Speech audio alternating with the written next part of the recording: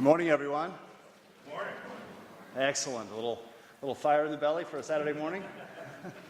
Welcome to UVA, and let me welcome you to the driverless future, asking the big questions. My name is Lewis Nelson, and I have the great pleasure of serving as the Associate Provost for Academic Outreach here at the University of Virginia.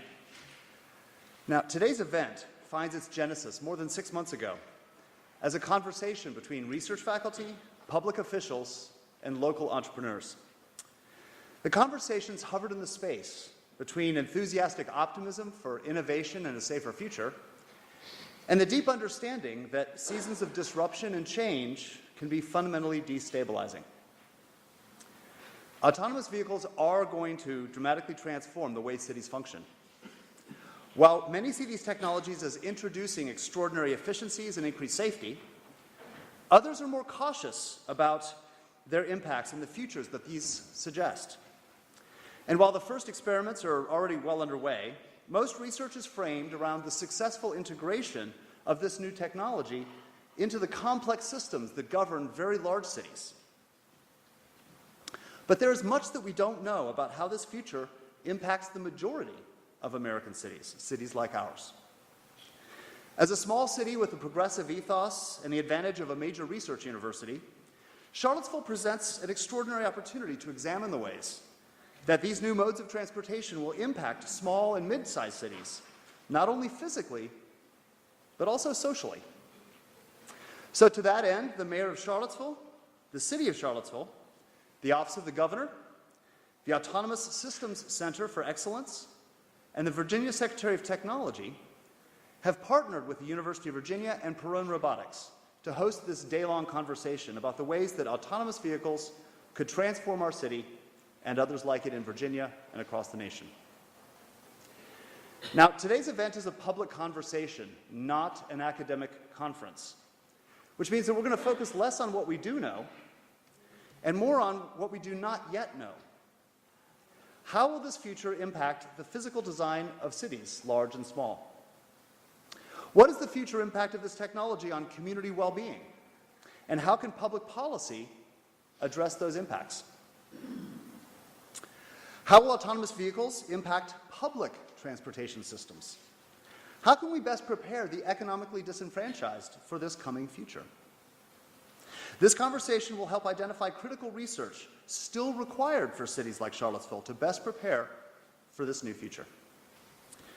Now, reflecting the University of Virginia's commitment to public inquiry, our collaboration began this summer with a series of intentional engagement events with two specific communities: single working parents and the elderly. These conversations were spearheaded by Tanya Denkla-Cobb, the director of our UVA's Institute for Environmental Negotiation, and with volunteer support from Cody Fleming, who I just saw a second ago. Thank you very much, Cody, for serving as our volunteer local expert. Tanya, Cody, and their staff initiated a number of public conversations at Charlottesville's Senior Center through the summer and at other locations across the community to introduce autonomous vehicles and to ask the public what they wanted to know about their potential living conditions in this new future. Representatives from these public conversations have joined us today, and we're really glad you're here. Another outcome of this conversation has been a collaboration, a predictive investigation between the faculty from the University of Virginia and staff from the City of Charlottesville to better forecast the policy and infrastructure changes that are required to realize the health, well-being, and economic benefits throughout our community. And for this, I'd like to thank City Manager Maurice Jones and his staff and their willingness to make large data sets available to research faculty at UVA's Center for Transportation Research. These data sets include data on public transit, on traffic patterns and traffic count, signal timing, roadway incidents, and parking data that will be used as a foundation for research on existing conditions and predictive modeling here in Charlottesville. Our city's willingness to share this data will quickly foreground Charlottesville as a critical case study in current and future transportation research here at UVA and by our research partners across the country. And I'm also very pleased to say that that data set, the use of those data sets, have already found their way into some predictive design modeling in the School of Architecture. Lucia Finney is running a studio this semester based on City of Charlottesville's autonomous future.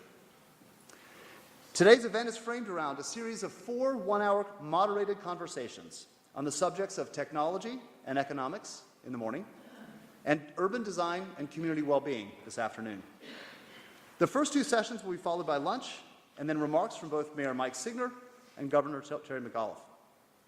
And as long as you've registered for today's program, you're welcome to join us for lunch, which will be held right upstairs. In addition to these 4 open conversations, Perrone Robotics has agreed to provide an autonomous vehicle demonstration, which will be running a circuit from a route here on grounds at Darden. Perrone has also brought with them a few earlier models as well, a bit of a petting zoo of autonomous vehicles, if you will.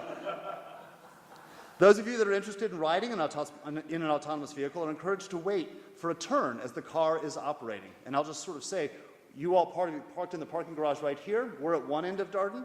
The parking lot from which the demonstrations are happening and the petting zoo is located is at the other end. So you just go outside and just kind of walk to the right until you can't go anymore, and then you'll see cars without any people in them moving around. Terrifying. Let me close by offering a few words of thanks. First, to the Darden School of Business for offering to host us today, and for their extraordinary staff. They've been remarkably flexible.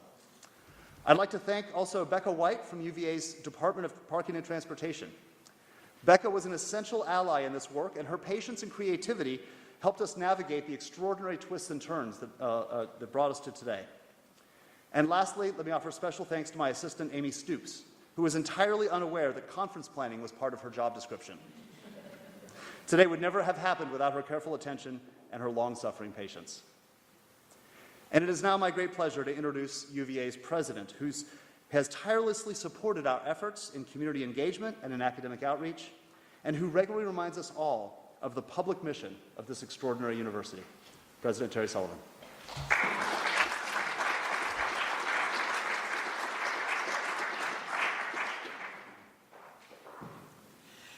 Good morning, and let me welcome you again to UVA. Thank you for coming here today to discuss and consider our driverless future. I'm actually standing in this morning for my provost, Tom Katsoulias, who could not be here this morning, but who has been extremely interested in this and has helped offer the university's support to this project. I think a lot of you know that I came to Virginia from the University of Michigan, where I had been provost. Now, Michigan is the one state in the union that is most dependent upon a single industry, that being, of course, the automobile industry. In Michigan, when you meet someone for the first time, you have the obligatory conversation about the weather. For much of the year, that's lamenting how bad it is. And that is followed by the inevitable question, what do you drive? It is an important element of identity. In fact, when I was interviewed for the position of provost, the president of the university asked me to meet her at the airport and drive her to the location for the interview. I later discovered that was to ascertain whether I drove an American-made vehicle, an unwritten but important qualification for the job. Well, now we see that the millennials, the 18-year-olds who are coming to join us as first-year students every year, often do not even have a driver's license. The number of teenagers getting driver's licenses has been dropping. We don't permit first-year students to have cars, but they can have cars in their second year, and yet we find that even as our student body has grown a little larger, the number of cars that are registered has dropped. There is a change in the way the younger generation seeks to get around. That's one of the reasons that I think this is such a timely topic for the university and for the city of Charlottesville. I know that if you're ever on University Avenue on any Friday afternoon, you won't believe me that the number of registered cars has dropped. That is what our data show.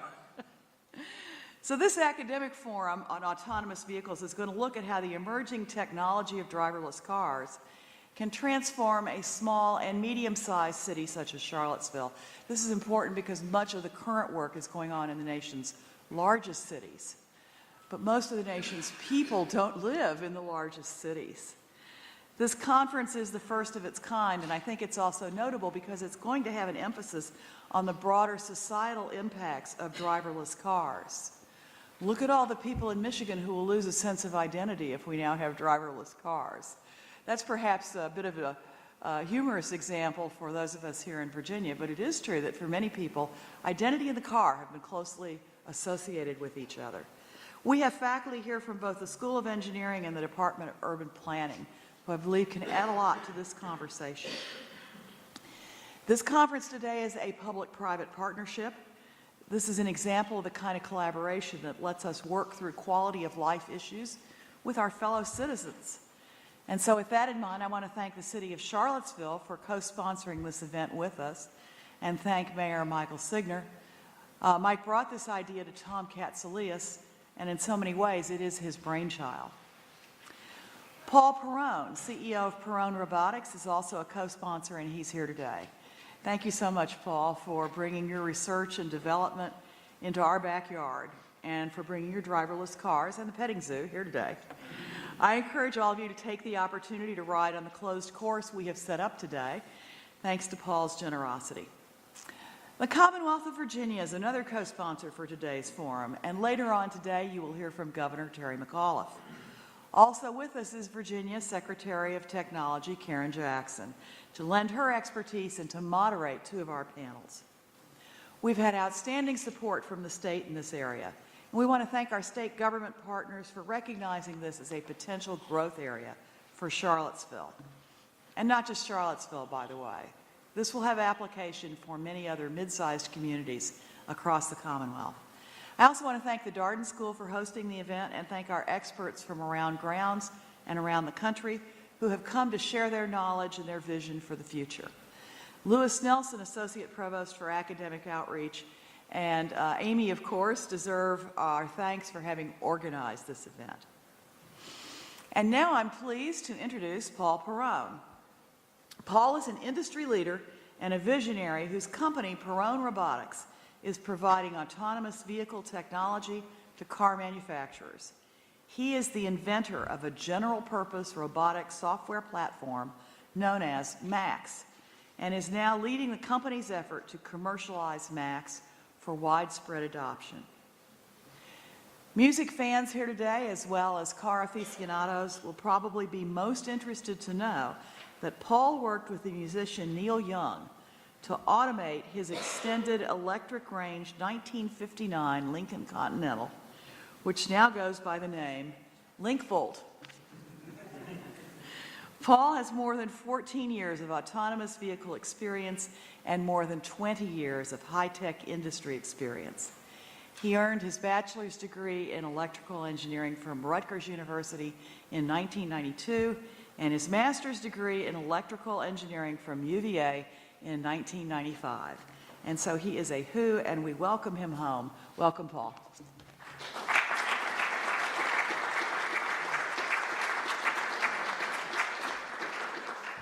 Thank you, President Sullivan and Professor Nelson. I do want to say that although we do have a petting zoo out there, we highly encourage that you not attempt to feed the robots. We do not know what they'll do. So when I was 10 years old, I was spending part of my summer vacation at my grandfather's house in Oak Glen, New Jersey. Oak Glen was a small town on the west side of southern New Jersey, and there wasn't very much to do at times. So I occasionally took to drawing at an old dining room table that my grandfather converted into a place to build puzzles, plastic models, play games, and to draw. And despite the eye strain that came from trying to draw beneath a vintage 1970s fluorescent desk lamp, I managed to crank out some sketches of what the future might eventually look like. And after my grandfather passed away and we cleared out his house, I found one of these drawings. And I was surprised to see a drawing of a spacious car with people in it, but nobody was driving. This robot car also had some necessary creature comforts in it from the perspective of a 10-year-old's mind, such as an Atari 2600 video game console, a freezer to store Otter Pops brand popsicles, you might know what those are, and as I recall, I think there was a small swimming pool either on the roof or being tugged behind the car. It was a typically humid inland Jersey summer. My grandfather didn't run the air conditioning units all the time, so this had a profound influence on the future vision of automotive design. But later on in 2004, I started creating my first actual driverless car, about 13 years ago. And I've been working in the space ever since. And more recently, I've been reflecting on that drawing from 38 some odd years ago, so I've just dated myself. And in the driverless car space, we talk a lot about safety and the enormous economic boon that will be brought about by this industry, and those are important topics. But it's interesting to introspect and try to figure out what was going on in the mind of a 10-year-old. It certainly wasn't safety or money that was on my mind back then. Rather, from the simplicity of my point of view back then, it was that, A, being stuck in a car is boring. B, being stuck in a car for long trips is even more boring. C, I need entertainment. D, I need food and snacks. These are important things. And on long trips, I really need all the things I would want to do at home with me in the car, which apparently includes taking a dip in a swimming pool. But we didn't own a swimming pool, so that was clearly pure fantasy. But why was the car driverless? My parents or grandfather could have been driving. I could have drawn in a chauffeur. And I think after all these years, I finally got it. It's about two things: living your life and empowerment. So what are these two things? Living your life. The robot car I drew would allow Dad to take a nap, Mom to read a book, and Grandpop to play a game with me. But really, in general, would let us as a family do whatever we normally do at home together. We'd not waste our life sitting forward and staring straight ahead, not looking at each other, confined to our seats with seat belts as if in some sort of straitjacket. Being stuck in a car wouldn't be boring anymore. We'd be entertained, we'd have more time together. We'd be free to live our lives again as we did when not in a car. And as an adult, I see the purity of this simple vision for driverless cars. It may be, in fact, the key benefit for driverless cars. Yes, the added safety is critically important. But perhaps the real benefit is reclaiming and essentially extending our lives. And to think about this, the average American spends over an hour and a half each day driving, which works out to about 38,000 hours over an average lifetime. And that equates to about 4.3 years of driving nonstop, 24/7. That's 24 hours a day, 7 days a week.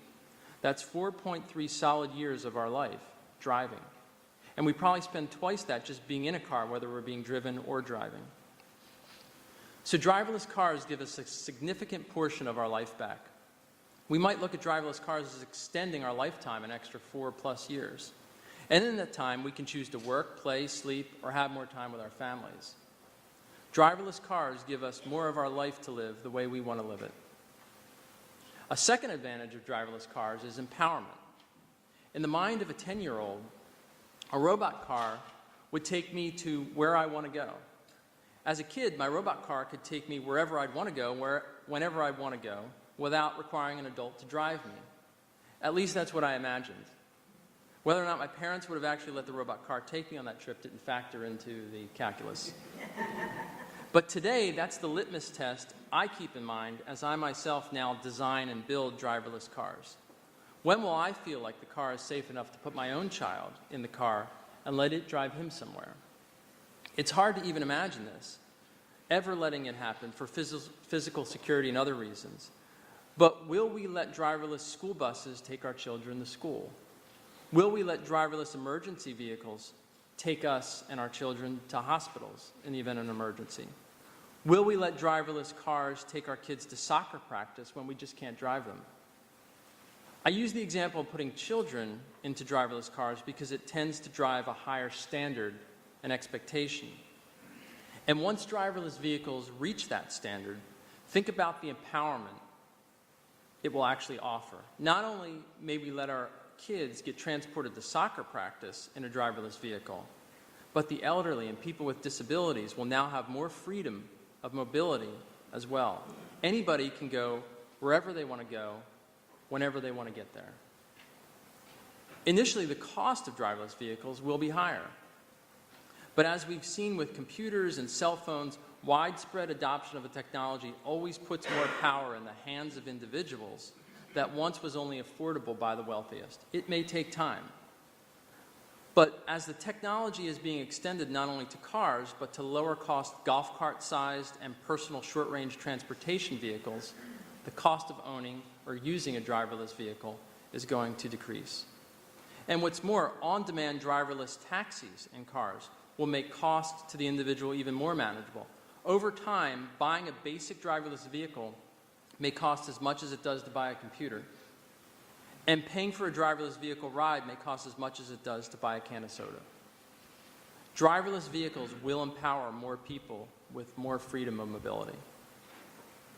And the freedom that comes from living more of our life and the freedom that comes from more empowerment is, in my opinion, central to the benefits and reasons for pursuing driverless cars. But this matters little unless we know driverless cars will be safer to drive. So, will driverless cars be safer? The answer is yes. These cars will ultimately drive safer than human drivers. And sometime in the not-too-distant future, we don't know when that may be, driverless cars may become nearly impervious to accidents. Driverless vehicles have and will have sensors all around them, on every surface of the vehicle, that can see things no pair of eyes on a swiveling human head in one seat of a car can possibly see. What's more, these sensors can and will be able to see in all sorts of conditions and situations that we can't match in human capability. Sensors that can see warm-bodied deer before we do, night vision sensors, sensors that see better through fog and rain than we do, all in a vehicle with computers that have reaction time much better than our own. Driverless vehicles will be safer. Driverless vehicles will eventually become nearly impervious to accidents. That's the hypothesis. The road to nearly impervious driverless vehicles will not be without bumps in the road. The pathway to safer commercial flight was a long one. Many flapping-winged attempts at air travel ended in failure. And even the founding fathers of aviation, the Wright brothers, experienced tragedy in their early trials along the way. Such hiccups along the path of development are often the case with any sort of technology pioneering that involves new forms of mobility or large physical structures of some sort. These are the risks humanity takes to make a better world. But in the end, we all stand to benefit and involve. So in closing, 38 years ago, when I was sketching out what a robot car might look like in the sweltering heat of a dining room at my grandfather's house, and as I think about that, I may have actually been hallucinating from the heat at the time. So I'm not sure if what I was thinking about then would ever translate into something that would become a reality someday. And 13 years ago, when I started to build my first driverless vehicle, it was for the now historic 2005 DARPA Grand Challenge race of autonomous vehicles across the Mojave Desert. I wasn't sure if such cars would be hitting the public roads anytime soon then. That was 13 years ago. And here we are, 13 years after that event, with technology that has already begun to drive better and safer in many situations than we can. And we are improving it every day. I've borne witness to the doubling of improvements every year, even within my own company, and technological endeavors right here in Charlottesville, Virginia. And it's happening elsewhere in Silicon Valley, Detroit, Pittsburgh, and all over the world. You're now bearing witness to the proverbial tip of the iceberg for a revolution in how human beings will soon achieve a freedom of mobility, first across their own local roads, then across the country, eventually across the planet, and ultimately maybe across the universe and space. I just think it's a wonderful time to be alive, and it's a wonderful time to be participating in this mobility freedom revolution. And it's particularly wonderful to be doing all of this within an environment of natural beauty and around the inherently kind and happy people of the city of Charlottesville, Albemarle County, the Commonwealth of Virginia, and my graduate schooling alma mater, the University of Virginia. Thank you very much.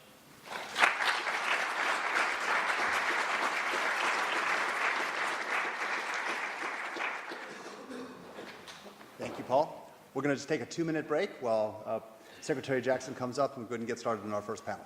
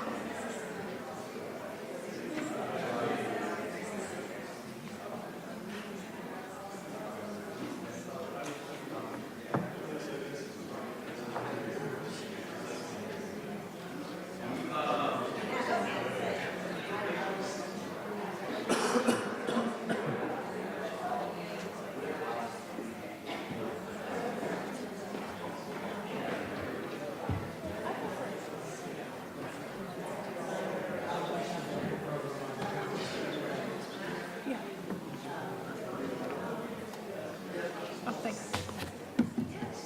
Yeah, so I don't know if you were.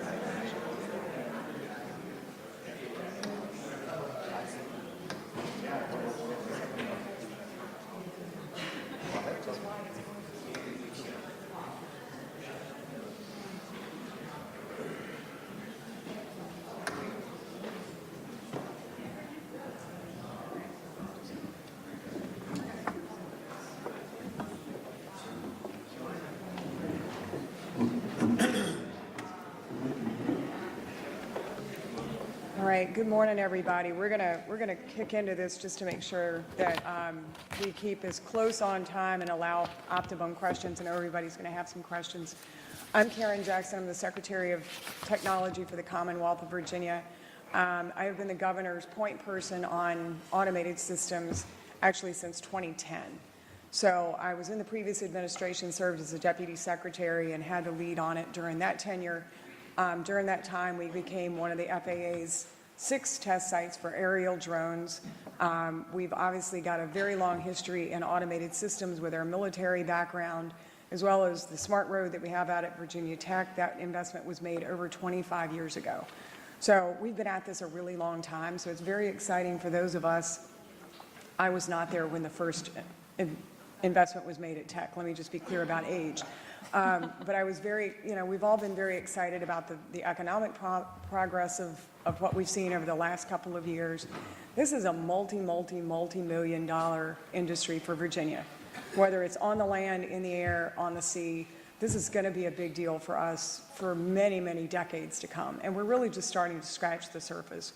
We've done as best we can to make sure that Virginia has a very, very policy-friendly atmosphere for autonomy. We've fought very, very hard to make sure that we don't put arduous regulations in place. We don't do things that will stifle the industry. And so far, we think we've done pretty well. But the fight's not over. As advancements continue to come, the policy challenges are going to continue to come. And technology, if you haven't noticed, is way outstripping in pace the ability of our policy to keep up. And our ability for really any kind of regulatory environment to even start to keep pace with what's going on. So the first panel that we have here today is really going to be on the technology side of the house. I'm excited to have 3 great panelists, and I can tell you that if you really feel like you need to go back to school, and some of you may not be out of school yet, try to read their bios. Because in reading all the accomplishments of these 3 individuals that are up here, I realized that we've got such big brains up here with us that I needed to go back to school and figure out some of the things that you guys have already done.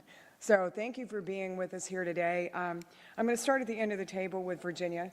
Virginia Lingham is responsible for playing an instrumental role to help spread innovative practice actually in our Virginia Department of Transportation. She is the program manager for autonomous systems, and she actually is a special assistant to the new VDOT Chief of Innovation. She leads a cross-functional staff representing the Chief of Information Officer in the development, the oversight, coordination, and reporting to ensure statewide performance of various programs, including the Virginia Transportation Research Council, VDOT's Office of Strategic Technology Programs, and VDOT's Office of Public-Private Partnerships. She also leads the corporate consolidation and coordination of all connected and autonomous vehicle initiatives within VDOT under the Chief of Innovation. Previously, Ms. Lingham supported VDOT as its connected and automated vehicle program manager. She has a long history. She was at the Metropolitan Transportation Commission in the San Francisco Bay Area, and where she was the connected vehicle team lead, and also worked at the Wisconsin DOT. Also joining with us today is Cody Fleming. He is on the Systems and Information Engineering faculty here at UVA since 2015. He received his doctoral degree in aeronautics and astronautics at MIT, where he focused on formally and rigorously integrating safety analysis into early concept development of complex systems. He holds a bachelor's degree in mechanical engineering from Hope College with honors and a master's degree in civil engineering from MIT. Prior to returning to MIT, he spent 5 years working in space systems development for various satellite and laser projects specializing dynamics, design, and systems integration.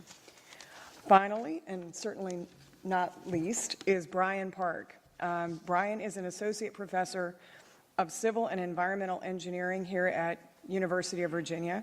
He's a recipient of the PTV American Best Paper Award, Outstanding Reviewer Award from the American Society of Civil Engineers, and he is editor-in-chief of the International Journal of Transportation, an associate editor of this American Society of Civil Engineers Journal of Transportation Engineering, and a Journal of Intelligent Transportation Systems, and an editorial board member of the International Journal of Sustainable Transportation. He has published over 120 journals and conference papers in the area of transportation system operations and managements and intelligent transportation systems. His research includes cyber-physical systems for transportation, connected and automated vehicle safety assessment, microscopic simulation, model application, and transportation system sustainability. Please help me join our auspicious panel, welcoming our auspicious panel.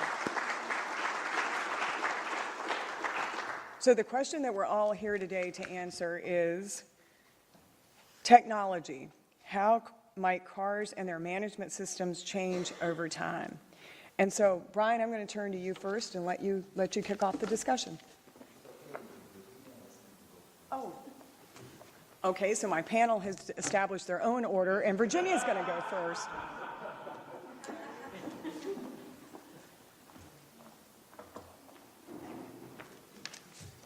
All right. Hi, everyone. Good morning. It's a pleasure to be here today to speak with this community group and exploring the conversation on how we move towards a driverless future. I'm Virginia Lingham. I'm the Special Assistant to the Chief of Innovation at VDOT. It's a new position, and like was mentioned, I've been the Connected and Automated Vehicle Program Manager for about a year now. And it's been really encouraging being at VDOT and in Virginia, because there's so much activity and so much interest in this space, and it just makes it a great place to work. So I guess I want to start off by talking about the number one reason why we might be looking at this driverless future, and it was mentioned earlier already, but safety. I mean, safety is the biggest driver. So many deaths and so many injuries on our roadways today in our transportation network. So I focus more on the connected vehicle piece of it and the implementation towards that driverless future. So you'll see in my presentation, I'll kind of focus on how we're dealing with the transition towards driverless cars and the value of connected vehicles that we can get as we transition into our driverless future. So the US DOT has reports showing that thousands of lives can be saved with just 2 simple connected vehicle applications being deployed across the fleet. Just simple assistance with intersection movement and left turn assistance could save over 1,000 lives if deployed. And then with additional vehicle-to-vehicle and vehicle-to-infrastructure applications, as they get into our vehicles, we'll be able to save more and more lives, and up to 80% of reduction in crashes and injuries as the applications are deployed.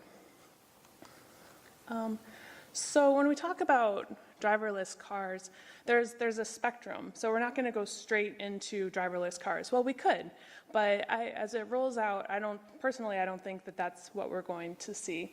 We're going to see these levels of automation roll out slowly over time. So level 0, I just want to touch on this because I think it's important to set the stage for the conversation that we're going to have throughout the day.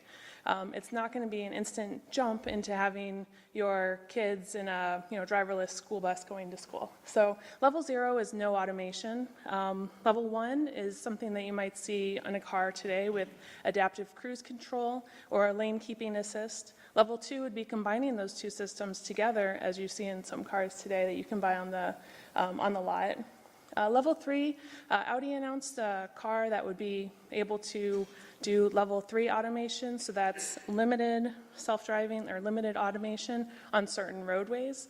Level 4 is that more of the whole self-driving capabilities, but only in certain situations on certain roadways where the driver would still be expected to take control of the vehicle. And then level 5 would be the fully self-driving vehicle that you just get in and it would take you to where you need to go and you don't need to interfere at all. So at VDOT, we really see a lot of benefit in the concept of connected automation. We feel that we'll have greater mobility benefits, greater safety benefits if the self-driving cars are connected and they're able to talk to each other and they're able to talk to the infrastructure to share information like where potholes might be or icy patches or where a crash might be. So we're really committed to that concept.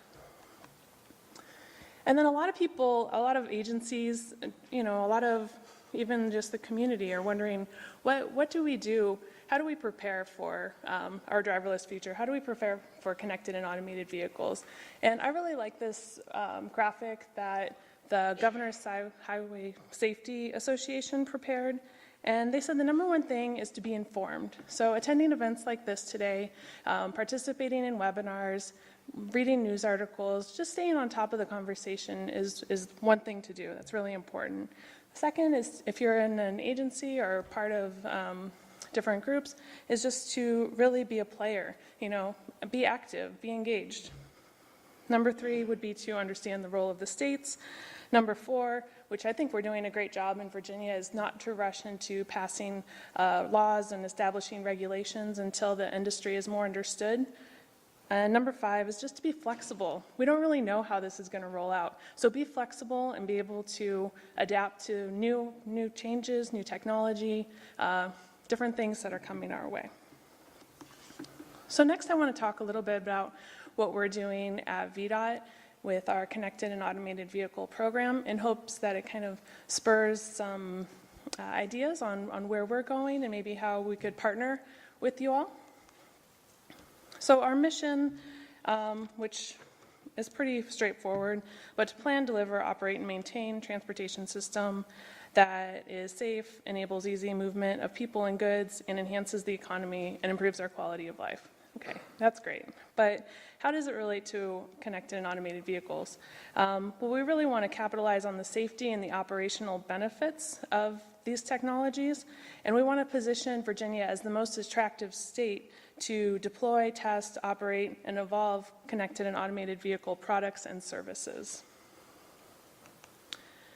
We see a future environment where connected and automated vehicle applications provide connectivity between the vehicles, between roadside equipment, and wireless devices in order to increase safety, improve mobility, reduce our infrastructure investments, and enhance our traveler information that's going out to the public to make better decisions. So one of the things that, if you've been listening to others at VDOT talk about connected and automated vehicles, is this concept of reducing infrastructure investments. And our chief engineer has talked a little bit about what happens. He's kind of just probed everybody about what happens if we don't have signals anymore. And I think that's been a really intriguing concept of, we spend so much money on our signal systems, but how could we design our roadways to not have signals? Is that possible? And I recently, my old professor at UC Berkeley, Carlos DeGanzo, he recently retired, but it took me back to my traffic flow classes, and I found this book that was in a hallway at Berkeley, and I grabbed it because I thought it was interesting, and it's called Intersections Without Traffic Signals, and it's from proceedings from an event back in the 80s, but just thumbing through it, it really got me thinking about how you could really design roadways to not have signals. So how are driverless cars able to navigate roundabouts and J-turns and different things like that with much more reliability than our human drivers do today? So just kind of think about what the options are out there, and it's not really clear what the steps are that are going to be for the driverless cars, but things like this, looking to the back, looking to the past to figure out where we're going to go in the future is something that you definitely need to keep in mind. All right, so these are the things that we touch on within our Connected Automated Vehicle program. Definitely outreach and coordination, events like this, as well as coordination within the agency, planning for connected automated vehicles, policy recommendations. When different policies come out, we make comments and provide guidance on that. We provide leadership not only within VDOT, but also on a national level at different committees and forums.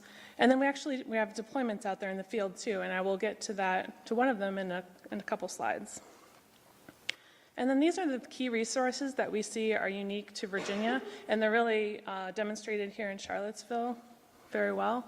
So VDOT owned and operated roadways is a unique feature compared with other places like Michigan or California that have more complicated roadway ownership. An open for business regulatory environment is really important. We have a mature and robust cloud-based data services. We also have research and testing capabilities from universities like University of Virginia or Virginia Tech or ODU or George Mason University, a lot of different research capabilities here, and then local leadership in cybersecurity and that sort of thing. So I just want a couple more slides, but I wanted to mention our Virginia Connected Corridor. So our Virginia Connected Corridor was launched in 2014. If you're interested in testing or deploying technology, please coordinate with us and we can get you access to the Virginia Connected Corridor. We have over 50 units, dedicated short-range communication units out there in our Northern Virginia test bed.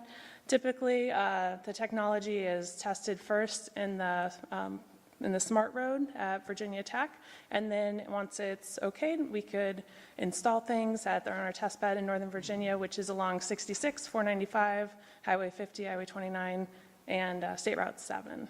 So I just wanted to give a little plug for our Virginia Connected Corridor and encourage if any entrepreneurs or developers are in the audience to reach out to me and we can get you more information about them. So what's next? You know, it could be these dedicated roadways with connected, automated, self-driving vehicles in them that are, in an eco lane or speed harmonized, maybe even charging on the roadway as they drive. I think that this slide is good because it shows that we will have a mixed fleet. I think it's safe to anticipate that we'll have a mixed fleet for quite a while, so we need to plan and anticipate that. It could be situations like this, more like a campus environment where you have shared automated vehicles or pods helping with mobility on like low speed type environments. But one thing's for sure is that we have to remain flexible within VDOT and within the Commonwealth to be able to accommodate whatever comes our way. So, thank you.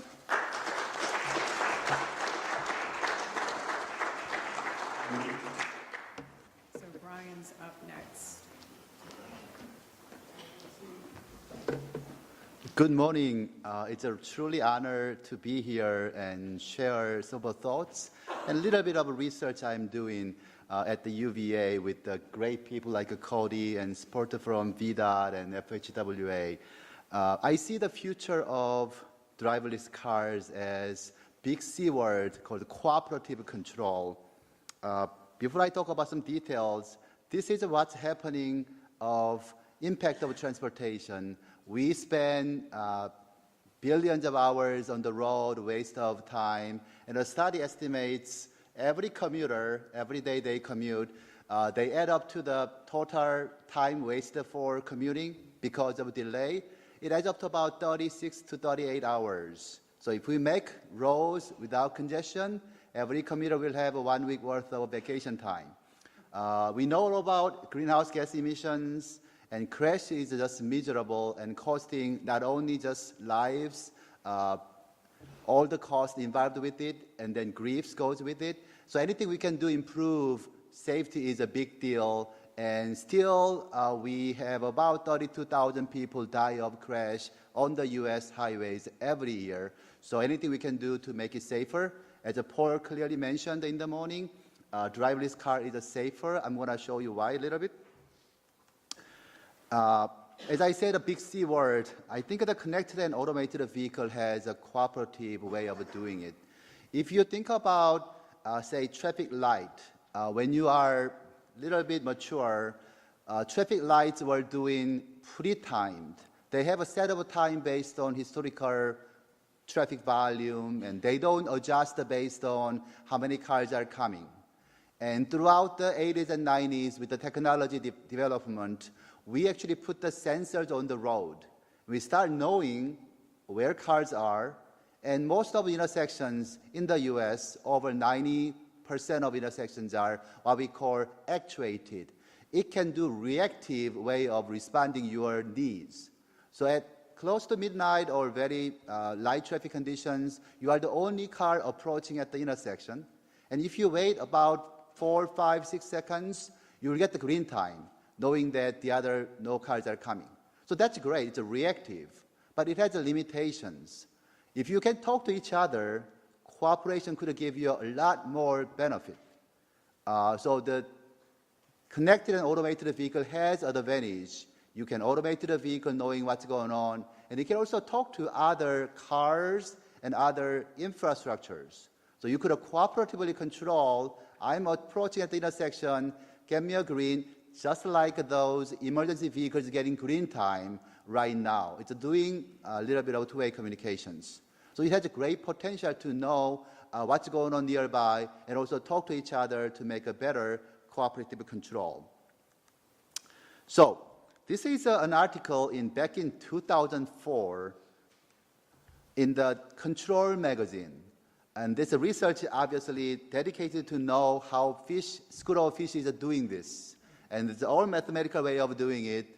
And at the end, to me, the answer is, if humans are not having their own egos, we could probably do this. And this was proven in actually a small city called Christiansfeld in Denmark. They decided to get rid of all the signs and signals. And people thought this could make disaster, but they have to actually do some sort of eye contact. Hey, I'm approaching at the intersection, and you wait for me, I go first. They show that over the time, number of crashes are much, much reduced. So this sort of cooperatively controlling could have a huge benefit. So I'm going to show you a short video clip doing this. This was actually a movie, a director actually made this to show, maybe go about 10 seconds later, and it's all coordinated, including humans, bicyclists, cars, trucks, and those. They could do this cooperative control in real world someday, not now. So that's a potential, as Virginia mentioned. If we could remove traffic lights and every component of the system, including bicyclists and pedestrians and cars, cooperatively control, this could happen. This is the research we have done here at UVA with the Oak Ridge National Laboratory, NJIT at the New Jersey, and DGIST in South Korea. So we developed the algorithm without egos. Cars can communicate, cars can have sensors, so they are creating conditions of trajectory adjustment and make sure that when they go through intersection, those approach makes conflicts, they adjust accordingly to make this intersection control happen. Obviously, this will give a huge advantage of fuel savings, travel time savings, get rid of those waste of the delays, and that could give more time for vacations, obviously. So, obviously, it depends on number of cars and conditions, but definitely over 50% reductions, higher reductions in travel time, greenhouse gas emissions, and fuel consumptions. So, future with this automated vehicle, having communication with each other with the cooperative control, which have huge promising advantage compared to what we have. As a few of the people mentioned about, will driver's car be safer? I think so, because poor lady, I think she's just doing that. She's not really doing texting or while driving. Study shows that while driving, you texting thing, it's 3 times more dangerous than your DUI conditions. It's basically taking your eyes away, doing other things, thinking different things. Really, really dangerous. And research done in about cause of crashes could be possibly roads are bad, could be cars are not good, and a lot of times drivers are not paying attention to it. So this was a study done back in 1979. They have not done it since then. They know this is true. Everybody agrees that 93% of crash or similar range, even in the current days, are mostly due to human behavior. You're not paying attention to it. That's one big cause of crash. So if we have a car who does not need to have a driver's behavior on response and reaction times, we could have a lot better, safer conditions. Humans' reaction time depends on how you are alerted, varies from 0.56 seconds to a couple of seconds. And that time, if you're traveling at high speed, there's a potential of crash. But if cars can think by itself and controlling, especially if they can cooperatively control, and they can actually avoid a lot of potential crashes. So I definitely see, based on the human behavior errors and the response times and reaction times, driverless car having good sensors, while it has errors, is obviously vulnerable to cyber attacks and malfunctions, but still better than human drivers. I'm going to touch on the technology side of driverless cars. And you probably know Google's driverless car. They have a company, they have a small company start making it now. The technology used in this is obviously top of the notch. The cost of having this sensor, it's called the 360-degree LiDAR sensor, is probably twice as expensive as the car itself. So that technology is great, and Google is doing it for their demo and getting the maps around the entire US roadways and testing. Needs a very, very long time to make it affordable. A person like me or some of you. So Tesla has started doing autopilot, and their sort of mission is clear that we want to make it affordable that can actually used even nowadays. And the autopilot they developed is not using $60,000 LiDAR sensors, but they are using multiple sensors of visions and radar sensors. Those are affordable prices. And they were very clear, this is, as Virginia mentioned, the level 0 to 5. This is a level 3 that driver has to be aware of the situation and ready to regain the control if anything happens. And some of you might know the crash happened in Arizona with the autopilot Tesla got fatality. And the person was not really ready to gain the control, what it turned out. So there's a technology that's coming down to the affordable but needs our help. And at some point, this is possible that we could have this technology, affordable level that can have a level 5 control option. And also the fuel consumption is something that I am sort of aware of.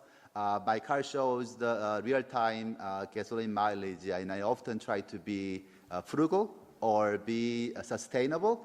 And I try to reduce my acceleration slowly, try to do slower acceleration, which helps of saving fuel, and also slowly decelerating as well. We were testing with what we call driving simulator. So we have an algorithm that automated vehicle can do perfect echo driving by talking to traffic light. So traffic light tells I have a remaining green time of X seconds. And car knows where that vehicle is, and I can do cruising or slightly accelerating, slightly decelerating, and then go through the traffic light without changing a lot of accelerations and decelerations. We actually asked human beings, mostly students at UVA, 28 of them. We guide them, this is the best eco driving condition, try to follow that eco guidance. And some are lousy driver, could be worse than not giving at all. And some are doing very well. It all depends on compliance of those. So in general, we see the potential of saving 15% for automated vehicle doing perfect eco guidance following, and 5% for human driver getting guidance.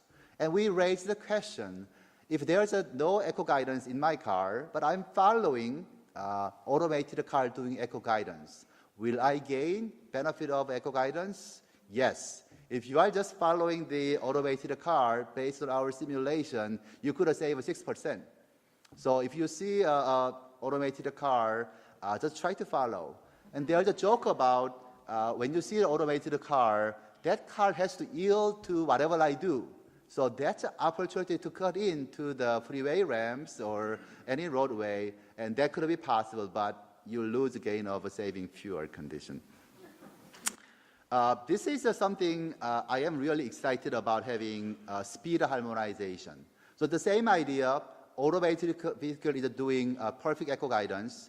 This is what we call speed harmonization. This may be something not easy to understand, but when you actually have a freeway crash and it creates a bottleneck situation, that bottleneck actually reduces capacity from maybe each lane can carry about 2,000 cars. Now you carry less than a few hundred cars because of a crash. And when more cars are coming into that area, they are queuing, stopping, takes a longer time to regain to the normal flow. So the best option is to have vehicles slow down, joining slowly, and to have a quicker recovery from that bottleneck. And it's been implemented in Northern Virginia, I-66, and you might have seen the yellowish sign of a speed limit, we call variable speed limit, that kind of gives you a new speed limit, and most people don't comply. I trust that. If I want to comply, and I'll probably get honking sound from the back. So what we are doing here is that, what if we use these connected and automated vehicles that are doing its own sort of pace car impact? They are all doing this speed harmonization, and they force other drivers to follow that speed. And this is really happening in real world. In place in Germany, they actually have shown something like there's a crash inside a tunnel, and they try to deploy 3 large trucks and try to slow down people by showing we are pace cars and we are traveling at 30 miles per hour, so you try to make that more effective. So this is the idea, very similar to you making pledge to a pace car. I could not find one in Virginia, unfortunately, Commonwealth of Virginia. I found one from Rochester. So this is a local community and speed limit of 25 miles per hour. If 30% of people pledge and go with that 25 miles per hour, they could achieve traffic calming. But most people, they don't travel at 25. They go 35 and 40. That creates problems. So that's end of the my expectation that more of these driverless cars becoming pace cars, and we can have a much improved traffic operations. That's all. Thank you very much for listening.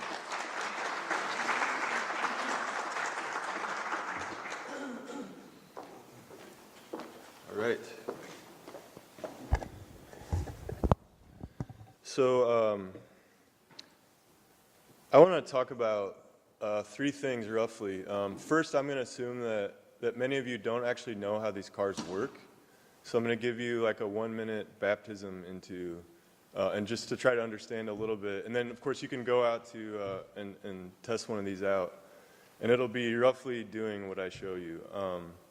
The next thing I want to talk about is the challenges with respect to, so Paul talked about, you know, the bar is, are we going to let our kids get in one of these alone? And what are the challenges to getting there? And I'll talk about, really focus on one of those challenges. And then lastly, I want to talk about transportation as a service, or mobility as a service, and what that means in terms of the technology. One of my colleagues, Donna, she's up there, I think I see her. She's interested in this area, and she'll talk about it maybe from a slightly different perspective. But so those are the 3 things. The first, that was Chris Urmson. He was the head of the Google project. This is what the car sees. So you can see it's trying to classify. Basically, these purple boxes are other cars. here is, I don't know how to pause this. I'd like to pause this, but this is a car sitting at an intersection. We see the LiDAR scan. It has this point cloud, and it's using algorithms to try to figure out, I guess someone's pausing it for me. That's pretty awesome. Thank you, whoever you are. Oh, hey. The LiDAR sensor that Brian talked about is generating this point cloud. They'll have cameras, they'll have radars, depth sensors, inertial navigation units, and then on the algorithm side, the software side, it's trying to figure out what's around it. So it's classifying. In the yellow, you have pedestrians. In purple, you have other cars. Based on what it's classifying things as, it'll try to decide what to do. So it might do something different if it sees a car along its side going in the same direction versus if it sees a pedestrian sort of wandering around randomly. And pedestrians are a major unsolved problem for autonomous cars. So urban driving is going to be a really big challenge. It is a really big challenge. And you can see this is a fairly cluttered environment with pedestrians. So the magic person in the sky, if you could run this again. And so you can see a truck goes by, and then based on how it's classifying everything, it generates this green path, which is the trajectory that it's going to follow. So that's autonomous driving 101 in about 1 minute. Here you can see it identifies a police car, so it actually stops and waits for the other cars to go by. Here it sees a bus, it actually stops. You saw the car next to it kept going. Autonomous cars tend to follow the rules. Here's a cyclist, and it recognizes that it's a cyclist and slows down, which I ride my bike around Charlottesville, and not all the human-driven cars actually do that. So I would appreciate if the driverless cars actually can pull that off. Those are driverless cars. So this is more or less what the cars out in the parking lot will be doing. You won't be able to see all this data necessarily, but and they're taking in massive, massive amounts of data and making fairly complex decisions.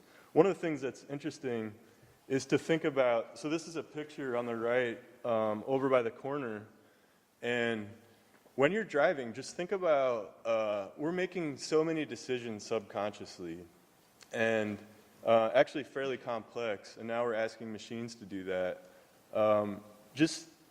Before we get to a driverless future, we still have the opportunity to drive. Actually think about what you're doing, and just navigating this intersection, we use a lot of nonverbal communication, eye contact, go ahead. What is that going to be like when there's nothing sitting there? And again, that's a big unsolved problem for autonomous cars, is figuring out what the heck people do, because we have egos, like Brian said, and we make random choices. Here's an article that just came out a couple weeks ago, and so GM bought a company called Cruise about a year ago, and this announces that they've come out with the first mass production self-driving car. And so you might read an article like this and think, oh, so tomorrow I'll be able to ride one of these around. And then when you see one of these articles, make sure to actually read it. So when you read it, you see there's still a lot of work to be done. And that when the software is ready, which is saying a lot, because the software is not ready. The software is not anywhere close to ready. So we have questions about how to make the sensors work better, how to drive down the cost of the sensors. But in my opinion, the big underlying challenge is how do you make decisions on what to do in real time? And so with that, I'm going to change gears slightly and actually give you all a quiz. So what is this? What do you think this is? Social Security number. So whoever said that, you get an A. So why am I talking about a social security number in a driverless futures talk? What is this? Credit card. Good. So you're all getting an A. What is this? So it turns out to be a pretty good credit report. So is everyone familiar with what happened? When was this? I lose track of time. Recently, a week ago? Yeah, it happened several months ago, but came out in the news. So why am I talking about credit and social security numbers? Any guesses? Hackers. So this is a big problem if you're going to drive around in a car that has a bunch of computers running.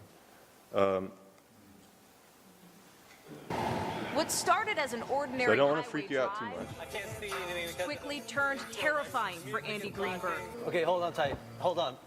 as hackers remotely took control of his 2014 Jeep Cherokee, sending him into a ditch. Greenberg, a reporter for Wired magazine, did this on purpose, working with cybersecurity experts, hackers, to show how some connected cars can be vulnerable. It ceased to be fun. So I can only imagine if the same thing was done to you without any forewarning whatsoever, how much fear that could instill. So, and you can Google it. So this is 2015. Chrysler had a pretty big bug in their software. And again, no offense to Chrysler. Everyone's going to have problems with this. This is not to totally freak you out, but to give us all pause and think about the fact you've probably all been exposed to or know someone who's been exposed to cyber vulnerability. We're doing work on this here at UVA. People all over the country are doing work on this. It's not an unsolvable problem, but the question for this forum is, how are the management systems going to change? And they're always going to be changing because there's always going to be challenges with respect to cybersecurity, and you're going to have to adapt to them. And so a little bit sobering, but exciting for us as people doing research. I'm going to switch gears again now and actually talk about mobility as a service. So here we have, let's see, do I have a laser pointer here? So here we are at Darden. And say after this event you want to go have dinner downtown at the mall. So here's your destination. You don't have a car. And I just pick randomly Lyft and Uber. It turns out there's a couple people on the next panel from Lyft and Uber. So this is not an endorsement of either service. Sorry, but I actually use both.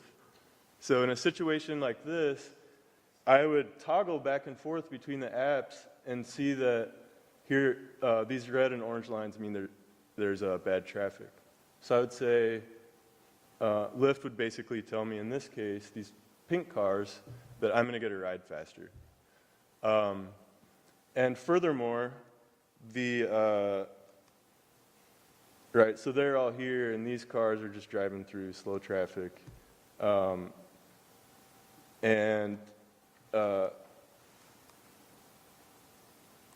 And so what are the management systems going to look like in the future when right now I get to potentially choose between different services? There's a possibility of the future where instead of owning a car, you subscribe to a service, just like you subscribe to a phone. Are you going to subscribe to more than one? If you subscribe to more than one, how are these types of companies going to compete for your market share and deal with a situation like this? And how would you choose? What's a better service? How much will you pay? So this is an interesting question. Here's another question that's related. So say you have two people that are starting at roughly the same place. So this is just north of grounds at UVA, not too far from here. One is trying to get here at the hospital, and the other is trying to get over to Belmont. And you're a driver. Say you're an Uber driver, and you have to, currently, you get to decide what rides you take as a driver. So which one would you take? Okay, former student of mine said it depends.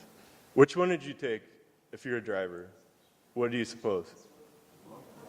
Longer one, right? Because you get paid more, right? So this guy or girl would most likely pick this blue one because they're going to make more money. Now, what if this is an elderly couple who is trying to get to a medical appointment at the hospital, and this is a young person going to have lunch at a fancy place in Belmont? And I'm getting a little bit away from technology into a policy component. But if we're talking about equity, how does that get embedded in the technology? So you could imagine you have a security certificate on your computer. You can imagine having a similar certificate on your phone that basically says, I have to go to the hospital. How do we decide what gets prioritized over what? And how does that then get embedded in, instead of, so how our management system is going to change? Right now, it's a driver that has to decide whether they're going to accept a ride or not. Here we have a dispatch system. So there, if it's driverless cars, there's some centralized controller of a fleet that has to say, car A has to go this way, car B has to go this way, car C has to go this way. How does that dispatch system decide? And how does it create a better society for us? Louis mentioned that I engaged with a couple different stakeholders in the city, and we engaged with senior citizen communities and single parents. How does that information get encoded in the technology so that these fleets of cars are doing something that we consider to be equitable? And then lastly, Paul kind of stole my thunder this morning on this, but what would it take for you to put your kids in one of these cars? And from a technology perspective, how do you know that the kid is actually in the car? You might be able to track the car. Can you track the kid? How do you match them together? So these are open questions. Right now, one thing that's interesting, if you've taken an Uber at a big airport, there's all these people waiting for Uber, and there's all these Uber cars coming in, or Lyft, sorry. And you're making eye contact, and you're trying to figure out, yeah, it's me, it's me, it's me. What's that going to be like if there's no driver?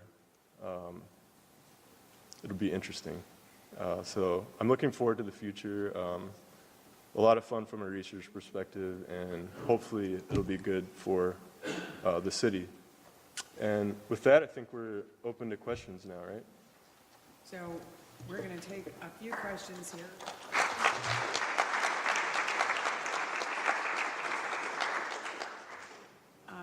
I'm going to actually lead off. We've talked a lot about the technology inside the cars, on the roadways, but part of what's driving, no pun intended, the conversation is about all the data, because there's tons of data collected. They're collected on the cars where they are.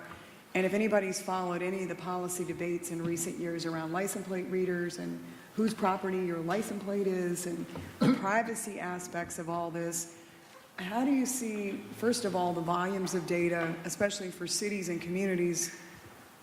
There's going to be so much data created. What happens with it? Who gets access to it?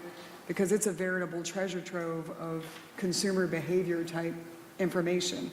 So from the data perspective, give us some thoughts on how you see that progressing, what the data gets used for ultimately, and then some of the privacy conversations that you see coming down the path. And Brian, since you're next to me, I'm going to throw that to you first.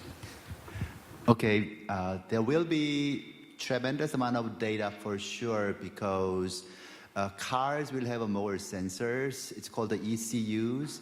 Right now, it's probably 7-ish with the advanced cars. It could go up to a couple of hundreds. So car itself knows what's going on everywhere, and then conditions. That could help to ensure safer conditions. And then obviously more sensors could make it robust in case you have hacking on one of the readers. You would know easily that that's probably bad data. Technology seems to be catching up a lot. As you can probably notice that if you go to New York City, there's all the phone booth is now converted into Wi-Fi hotspot, and they are putting the Wi-Fi hotspot in the buses, and they create a mesh network that could carry all the volumes of a data network. I forgot the exact numbers, but it's there. But with this driverless cars, it's going to be tremendous. So for now, if you agree that you want to take advantage of those Wi-Fi access, and you agree to share maybe your phone's GPS location and other things, and that possibly turn into the ways of making profit, they have to make money to run the business. So to me, privacy is a big concern. Maybe I am sort of optimistic in a way. If I recall, when we had a first Easy Pass came out, a lot of people concerned about Big Brother issue, and I'm not going to use it. But if you live in New York area, if you don't own Easy Pass, you are probably close to idiot that because you have to wait long queue. That's a no-brainer. My benefit overcomes my concerns, but still, issue of hacking and others remain to be resolved. So Cody, what are you thinking?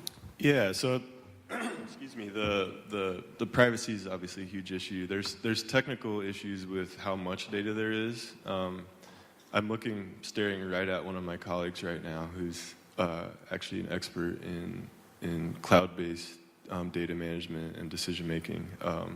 And so there's a lot of active research in that area. I'm going to actually draw an analogy to medicine. So one of the things is machine learning techniques are going into medicine. So the more you can learn about the way that the body responds, the better you can decide what to do or adapt your plan. The problem with that is medical data is very sensitive, right? And so there's work on, and the more data you have across a population, the more you can learn in terms of medicine. There's ongoing work on privacy-preserving machine learning and artificial intelligence, where you can still make decisions based on, whatever salient features in the data while masking sort of the identity that gets shared. And there's a lot of work actually at UVA on that topic. But I think there'll be analogs into driving, and you can imagine advertisements in the back of these cars that are, it knows who you are. So,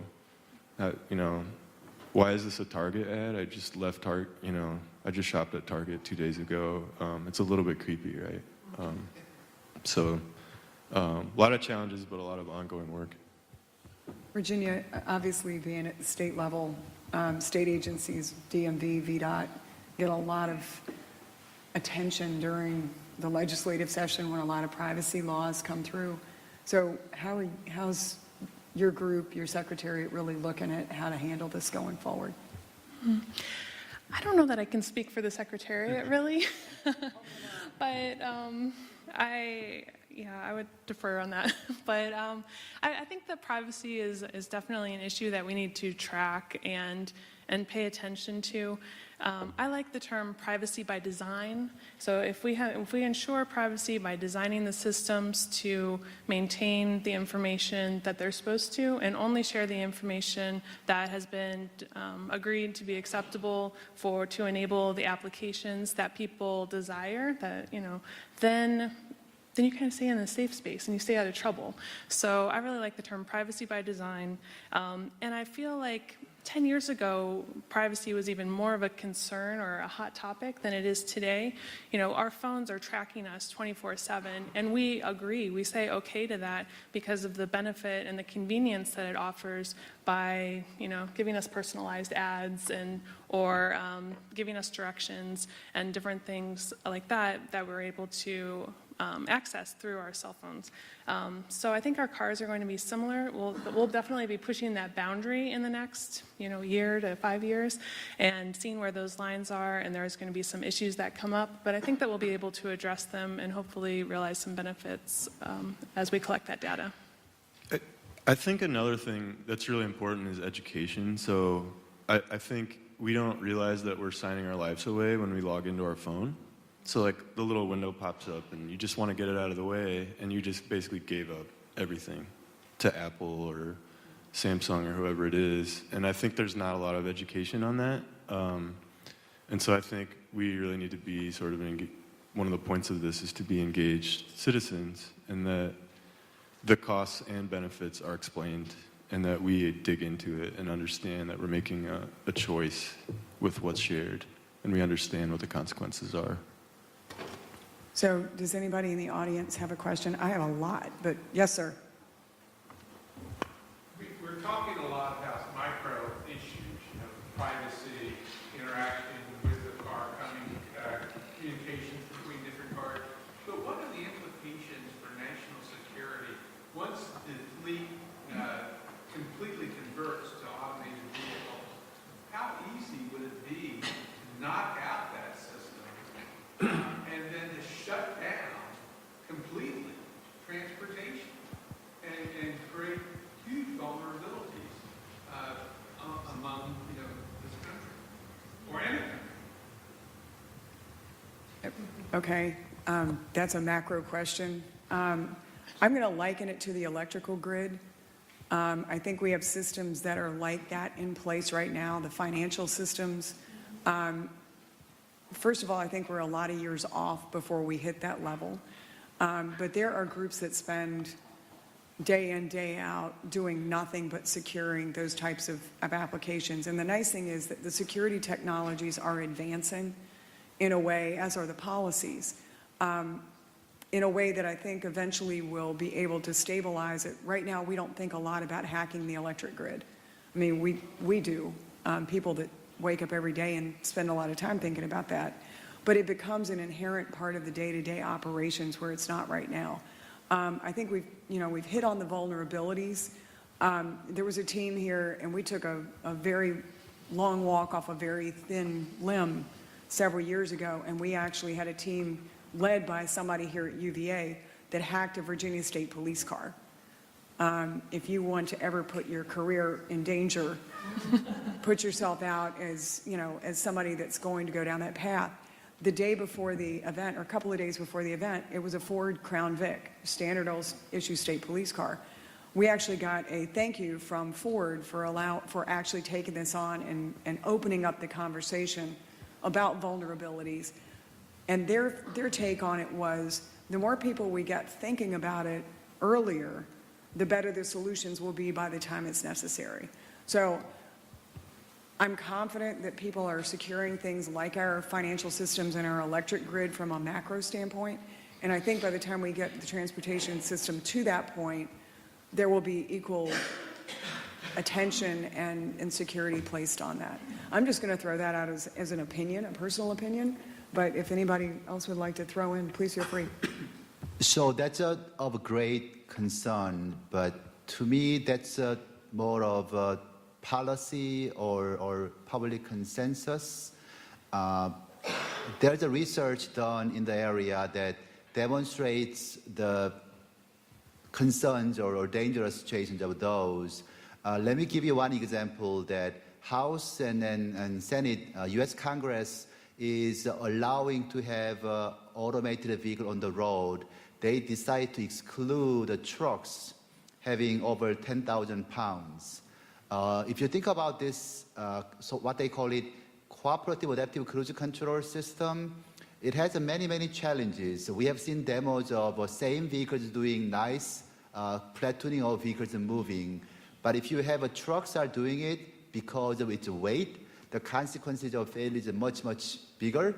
And also having different weights of each same car could have been challenged to fine-tuning to make it work and vulnerable to cyber attacks and others, even though the benefits are very large. Trucking companies are pushing that when they do platooning, they save 20% of fuels on following cars. And also with the automated truckings, they can save a lot on the time that they have to wait and rest at the places on the interstate highways. But still, we are conscious about the dangers, so try to slow down and make sure that technology catches up to it allowed. Virginia, did you have anything you wanted to add? Okay, we actually had one down here. Oh, Mr. Mayor, I'll get back to you. Yeah, there's been a lot of discussion in the media lately about the kind of moral and ethical decision-making and, you know, how will the computer decide who to kill, basically, right? If it has an infinite number of options, but all the top options are bad, how will it choose the least bad option? You know, hit the pedestrian, hit the school bus, go off a cliff. What are your thoughts on that? Who wants to? Cody? Yeah, so those are really interesting questions. So one thing is, how do you decide? We don't, right? It's like, holy crap, I'm about to hit something, and you just, whatever happens, right? And a lot of the autonomous cars now are trained on data, so they're so-called artificial intelligence. So they're trained based on a data set that whoever the designers are thinks are fit. You know, this is roughly how we think the thing should behave.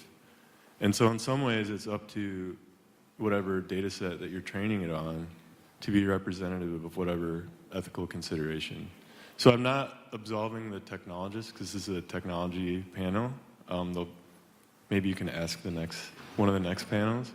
It's an ethical thing, but we don't generally make ethical choices when we're getting an accident. So I wouldn't even know what the data set should be that we're training these systems on. I know one thing they talk about now from a safety perspective, particularly in this area, is hit the deer, right? But most people oftentimes swerve to avoid the deer because they are making that decision. I don't want to kill this deer and hurt my car, but then they swerve into a stand of trees, right? So I think, you know, it's a similar discussion. Again, if I have a pedestrian that's standing in front of me, or I can go into oncoming traffic, right, I might not be able to make it that quick, but then how do I program that logic in? And am I setting a priority list that says, you know, here's the least amount of danger, or what? If I may. So, great question. But one thing technology might help is looking at this as a cyber physical system environment. So if we have an Internet of Things, everyone communicates each other, not for deer, but possibly later. We know that there's a car A, car B, pedestrian CDs, and they are all possibly cooperatively messaging each other, cyberly connected, and we detect those in advance, try to avoid those conditions in the physical world. So we reduce those possibilities and with the technology. All right, we're gonna take one last question, Mr. Mayor, because we're running out of time here. It's a practical question about, we see all these stories about driverless cars in deployment in these areas, urban areas, driving in the country. What's happening with them if all these systems are unfinished? Are they being operated manually, or they're redundant systems? What's actually happening if they're on the roads in Detroit or San Francisco or Washington or Northern Virginia? I've heard all these stories. Virginia? I'll just take a stab at that, but they're testing. You know, they're gathering data. Test beds are popping up all over the country. Someone mentioned Cruise Automation. Cruise Automation does have the vehicles running around San Francisco at this time, driving driverless, but they're collecting all of the data so that they can refine their decision-making systems that are in the vehicles to be more production ready. So we're seeing more and more prototypes are advancing for self-driverless vehicles and other connected vehicle type applications. So they're not quite production ready yet. Someone mentioned the adaptive cruise control for trucks. So that is nearly commercially ready, but they're still gathering data, still figuring out what their different use cases are before they feel comfortable and before it's okay to put it out on the road. So that's kind of where we're at. We're nearing that operational phase as we're kind of wrapping up the research phase on some products, while others are more early in their production schedule. And just to close the loop, literally what's happening is there has to be a human driver. And the second they hit the brake or grab onto the steering wheel, the logic is designed such that it shuts off. So when you go out there today and take a ride, there'll be a person sitting there able to take over the car. Maybe that's what you're wondering too. They're not just, there's an interesting experiment now with going on at Virginia Tech where a guy actually wears the seat cover over himself just to see how people will react to there's nobody in the car. But technologically, we're not there yet. Okay, well, let's thank our panelists one last time.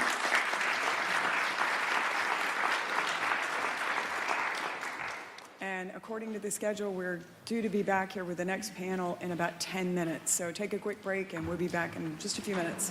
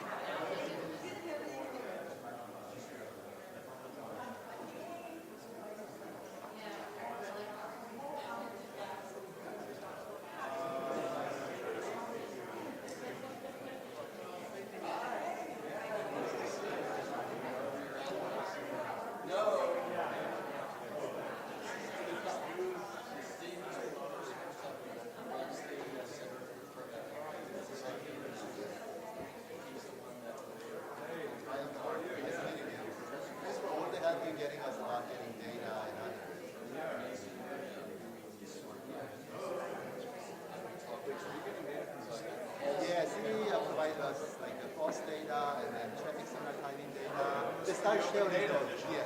Oh, great. So we're getting benefit from the whole student project.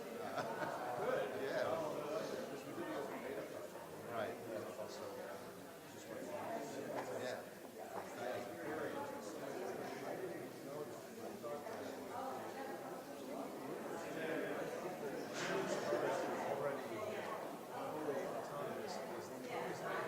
Yes, Google the driverless car, yes. But it's like you have to have a sensor $60,000. But the car is at total. Yeah, you have to have a high-end sensor. And it's not commercially viable option. So Tesla came out with low-end technology and requires a human ready to be taken. Correct. To that level from 0 to 5. 5 is what you're talking about.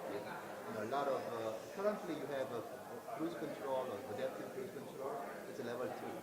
Level 3 is you can probably get relaxed but ready to take over and so forth. There are steps they made. So 5 is going to be done in the near future. Yeah, because I know somebody in Arlington said, I just saw a driverless car driving by, there's nobody in it. So that so it could be Google Drive by doing the mapping but they probably have someone. So that's a level. So that puts a level of expense. Right. I could not, but yeah. Most people could not.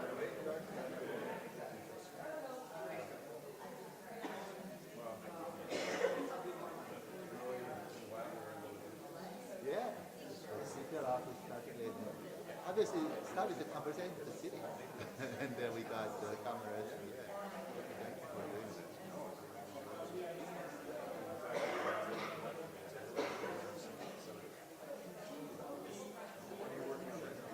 I'm really interested in the human and then machine interaction. So when we actually have these automated cars, whether human is inside or not, they are going to interact with the human-driven car. So how humans are behaving, what's the best way to take advantage of those situations. So we use a driving simulator. It's like a race car game in a sense. You have a computer screen, you have a seat that can be turned around, and it shows the impact of acceleration and braking. So you get a realistic behavior. Right? Students love to work on those topics. They see the future. One day they can say at the university, yeah, I worked on this. So it's exciting. I do a lot of algorithms, technologies. Yeah, we design algorithms.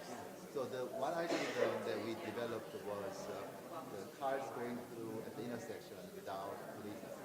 So it's what we call trajectory. Your car has its own location, speed, and change in acceleration.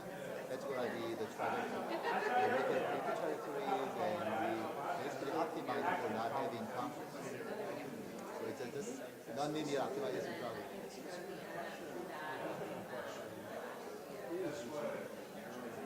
Yes.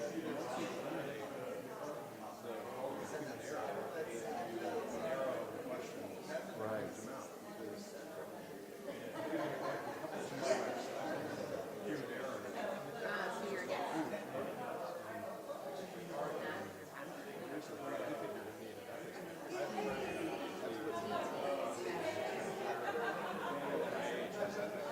Right.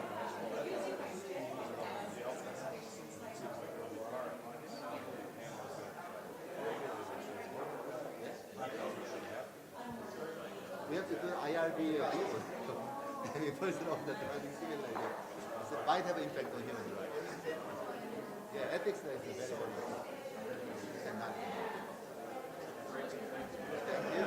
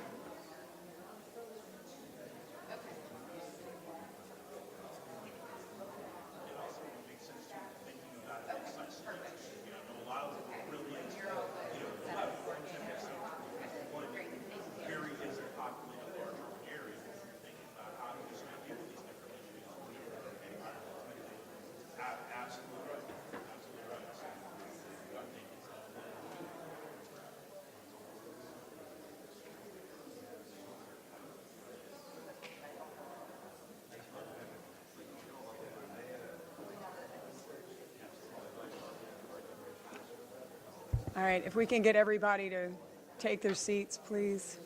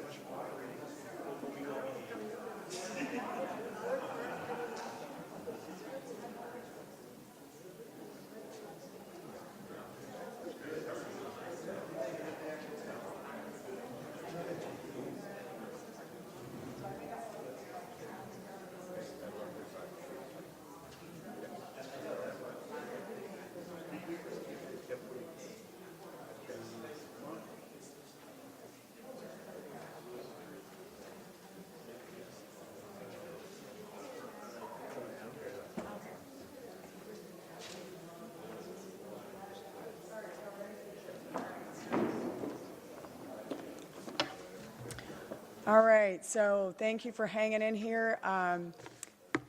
We are going to get started. The next panel is actually a very interesting one. Not that the first one wasn't, gentlemen. I didn't mean anything by that.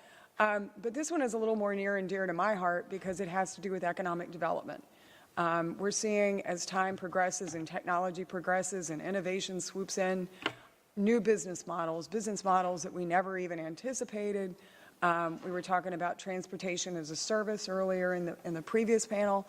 And so we really are seeing not only a morphing of the technologies themselves, but also the business environment, the whole ecosystem, the whole consumer market is starting to look very, very differently than what we saw before. So with this panel, I think we outed earlier that we do have a couple representatives from a couple of the major new business model companies that are out there, Uber and Lyft.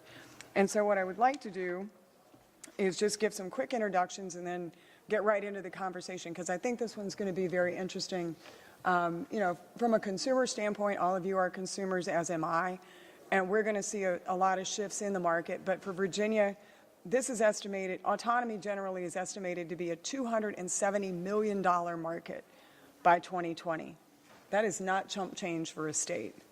That is a significant economic development driver. And so I'm very interested to hear their perspectives on where they see things going and how particularly Virginia can take advantage of that.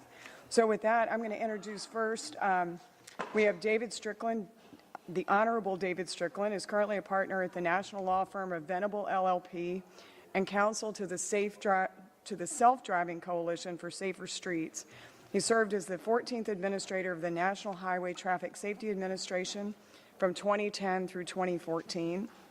And during his tenure, he oversaw the creation of the first national fuel economy program in conjunction with the EPA, the launching of the safety pilot for the vehicle-to-vehicle communications program for the U.S. Department for U.S. DOT, and issued the first statement of policy regarding the testing of automated systems on public roads.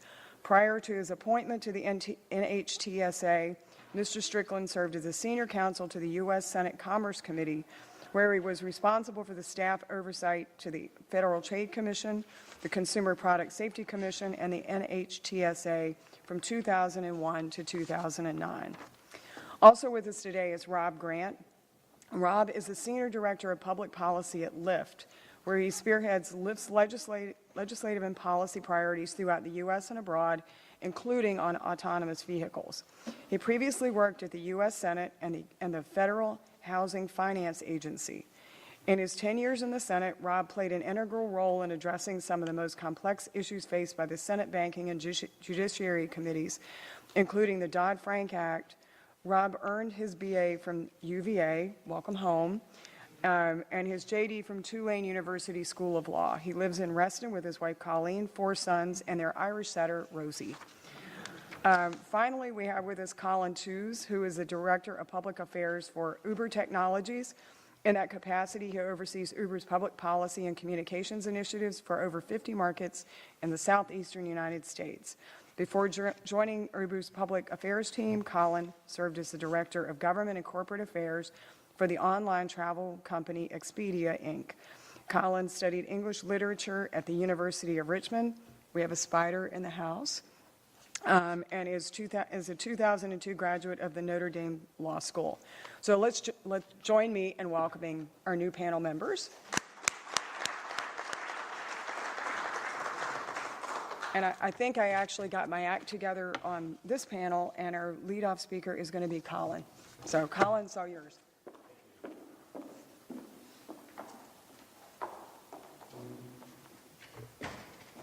Well, thank you and good morning. Thank you, Mr. Mayor and Madam Secretary, and all the conference organizers for having us this morning. I'm excited to share Uber's vision for self-driving technology this morning, but I wanted to anchor it, yes, in economic development, but also in Uber's broader vision for the future of urban mobility, how all of us and future generations are going to move around the cities they live in, which we think has very significant implications for economic development, but also for how we can cut congestion, pollution, and parking, while improving access to transportation, and all by using private cars for public good. And we'll talk about, I'll share my thoughts on how we can use new technology and today's infrastructure in order to get there. But before we get to all of that, let's just talk about the car. So it's easy to demonize the car. There are over 1.2 billion cars in the world today. That's more cars than the populations of the US and Europe combined. And the problem isn't so much that these cars exist, it's how we use them, which is mostly individually. I drove here myself this morning. I know David did. I think Rob did. Probably many of you did as well. And the next time you're at a stoplight, just take a look around. Whatever city you're in the U.S., if you look around, you'll see most people sitting in their cars, which can seat 4 people or 6 or 8, and they'll be alone. So we say when you drive alone, you're in good company. Of course, all of this individual car ownership comes at a considerable public cost. In L.A., where I was last weekend, anyone who's been there knows the traffic is horrendous. So horrendous that people waste 2 working weeks per year just sitting in traffic in LA. I was recently in Mexico City, where the problem is more than twice as bad. 5 working weeks per year per commuter just sitting in traffic. And that comes, of course, with a whole load of stress that no one needs. And what's more and more serious is congestion increases pollution. And so today, 22% of all CO2 emissions globally come from cars. Sadly, though, that's just 5% of the problem, because our cars sit idle 95% of the time when we're not using them. And as a result, up to 1/5 of land in our cities in this country are dedicated just to storing these hunks of steel. Not homes, not schools, not parks, not affordable housing, but parking lots and parking spots in our cities. In the US, there are 8 parking spaces for every car, and if you add that up, that's 12 times the area of New York City. So there's a tremendous opportunity cost to parking, and it's just not something we really measure or talk about that often in making planning decisions. This is space that could otherwise be used for a host of other purposes. Maybe parking is the best use of it, but we should entertain the question and engage with it. And really, this is one of the animating features of how we design cities today. And so people are pushed into car ownership by design, by urban design. And even in a city like New York that has a great public transit network, the subway isn't able to reach everyone's front door. 2.7 million cars reach Manhattan every day. And the haphazard nature of the transportation system and the way it's been designed over time means that far too many people today really have no choice but to drive their own cars to get where they need to be. And this is especially true, unfortunately, for people with lower incomes, because it's expensive to live next to public transit. Research by the Brookings Institution has found that 30% of jobs in the US, if they were to be reached by transit, would require a 90-minute commute, and that's not realistic for some people. So for some people, the best option is to buy their own car and drive it. And once you're a family who owns a car with all the sunk costs that go along with that, storing it, insuring it, repairing it, you tend to keep using it. To be honest, when our founders started Uber, they weren't thinking about any of these things. They were just excited about the idea that you could push a button on your phone and have a car show up. But once Uber got going, once ride-sharing as an industry took off, we realized there are a whole host of really interesting societal questions in the background. And as we reflected on this, it became apparent to us that that transportation today is inefficient, it's really insufficient to meet people's needs, and it's also unequal in many ways. But there's good news here, and the good news is that there is an alternative to a world that looks like a parking lot and moves like a traffic jam. It's a world where more people share rides, more people choose public transit because it's available to them. And I think the question, and what we're all here to talk about today, is how do cities get from where we are today to that future? And we think at Uber that the answer in part depends on providing affordable and reliable alternatives to individual car ownership. So let's start with reliability, the first piece of that question. In LA, which is an area of over 100 square miles, Uber today is able to reach all corners of the city. You're never more than a 10-minute wait away from a car that can take you where you need to be. And it's the same thing in Paris, which is a very differently configured city. But as we've grown to reach all parts of the city, particularly using technology that powers dynamic pricing, we're able to make sure that even after a big soccer match or even on a rainy night, people are able to get a car quickly and easily. And in fact, Uber's busiest hours, our rush hour, tends to be late at night, precisely when it's the hardest to find another form of transportation. Subway might be closed. If you're in DC, for example, it can be hard to get a taxi late at night. And this is exactly when a lot of people just shouldn't be behind the wheel of a car. And this points to a nice side effect, which is the impact of ride sharing on reducing DUI related fatalities. Right here in Virginia, Secretary Holcomb, the DMV commissioner, announced last year that year on year, in the 2 years since Uber and Lyft started operating in Virginia, there had been a 56% reduction in alcohol-related fatalities. So there's a real impact here that can be pretty exciting at a broader scale. So, as we've said, it doesn't matter who you are, what part of the city you're starting from, what part of the city you're going to, you can always get there. And that's true even in New York, where as we've grown, it's now the case that you're as likely to find a ride in the outer boroughs as you are in Midtown Manhattan, where historically the taxis have been most densely concentrated, and where the subway network is also densest. And this really matters to people's lives because studies have shown that access to transportation is the single biggest factor in giving people an opportunity to escape poverty. And if your train or your subway just can't get you all the way home, then we're able to fill in that last mile gap even late at night. And so by complementing mass transit systems, we're able to extend their reach at no extra cost to the taxpayer. So we've talked about reliability, but what about affordability? Policymakers have been talking about carpooling for years.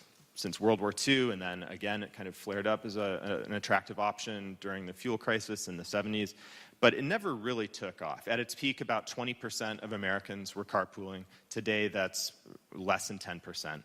And the reason is that it's just hard to design a system that can really break through. We're getting into this area. A few years ago, our engineers discovered, as they looked at patterns, that a lot of trips in cities looked the same. They were starting from roughly the same part of the city, going roughly to the same part of the city. And so the insight that our engineers had is if we can use mobile technology to match those trips up in real time and put 2 people in the same car or 3 people in the same car, then you have one driver who's happy because he's got less time waiting in between trips for a ride. Passengers are happy because the cost of the trip can be reduced. And hopefully city leaders are also happy because we're using one car to accomplish what it would normally take 2 or 3 cars to achieve and take cars off the streets. But the question was, will people really do this? Will people really share a ride with a stranger for a discount? And it turns out the answer was a resounding yes. And in the cities where we offer this option, which we call Uber Pool, 20% of trips on average, or 20% of passengers on average are choosing to share their ride. And on this slide here, you see San Francisco. On the left is a representation of what traffic would look like if all Uber passengers at that moment were taking an Uber trip alone. And then on the right is the same density with Uber Pool trips. So, and then as an extension of that idea right now, in Northern Virginia, we're doing a commute pilot where we're making it easier for people who normally drive themselves to work to share their ride with a coworker or a neighbor they can get reimbursed for part of the cost of that ride, and we'll see where that goes. The attractive feature there is that both sides can get access to HOV lanes as a result and maybe make their commute a little quicker and easier. More good news. We're already seeing attitudes to car ownership change. And today, 10% of Uber riders under 30 say that because they have another option available to them, they are either no longer planning to buy a car or they've given up the car that they used to own. So if you have a child or a niece or nephew under 10 years old today, what are the chances really that the first thing they're going to want to do when they turn 16 is run out and get a driver's license, as I did. I couldn't wait to start driving when I was 16. My wife's a high school teacher in Falls Church, and she says it's just a different attitude today. It's no longer an aspiration to own a car in the same way it was in the 70s or 80s or 90s. And really, this is just starting to take hold. Today, 4% or so of miles globally are ride-sharing miles. But Morgan Stanley estimates that by 2030, that'll be closer to 25%. So just imagine the sort of societal impact of people's habits changing in such a dramatic way so quickly. So that's sort of the Uber piece of it before self-driving. So we're excited about those possibilities, but we are excited. Sorry, I'm just trying to start this video. We're excited about the possibilities. Sorry, in the booth, are we able to start that video? Okay, well, we can wait on this. But here's a close-up of one of our self-driving cars currently on the streets in Pittsburgh. Today, if you show up in Pittsburgh or in Tempe, Arizona, you can request an Uber, and you could potentially be matched with a self-driving Uber. And you have a sort of face-to-face encounter with this technology. And I know there are some demo trips going on today with another company's cars. The success of these cars will, of course, depend on technology, and it's very early days. The cars today struggle with bad weather. Sometimes there are moments where they're confused, like if there's a FedEx truck that's double parked in front of the car, it'll just wait. And there are other situations like that make it necessary to have what we call a safety driver in the front seat who's available to take over if the car becomes confused or if something unusual happens. And over time, that necessity will go away. But what we're excited about are statistics like those from the OECD that show that a shared self-driving network that's used by people and embraced on a widespread scale could reduce the number of cars on the road by 90% or more. And with that, our cities would really become unrecognizable, with so much of the stress and so much of the cost that we associate with city life today just gone. So, we think that the places that embrace ride-sharing today and encourage people through incentives to share their rides with a neighbor or a friend will make cities more ready for a future where self-driving cars are a bigger part of the transportation landscape. So while this technology advances, we just need to get people used to changing their habits, not through coercion, but by providing an option that's superior so that people choose it instead of choosing to own and drive a car themselves. And really, that's our hope for the future, is that the cities of tomorrow will be greener, they'll be cleaner, they'll be easier to get around, and they'll serve all people in the city in a way that's not possible today. Mass urbanization is one of the defining features of this generation. And there's so much that's great about living in a city today.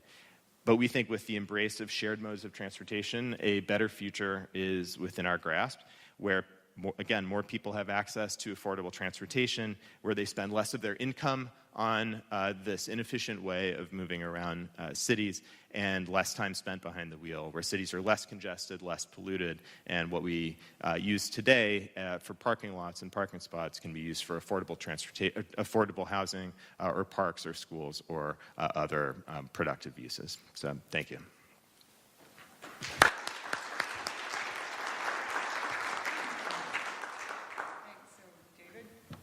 Thank you, Madam Secretary, and good morning, everybody. There's a number of things that we've all talked about for folks that are working in transportation today, and especially for the hope of self-driving. I know the technology panel touched on a couple of these massive benefits. First, I have some bad news about what's going on in terms of traffic crashes in America. We lost 35,092 people in 2015 to traffic crashes. That was a 7.2% increase over 2014. It's looking like in 2016, we're probably going to be looking almost at a 10% increase year by year in traffic crash fatalities again. So after about 50 years of general success in reducing fatalities because of a number of efforts on the part of the federal government, state police departments, working on behavior, manufacturers building better vehicles that are more crash-worthy, i.e. they survive a crash better when a crash happens, protecting the occupants and other road users in a number of ways. We are seeing a retrenchment in terms of what we've seen has been incredibly tragic for a long time. And people don't really think about how many people we lose to traffic crash fatalities in total, but it is one of our largest public health issues that we've had in America for an incredibly long time. It's usually approximately in the top 10 of how people die in America. Good news is the numbers of reductions have pushed it down so much, but there's a little more bad news. The opioid crisis actually is now, unfortunately, killing more people. But to show you that the number of people that are affected by this is incredibly important. And around that, there's also $850 billion in economic loss because of these crashes, not only just the fatalities, but property loss, congestion, all these things that are sort of wrapped in. So thinking about the intersection of how this technology for self-driving can address traffic crashes is incredibly important. And the reason why, and I believe it was mentioned in the last panel, about 94% of all crashes have an element of human error, which is if we get people that are driving drowsy, that are driving impaired, that are driving distracted, that are aggressive, that are speeding, if we think about all of these, frankly, risk factors that we all face on a daily basis, and we pull that out of the transportation ecosystem, is not only just sort of our societal benefits increase, frankly, our economic benefits increase, and that's what I'm going to talk a little bit about today, and why there's so many companies like Lyft, like Uber, a number of the original equipment manufacturers, i.e. the car companies, have leaned in so heavily to this anticipated prospect, and why it's our opportunity to really address the future of transportation and, frankly, the future of livable communities in America. With that, while there's huge benefits, which, frankly, should be the top priority, we can't take our eye off the fact that there are going to be some changes in how our economy works with this type of technology. And I don't think anybody is going to say that this is not a small feat. I work with Uber and Lyft every day. The other members of the coalition that I support includes Waymo, which is Google's self-driving program, Ford Motor Company, and Volvo Cars. We all recognize the question about what happens when you have vehicles drive themselves. What does this look like in terms of, not only the livery trades, taxi drivers, truck drivers, et cetera, but what are the opportunities of growth in terms of being able to move resources and provide transportation in a different way?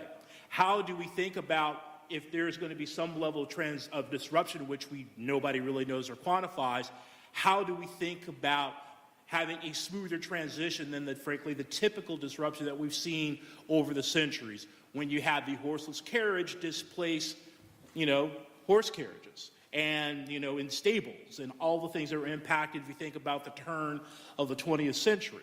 Or you think about a lot of these other types of disruptions which have happened and the economy has absorbed them, but I think everybody sort of looks at these issues and how do we do that better? And for us, collectively, folks in working in the policy space here, trying to address this is an incredibly important issue. First and foremost, I will say that the data is unclear as to what how the economy and job impact picture is going to look. It's very fuzzy. We don't know, because the point is that while there's a number of business models, including two that are represented at this table, and there's a number of others that are out there that have wildly different models on how they're going to provide services of transportation, nobody can say absolutely there's going to be this massive amount of growth and there's not going to be any transition, or if those are thinking that, yes, there's going to be significant disruption and we're going to have to think about how do we move these other human capital resources to other areas. Nobody really knows, and the data's bad. And so I'm just going to be honest with everyone in this room about this. But with that being said, this isn't an issue where we think of this as all there is only going to be negative and they're positive. My feeling is from a number of situations, especially in the technology space, I think that we have a number of things to point to where I think that we're going to have tremendous positive upside as we think about self-driving ecosystems being more integrated in what we do. Sort of a classic example in the space is automatic teller machines. And I know a lot of folks have sort of worked on this issue and talked about this as a business case. Everybody thought with ATMs there was going to be a massive reduction in bank teller jobs. But most of the time what people thought bank tellers did was distribute hard cash. If you have machines doing it automatically at several points in the city that are outside of physical banks, what are you going to do with all the bank tellers? The interesting thing that happened with ATMs and the use of ATMs, it actually spurred a huge push of growth for actual physical bank locations and actually hired more tellers. Why? When you got rid of the rote task of counting out money to people, they were able to sell and provide different services, which actually made physical branch locations more effective and more profitable and therefore had a tremendous increase in bank telling jobs. One example, I'm sure there's others who could talk about other ways that impact it. But if you think about the model of how self-driving could impact the ecosystem economically, thinking about, automated vehicle technicians, data analysis, other pipelines of opportunities for folks that are working in the trades, in addition to numbers of business models that'll grow around self-driving, in terms of not only location, but service provision beyond the driving things. It really is a wide open question that we need to look at and to embrace. Second, how are we going to get these folks to be able to participate in the self-driving revolution? Clearly, institutions like the University of Virginia and, frankly, a number of other institutions around the country, frankly, around the world, are generating scholars right now at the technical and the policy levels to deal with this. But we're going to be needing, frankly, more support and more pipelines from a lot of other institutions that are not traditional four-year institutions. We're going to need trade schools. We're going to need institutions that are going to do technical training on electrical engineering and software and computing, and there's going to be a huge growth of that, thinking about this transformation. And so how do we once again prepare and think about supporting, which is already a shortfall in a number of these trades already in the United States and working on these issues, how do we build for the future so that we have a workforce that is not only meeting but exceeding the needs of building this, frankly, this new ecosystem, this new structure?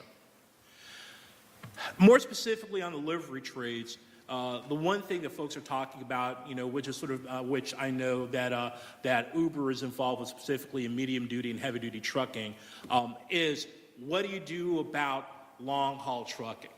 I will say that long haul trucking is probably the one occupation that probably benefits the most from some levels of automation. It's hard work. It is really dependent upon the physicality and the attentiveness of a driver that, frankly, there's been wrestling with at the state and federal level of how do you improve driver safety? How do you make sure that drivers are fit for service? How do you make sure that hours of service laws are being complied with? How do you deal with all these issues which, frankly, increase the risk of every road user if you have a truck driver that isn't maintaining a careful execution of the driving task? On the flip side of it is that if you have an automated driving system, you're impacting a profession of approximately 220,000 drivers today. And on medium duty, probably about 80,000 drivers. And what do you do about these folks in these trades? One answer, which is really the underlining one, is it's a profession that is under actually extreme levels of stress because they can't get enough drivers anymore. Young people, millennials, aren't interested in being in a truck driving across country. They're not interested in driving locally, right? That's what we've been hearing from folks. Thinking about why are they entering? They're not entering this line of trade. There's approximately a shortfall of about 50,000 truck drivers in America today. If you guys have satellite radio, a number of stations, you're hearing constant repeated ads about truck driving companies trying to hire drivers. That's why. It's a huge competitive space. Automation can help fill that shortfall. So while you're dealing with the situation not having enough drivers, you can have some level of automation help fill that gap and continue having commerce continue to move across the country by over-the-road trucks.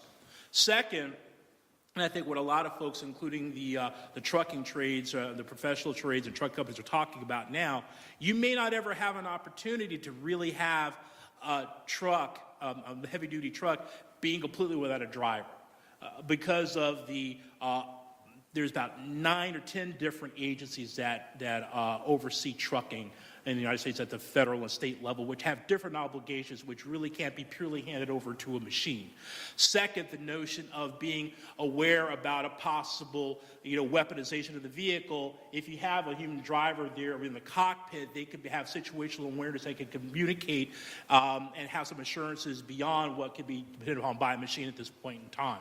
So there's a number of areas I think that are of concern, and we should talk about them, but the trucking industry probably is really going to be able to be supported by increased automation to help support the driving task, more so there being a complete substitution in this particular space. And lastly, in terms of economic opportunity, is that what I don't think we talk about enough, and it's really hard to because it's fairly abstract unless you have members of this certain community speak for themselves, but it's the limitation of transportation choices for the disabled and limitation of transportation choices for seniors. Specifically for the disabled, you're talking about a population of about 25 to 30 million people that have, frankly, because of these limited transportation choices, also have limited opportunities to participate fully in the workforce. So when you have these choices, these opportunities for individual mobility for the disabled, you now are unleashing a whole group of people to be able to participate more fully in our economy, which is going to frankly have tremendous benefits in terms of underutilized human capital, which we have not been able to unleash despite our best attempts at trying. But it really is going to be the opportunity for us to be able to expand the notion of how we could better integrate all aspects of our society, because we'll have greater and more flexible transportation choices, which then engenders levels of growth. Also for the opportunities for seniors to be able to have individual mobility, to be able, as opposed to relying upon transportation access programs in communities, which are hard to schedule. It's hard to anticipate your needs for a day 48 hours in advance of when you might need transportation. You can actually have two companies like Lyft and Uber be able to say at some point in the future that a person who is limited by frailty and fragility, they can get on-demand transportation within a very shortened period of time as opposed to 48 hours in advance, which means they can participate more fully in going shopping, going to the doctor, going to the bank. Once again, which also has aspects for heightened aspects of service and for growth. So while, yes, there's a number of questions and issues about what does self-driving mean for the economy writ large, and there's tons of questions about that. I think that our opportunities before us thinking about saving lives and saving those economic burdens because of loss of life and loss of productivity because of crashes, all the way down to creating new markets. I think that self-driving as a technological pathway engenders tremendous hope and growth for all of us, whether you're here in Charlottesville or you're anywhere in the United States of America. Thank you very much.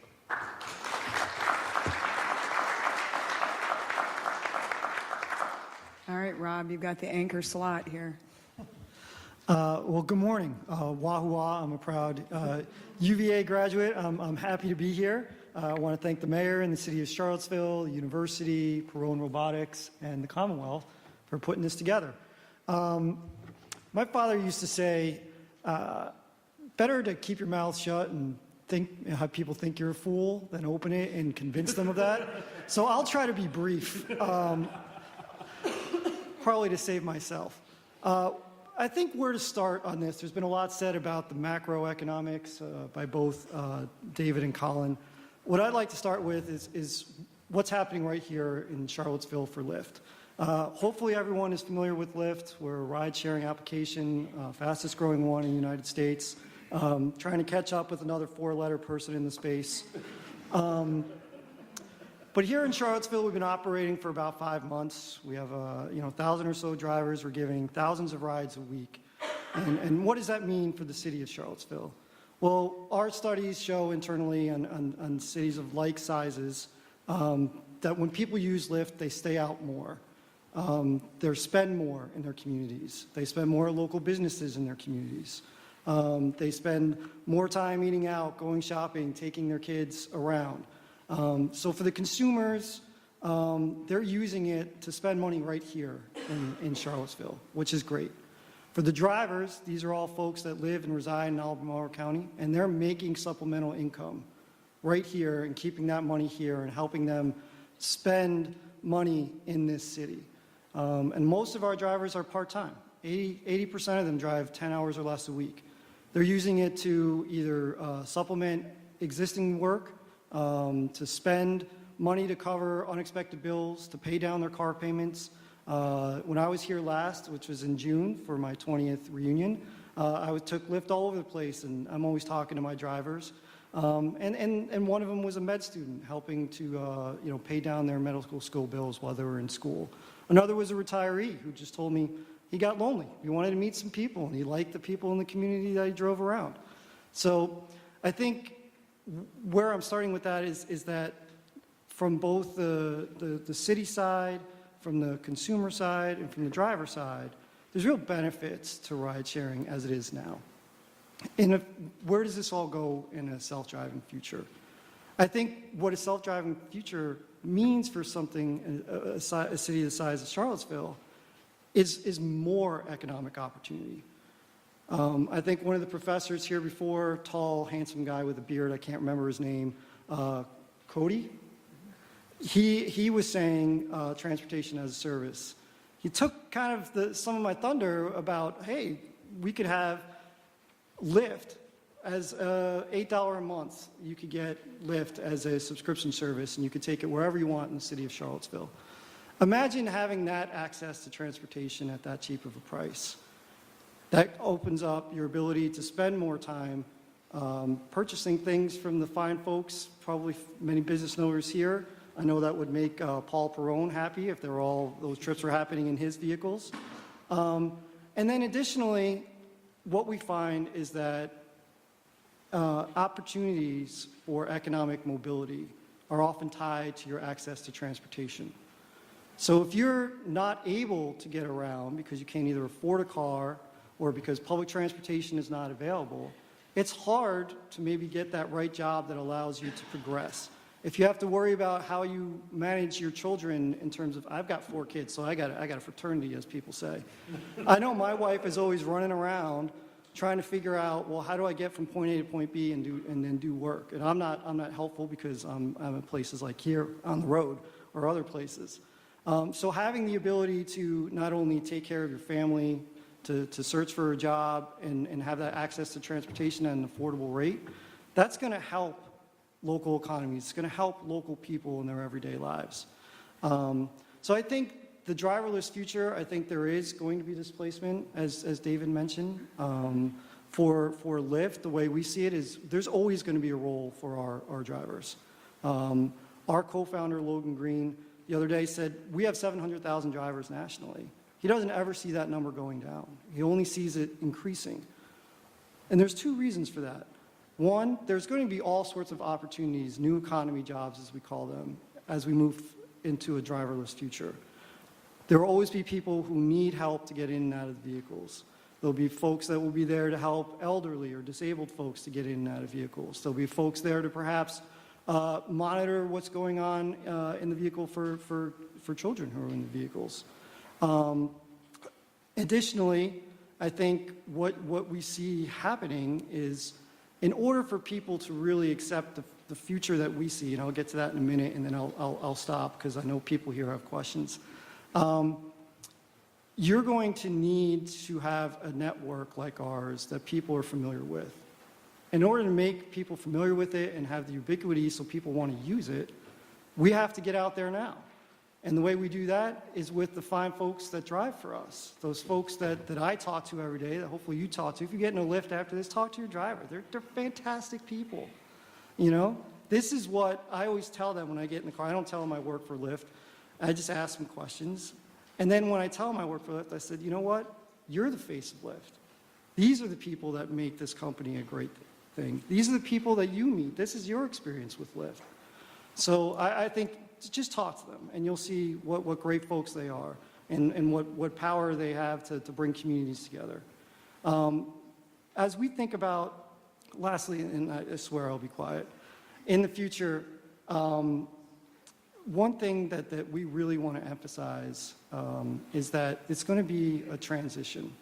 We're not going to see a turnover of whether it's our fleet or just fleets that are sold by folks like GM or Ford. It's going to be a slow kind of transition, but it starts today, and it starts with discussions like this. From my end, it starts with working with policymakers, both at the state, local, and federal level, to ensure that what we're putting in place now is the Rosetta Stone for how this industry is going to be regulated going forward. So I think having your feedback, having consumer feedback, having the population feedback as to how these things should progress, what are your concerns, what do you want to know about self-driving cars? These will help not only educate folks like myself, but like Secretary Jackson and the mayor. These are the things in these type of forums are what we really rely on to understand what are your concerns. I have concerns. They could be esoteric, right? I want to know what real folks want to know. What can we do to ensure that as we move forward to a self-driving future, that the folks in this room are comfortable with that. So with that, I'll end and leave some time for questions.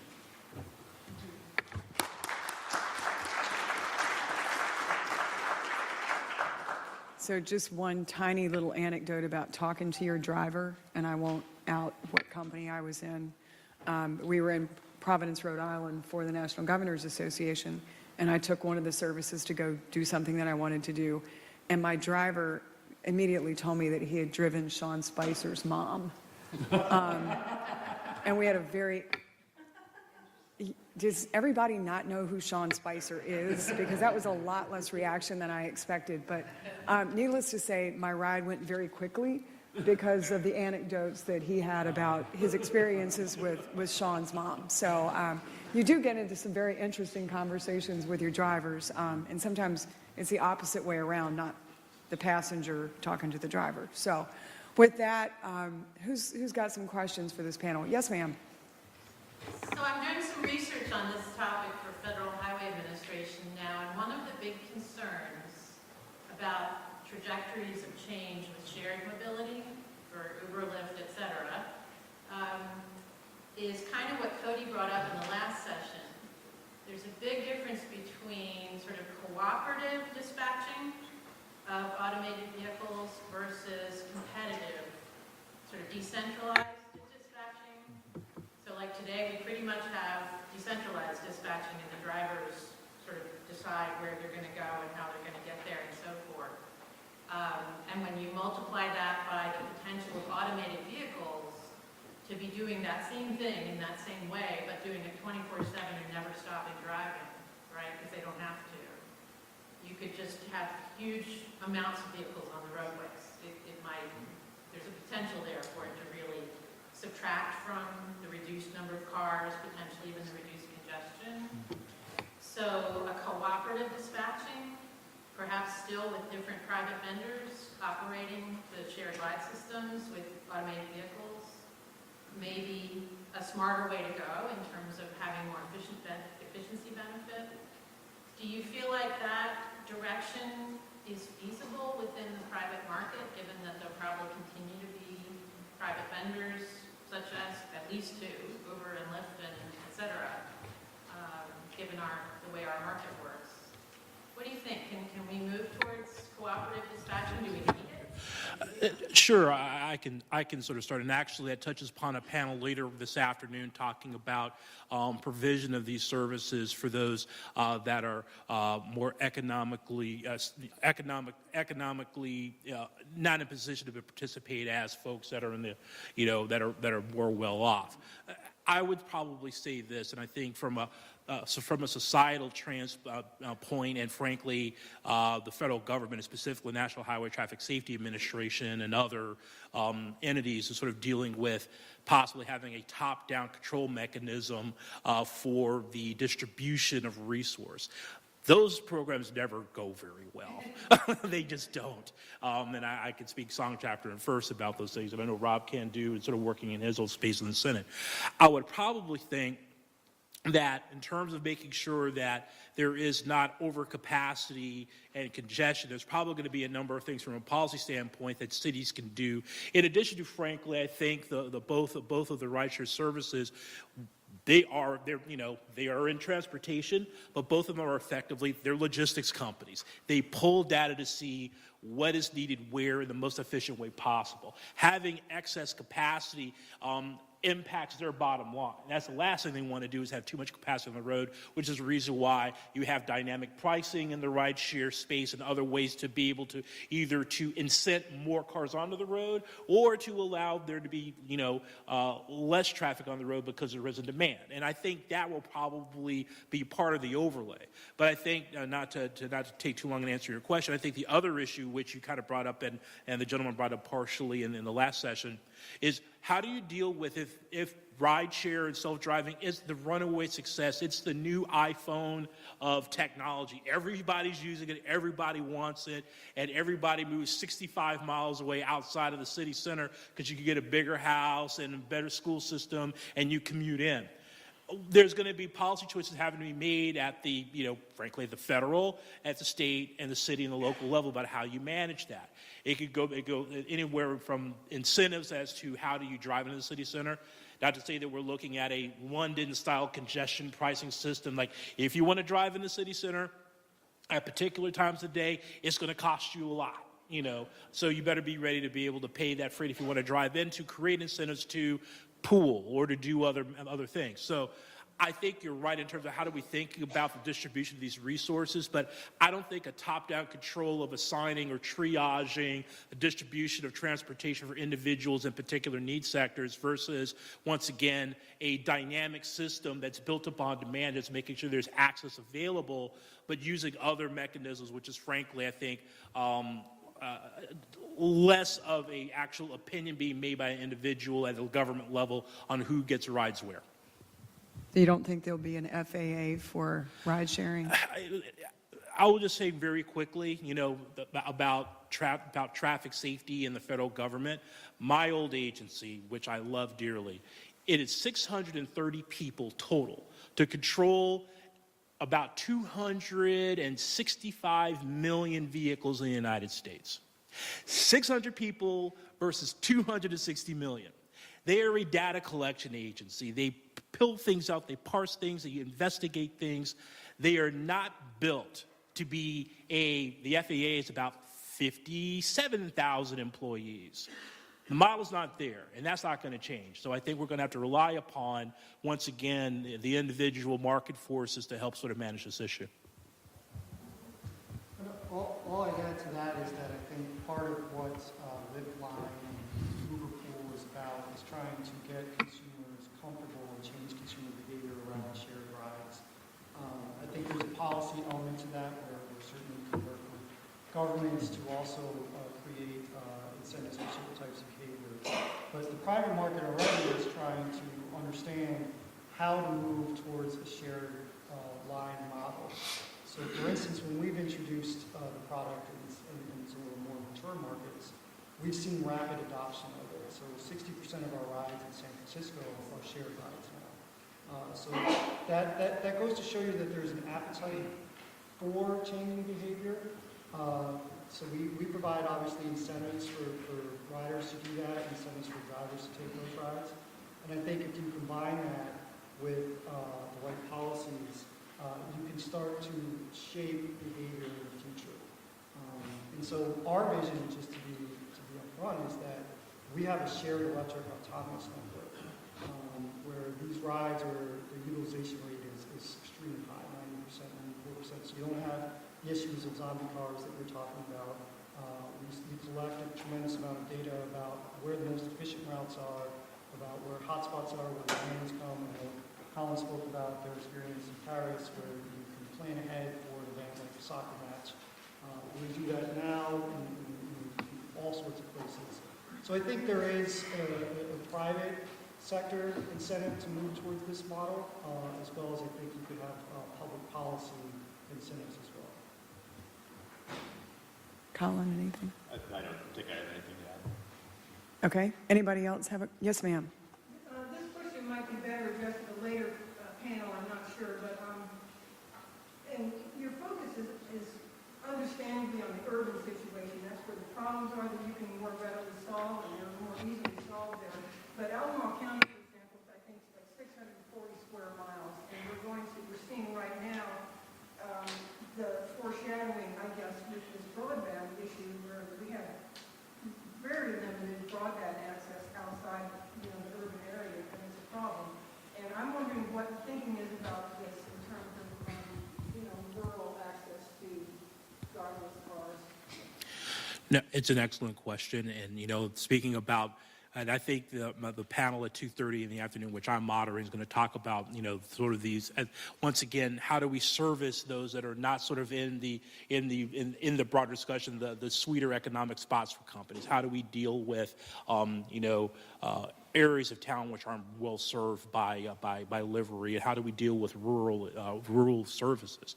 I would argue, and I think there's a number of companies that are in the transit space, like Transdev and others, which are working on transit, more specifically automated transit, in a way that's efficient, so you can have an efficient and profitable means to be able to create service for rural communities. That's kind of one of the problems. The problem is a density problem for rural communities. And if you have some variation of microtransit being able to serve, rural counties and be able to build those economies of scale, because you don't have, the other economics issues that are built by, having human capital and capacity to provide rides. I think there's a future of transit. I think a lot of folks are looking at this hard to be able to use self-driving, to be able to extend and provide those types of services for folks that can't afford, buses and bus lines that don't necessarily have capacity to be able to make it profitable. And I would say the interesting thing about automation is that it's not limited just to the transit sector. So I know one of the folks that I've been talking to, or many of the folks, I look to other industries to see how they're dealing with the issue of automation. And agriculture is one where automation is coming very quickly. So you talk to folks, whether they're manufacturers of equipment, such as John Deere or some of the big farms, Conagra and Monsanto and things, and how they're pulling in automation into what they're doing in rural communities. And so the issues of spectrum come up, the issues of how do you service something out there when it's hard to get to or it's an expensive piece of equipment.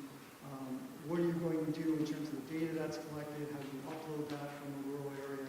Things of that nature. So I think while the transit folks have the issue that David's talking about in terms of service levels and density, we are trying to learn from other areas that are dealing with rural issues at the same time in automation. I'm going to take one little tiny swing at the whole broadband equation in the Commonwealth. That's been something that we've been trying to deal with for about 20 years. It's a question of affordability, availability, and really desirability. Because what we find is in many communities where broadband is brought in, unless there's a reason why somebody wants it, even if it's there, they won't subscribe. And so for years we've looked at it. Telehealth has been one that has been a tipping point. In more recent years, it's somebody has a grandkid that they want to Skype with, or it's somebody that's deployed in the military. And so even if the line passes right by their house, there's a big difference between availability and adoption.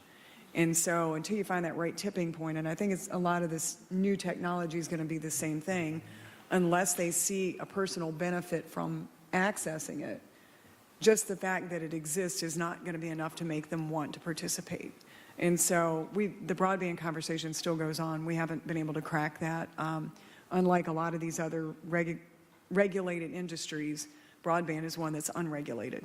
So no matter what we do, we can't force a provider to go and provide services to the last mile. And it makes it a much more daunting challenge than a lot of the other things. We've hit the 11:40. I saw you pick up your mic. You haven't said a thing since your presentation, so it's all yours. Sure. Just to speak to the rural question, I think it's a really interesting question, but one just observation I'll have. I mean, first, I'm not going to promise that because no one knows exactly how this is all going to develop or in what order or at what pace, but I think there are reasons to expect that the same features of self-driving technology as we described on the panel, same reason that will be attractive to people in large cities will be true of people in rural communities. So I would expect demand, at least taking the longer time horizon, would be on par with what demand would look like in the city. If people have long commutes to a city center, or if they have to travel farther to go to the pharmacy or to the grocery store, they're going to want an option. But the great thing about a distributed network, like Rob described a few minutes ago, is that there's not the same added costs that you would associate with extending a rail line from DC to Charlottesville. It's a network that's available sort of system-wide, and I think there are reasons to expect that this technology will become sort of commoditized over time, where it's widely available and can be either you could retrofit an existing car with it, or just apply the technology to, who knows what this will look like if they even look like today's passenger cars, but I think my point here is that there are reasons to think that this will be available in rural communities just like it is in urban communities. But it will depend on what people expect out of their community leaders and what sort of consumer demand there is for these products and where. All right, well, we're out of time, so help me. One more time, Oliver.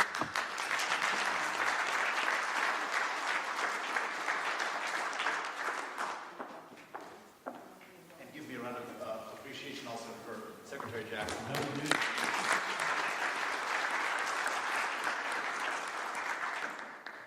It's been a fantastic morning session, and I'm going to now invite us to head upstairs where lunch will be waiting for us. I'm going to ask our speakers to actually sit at separate tables so that folks can look for you and ask questions of the various speakers. So please distribute yourself. The way this is going to work is we'll go upstairs to the dining room right upstairs. So we can find a table, sit at the table, and then the servers are going to call us up to the buffet by table. So don't go directly to the table to the buffet. And one has the meals, and the governor will be with us.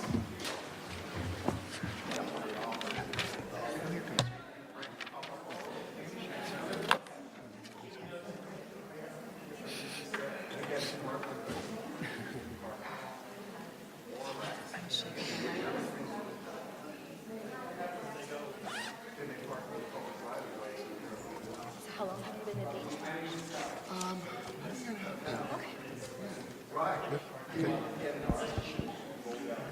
Good afternoon, everyone. Good afternoon. I'm Maurice Jones, the City Manager for the City of Charlottesville, and it is my pleasure to welcome you to this session on urban futures, where our talented speakers will take on some of the big questions facing cities, both small and large, in our driverless future. As a local government administrator, I'm well aware of the sometimes glacial pace that localities take in responding to changing trends. Many of us are still trying to figure out how best to deal with the sharing economy, for instance. Uber and Airbnb and the ramifications of their arrival on the scene caught many of us and our friends at the state level by surprise. But in our defense, I think we are becoming a bit more nimble in embracing new technology, identifying future trends, and preparing for them. In our session this afternoon, our three speakers will provide us with their insight on how communities throughout our country will need to adjust to what promises to be a seismic shift in our way of life and how we should be planning for this exciting future. It's an honor to introduce our panelists in the order of their presentations this afternoon. Andrew Monshine is an assistant professor of urban and environmental planning at the University of Virginia's School of Architecture. He studies transportation systems and travel behavior, seeking to foster equitable, sustainable accessibility in cities and regions. He addresses a rapidly changing terrain of transportation and information technologies, identifying means to assert social imperatives during a period of engineered urban transformation.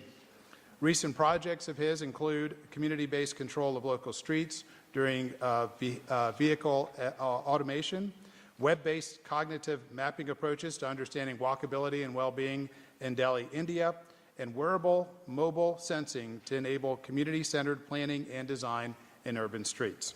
Andrew teaches a range of transportation courses as well as master's and PhD methods. He received a BA in architecture from Yale University and an MA and PhD in urban planning from UCLA, and he also practiced as a transportation and land use planner at Gruen Associates in Los Angeles. Donna Chen is an assistant professor in the Department of Civil and Environmental Engineering at the University of Virginia. Her research focuses on sustainable transportation systems, in particular, the impacts of new vehicle technology systems on travel behavior and the environment, travel demand modeling, transportation economics, and vehicle and bicycle crash safety. Her most recent research examines the impact of a fleet of self-driving electric vehicles that continuously serve sequential trip demand. She is a member of the Transportation Research Board's Committee on Alternative Transportation Fuels and Technologies and the American Society of Civil Engineers Transportation and Development Institute Committee on Public Transit.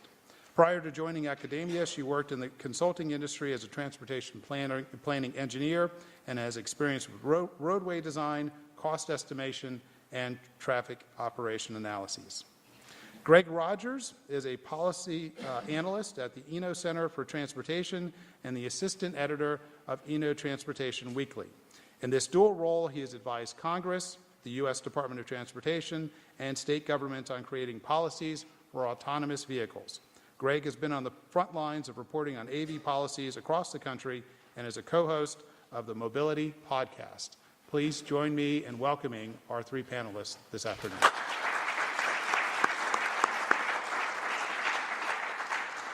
And Andrew Monshine will kick off our presentation.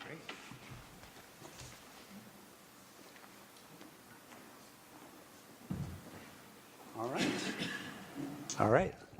Thank you very much, Maurice. I'm very glad to be here. And what I'd like to do is start off the afternoon by talking about the effects that driverless vehicles might have on cities and how we might actually deal with some of those issues. So in order to do that, I want to talk a little bit about how I think we can all think about the context around driverless vehicles in cities, what the implications of driverless vehicles are for cities, and then what we can actually do, both things that we probably should be doing right now and also thinking about for the future. So I think that one of the most important ways to think about the future is to look to the past. And I think that, in fact, good for the historians in the room, but I think that one of the most important things we need to do is remember that 100 years ago, when the first automobility revolution came along, it wasn't something where technology just magically appeared and just changed the way streets operated forevermore. It was an active process, and in fact, we have a historian here at UVA, Peter Norton, who wrote a book called Fighting Traffic that talks all about the fact that city managers, planners, policymakers, and communities made a choice to change the way the streets operated, in that case really to take it away from all of the things that used to happen in streets, like walking, and to put it in the hands of vehicles. And I think there's an opportunity again to think about what that means for us now. There's also a history about 50 to 70 years ago of suburbanization, of after World War II making decisions to invest in infrastructures that allowed us to solve an actual housing crisis after World War II through suburbanization. And now again, of course, we're faced with a new housing crisis in many cities here in Virginia and around the country. And how are we going to solve that problem? And do driverless vehicles have something to do with solving that problem for better or for worse? And I'll talk more about both the good and the bad on that side as we go forward. So the other aspect of all of this is really, well, you've heard people talk about the technologies. You've heard people talk about some of the potential ways we can utilize those technologies, but how does it all add up for cities? Well, one of the things we need to keep in mind is, well, does this change the way we drive today? Well, the research I think you might have heard already, but it does. The estimates are the amount of driving could go up in the sense that the capacity of roadways might go up anywhere from 25% to 500%. There's a lot of broadness to that estimate, but we know it's up. The ease of travel should increase. We fundamentally know this, right? If we have a level 5, which means all the way fully automated vehicle, that means we're not doing anything but hanging out in a vehicle. And so that's going to feel really different. And of course, for good and for ill, but mostly for a lot of good, the young and old will travel more on roads. And I think that that means a lot for who uses city streets. So the other side is not all about the driving itself. It's about pedestrians. It's about bicyclists. We have some interesting innovations and thoughts that we might think about. Do driverless vehicles that are safer, this amazing benefit that they provide, make pedestrians and bicyclists feel better about being on sidewalks and streets? That might happen, and that could be really good.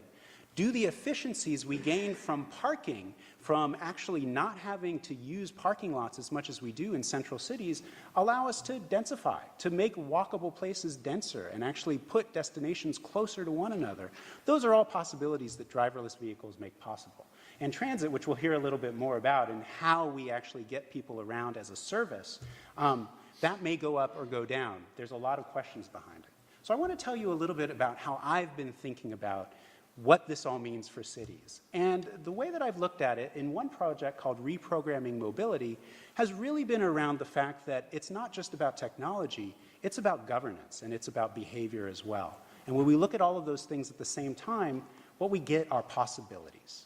So I want to talk a little bit about the possibilities and how we might approach some futures that we may really want or we may not be so happy about.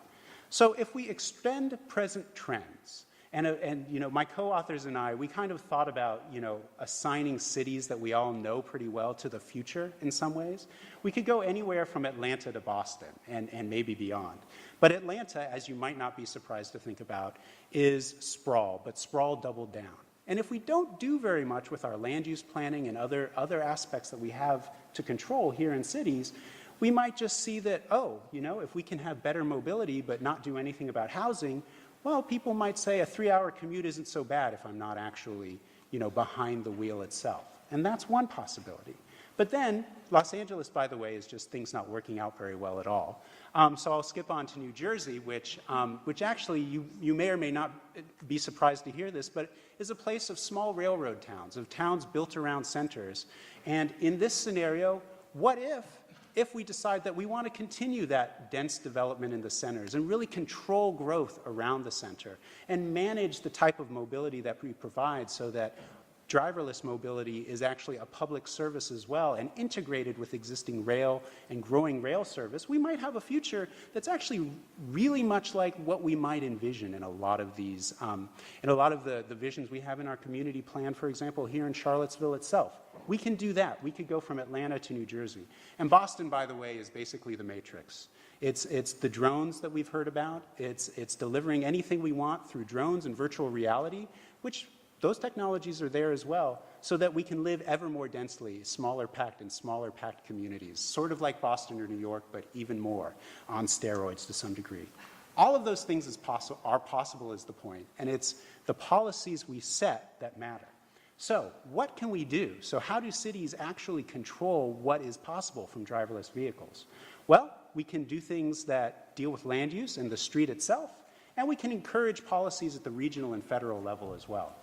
So I think it's important to say that if we look at this map of commuting in Virginia from 2012, there's already a lot of places very close to Charlottesville where on average people commute more than 30 miles a day one way. That's a lot of driving that already occurs. And so we have to think about what connected automated vehicles will do for that. Will Charlottesville be a bedroom suburb for Northern Virginia? Will Richmond be a bedroom suburb for Hampton Roads? Or will even Roanoke be a bedroom suburb for Northern Virginia?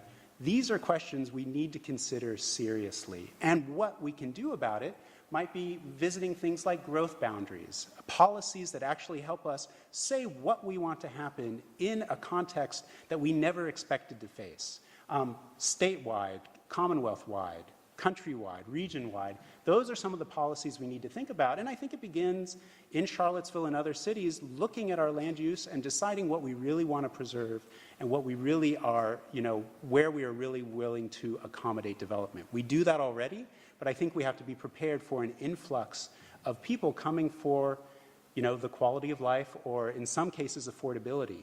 It depends on where you are. So there's a land use policy side to it. Let's see where I can click. But then there's the street as well. And I think there are some important considerations where we need performance standards for streets that are adequate to driverless vehicles. So it's not just about speeds, but it's also how close can a driverless vehicle get to a bicycle or to a pedestrian. It's do we set actual minimum occupancy standards for vehicles to say we don't want zero occupancy vehicles on our streets. There are all kinds of things to consider that cities do have some control over. And I think we need to be thinking about how we implement those tools already at our disposal. So I want to end on a not just a warning note, because I think there are things to think about, but also a really hopeful note as well. There are some exciting possibilities that automating mobility and connecting mobility provide to us. It's not just about managing traffic, and it's not just about safety, although that is incredibly important. It's about extending trends that are really good in cities right now and using driverless vehicles to actually push those even further. So for example, today we think about these things, good word or not, tactical urbanism or reclaiming parking and curbsides for parks and for activities, even food trucks, things like night markets, all of these ways that we use the public right-of-way, which is what the street is, in flexible ways. Well, driverless vehicles actually present an opportunity for flexibility that has not existed for 100 years, since we hyper-regulated the street when vehicles arrived in the first place. And so when human drivers are no longer behind the wheel, and maybe this isn't 3 years from now, maybe this is 20 years from now, or whenever our amazing technologists get us there, we might think about, well, do we need to have roadways that a human driver is expecting to function, or can we actually program in complex networks that meet the needs of communities? And so to give you a vision of this, I think it's a little funny to go back to 1895, but when the street was actually a place where people could play, they could play kickball, in this case it's probably stickball, they could shop, they could walk around, they could see their friends and neighbors. We do that already through all these amazing things happening in cities like Saturday streets, Sunday streets, all kinds of ways we close streets for periodic purposes. What if communities, through technology, could control that on their own? What if we could build that in as a given right to communities to have public rights-of-way as their front yards again? It's kind of amazing to think what we can do with the technology of cars where people aren't driving and networks of information technologies that allow us to one day decide we're going to play kickball on our street and it's going to be safe. Like I remember doing, wow, I'm sounding very nostalgic. It's kind of funny. But that I remember doing as a kid. Or what would it mean if we want to have a night market on a street? We could program that and we could reserve that. And driverless vehicles make it much easier than when we have to rely on human drivers who only know maybe one or two ways to get somewhere.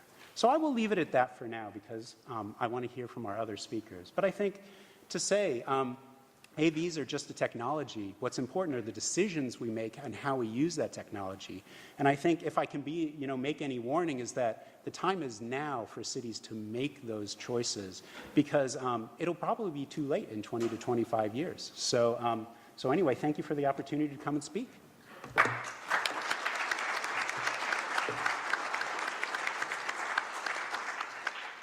Thank you, Andrew. And while Donna comes up to prepare for her talk, just wanted to make sure that you all understood that we're going to go through each one of the presentations, and then we'll have significant time for Q&A after that. So, Donna? Thank you, Maurice. It's a pleasure to be here with you guys today. I just wanted to make a note that, by the way, Andrew is a huge foodie. I have tasted his homemade brisket, and it is awesome. So apparently, if we have driverless vehicles, he will be starting a food truck where you can maybe taste his brisket as well. So my name is Donna Chen. I'm an assistant professor in the Department of Civil and Environmental Engineering here at the University of Virginia. I'm here to sell you on the idea that driverless vehicle is a future where you're not only free from the idea of sitting in your vehicle and having to drive and having to be in congestion, but the idea that you can be free from vehicle maintenance, from having to go wash your car every once in a while when it's dirty, from having to think about maintaining this very expensive capital investment that we all currently are tied to. And all it does is sit there and depreciate when we don't use it. So our speaker from, I think, Uber and Lyft mentioned earlier about the idea of shared mobility. But right now, Lyft and Uber, as Colin showed in his slideshow, is primarily being used as a supplementary mode. And by that, I mean people use Uber and Lyft, often late at night when they go out to the bars. It's really great for decreasing driving under the influence. But so far, shared mobility in its current form has not made a dent in urban congestion the way we know it. Because as traffic planners, we're mostly concerned about that driving to work hour in the morning, that driving home hour in the afternoon when congestion is at its worst. And my group at University of Virginia has been focused on trying to model what does it mean to have pervasive shared mobility in a city-wide model where this mode can take you anywhere. So if we think about the idea that, I think up until this point, the vehicle has been very much so a defining part of someone's identity, right? What you drive. There's a very big identity issue with whether you are a sports car driver, whether you have a commuter vehicle. But this is really changing. As we have urban congestion, as people are wasting more hours sitting away, frustrated at traffic, vehicles are becoming more and more utilitarian, or the perception of them really are. And now, with smartphone technology and the shared economy, really what we value is access, not necessarily the vehicle itself, but the ability to complete a trip and get to the destination we want. So we can think about a future where we have a fleet of shared autonomous electric vehicles, what our research group calls SAEVs, that will be available for all to use. And you just summon this vehicle, right, from your smartphone, and it comes to you as you need it.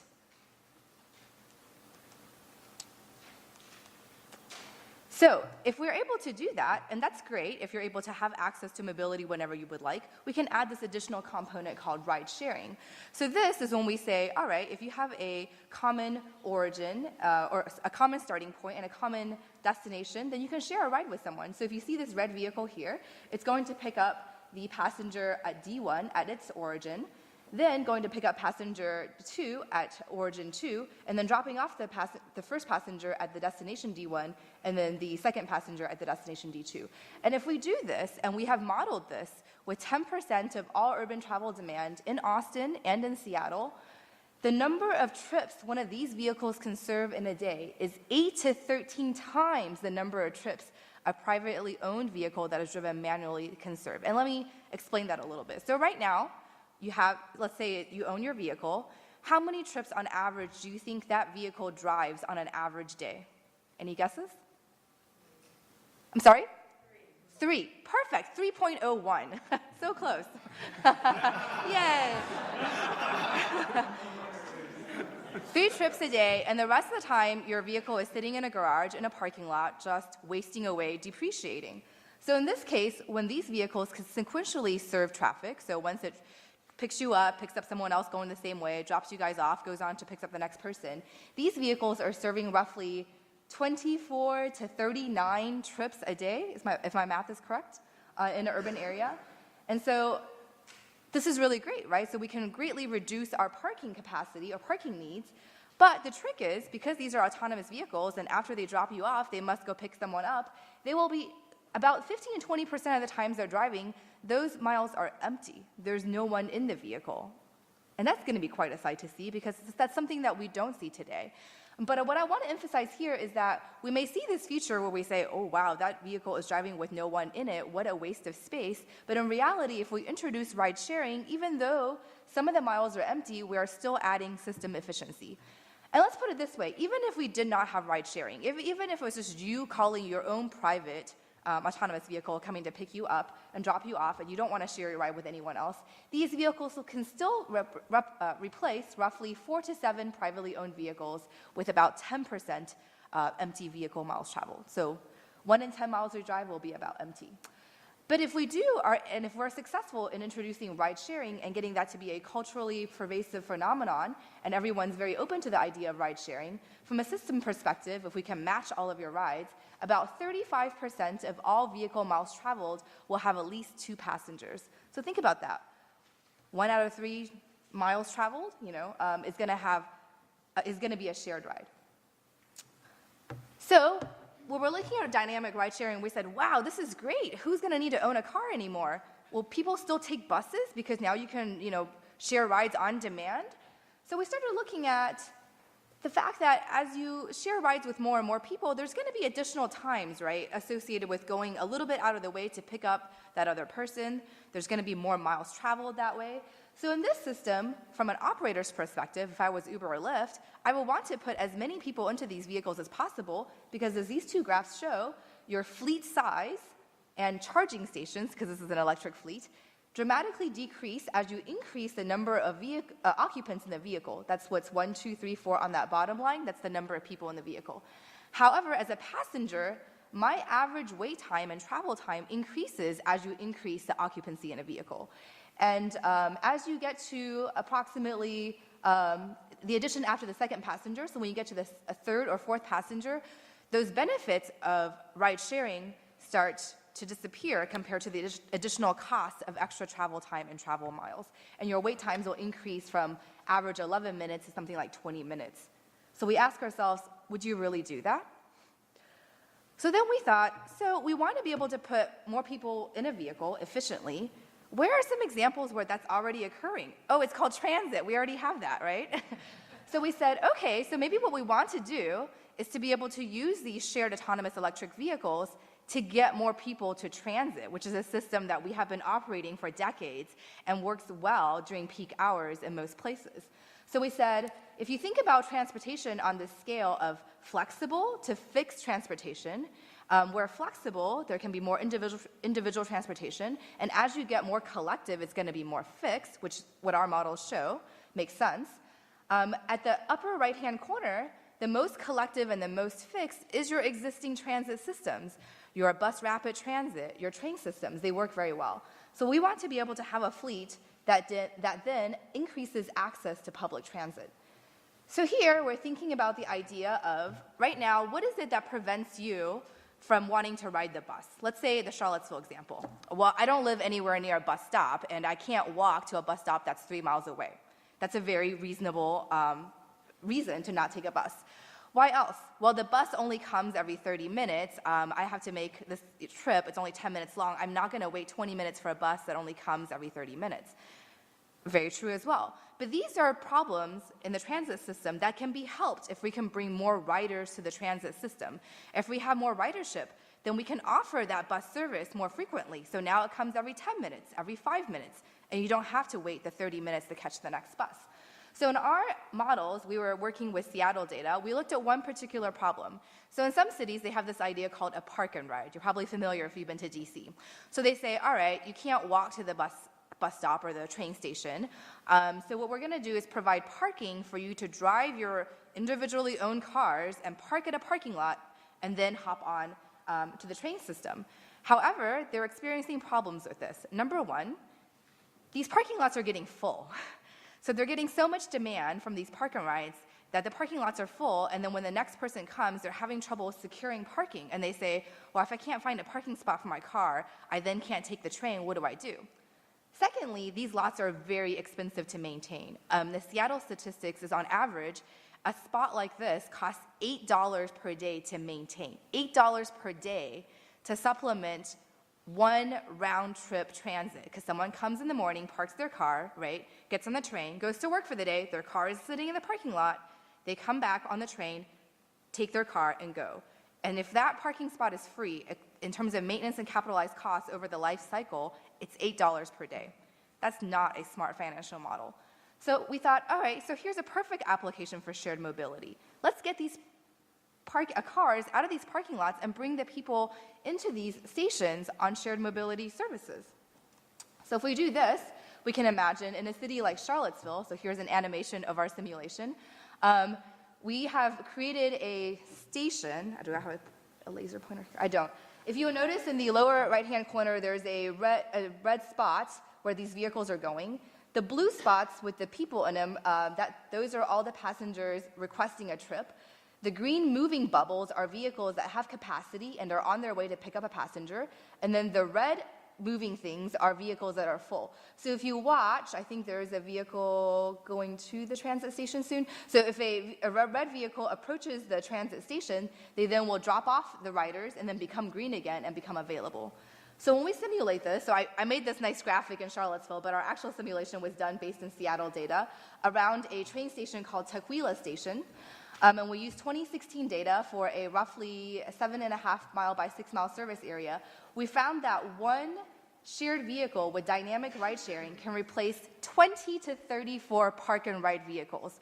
One vehicle getting rid of 20 to 30 parking spots at a park and ride. That is a huge impact. And that's using existing demand. That's who's currently using the train station because they're willing to drive to the train station and ride the train. Imagine if you had a service like this, all the other people that might consider using the train because they weren't able to drive and park at the station before. So I'm going to show engineering professor here. I've got to show a couple of charts. So I wanted to compare these results to what if you did not have ride sharing. So here I have occupancy. In the top pie chart, that's occupancy with ride sharing. So the darkest color there, 20.33%, that's the number of empty vehicle miles traveled, so the vehicle is traveling empty. And as you go lighter in color, that's occupancy, 1 passenger, 2 passenger, 3 passenger, 4 passengers. So as you can see there, 40 to 45% of travel actually carries 2 or more passengers. That's more than the citywide case where I said it was 35%. And why is that? Well, it's actually pretty easy. As it turns out, when your passengers have either a common origin or a common destination, it's easier to carpool. Makes sense?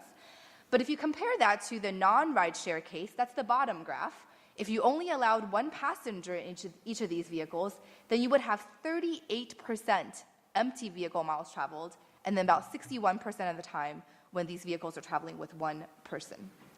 We can also look at this in terms of how it may help congestion. So here I have a graph of use by time of day. So on the x-axis or the horizontal axis, we have hours in operation all the way from 4 a.m. until midnight. That's when the system was in operation. The top is a graph of what happens when we have shared rides. So the solid line you see at the very top, so you see there's more rides at the 8 a.m. peak, morning peak, and more rides in the afternoon peak about 18, which is what, 4 p.m. or 6 p.m. The solid line shows the number of passenger vehicle miles traveled. So that's how many miles there is someone occupied in the vehicle. That dashed line you see right below it is the number of vehicle miles traveled. So just because you see on that graph, the black line is actually higher. We have more passenger miles traveled than we have vehicle miles traveled because we have ride sharing, right? So during the peak hours, ride sharing is more prevalent.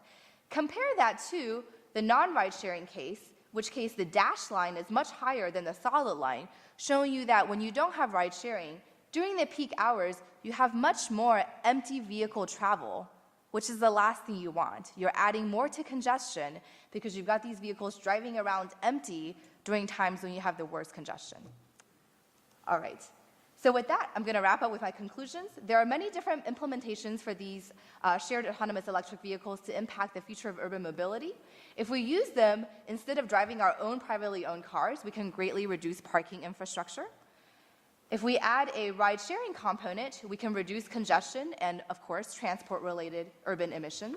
And if we use these to complement existing transit, get that bus to work more frequently, we can potentially increase transit ridership, and that will result in more equitable transportation access for all populations. So my question to you is, are you ready for this transportation revolution? Thank you.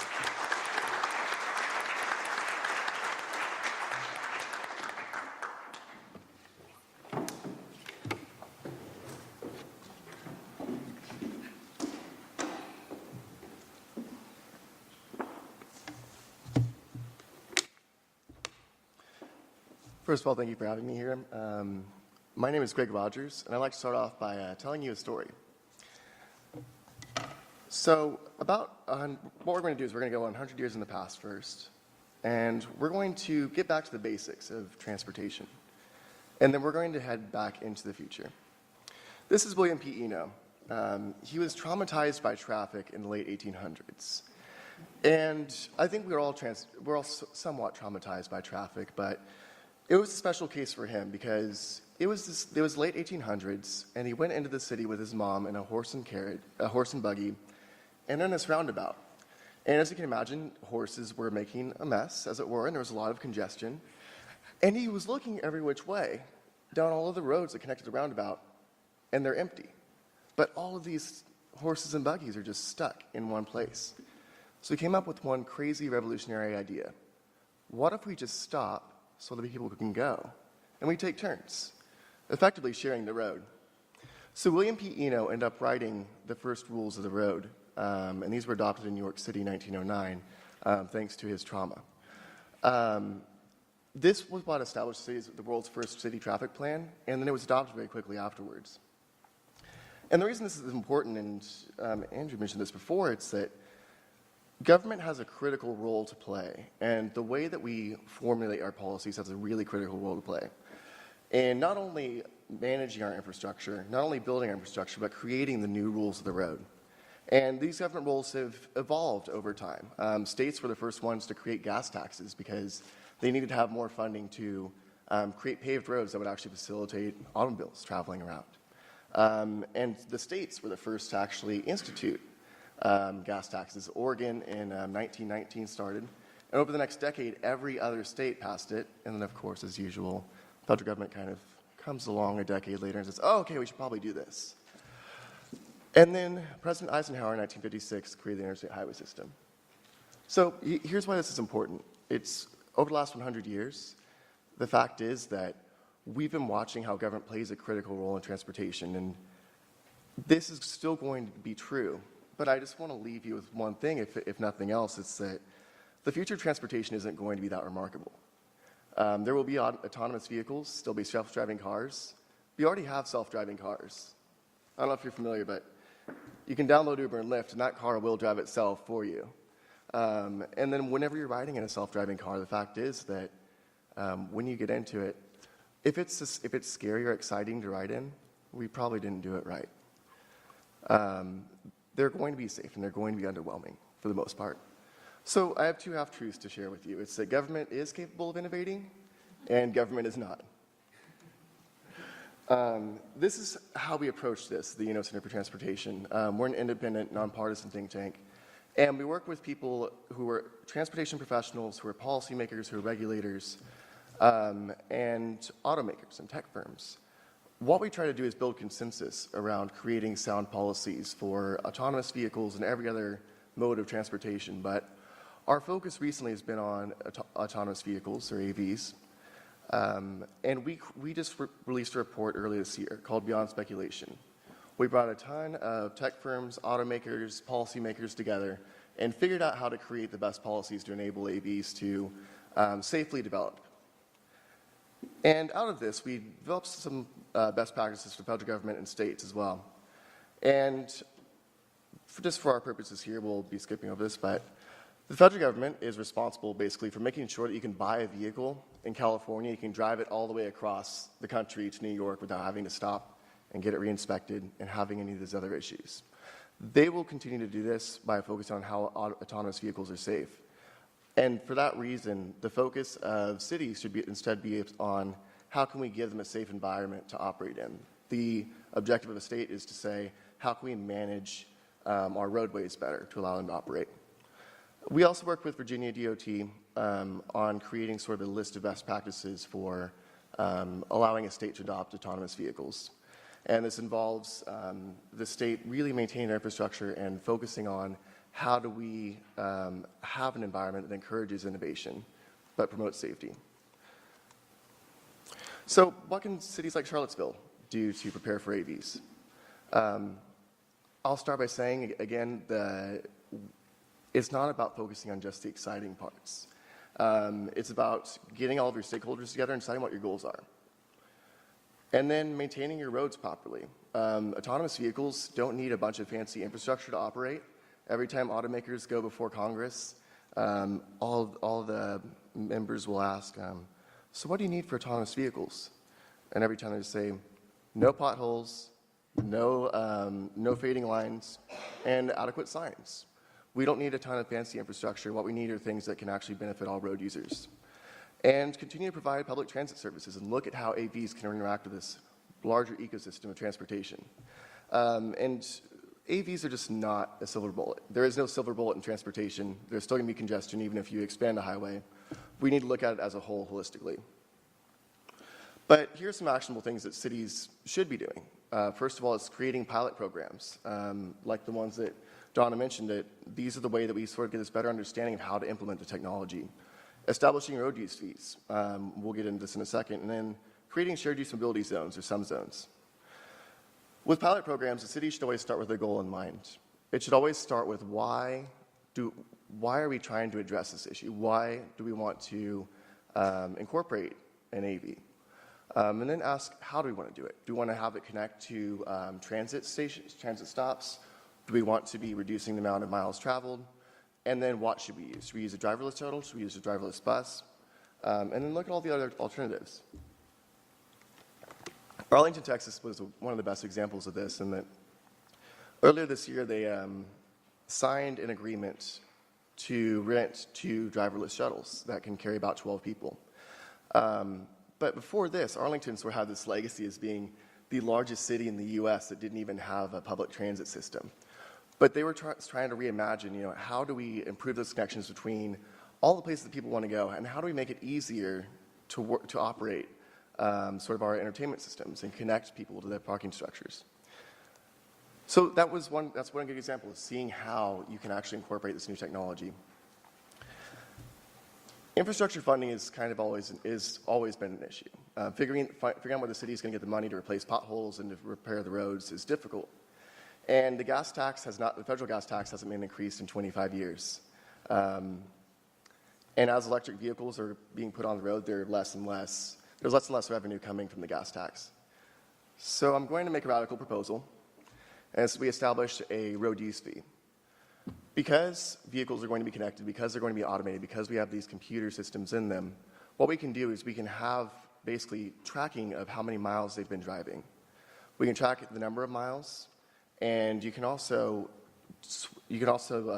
manage how much a driver has to pay in road use, basically taxes, based upon when they're driving, if they're driving during rush hours, and use other sort of carrots and sticks. And the way this would work is, imagine that you purchase your vehicle from Audi, for example, and it's an automated vehicle from Audi.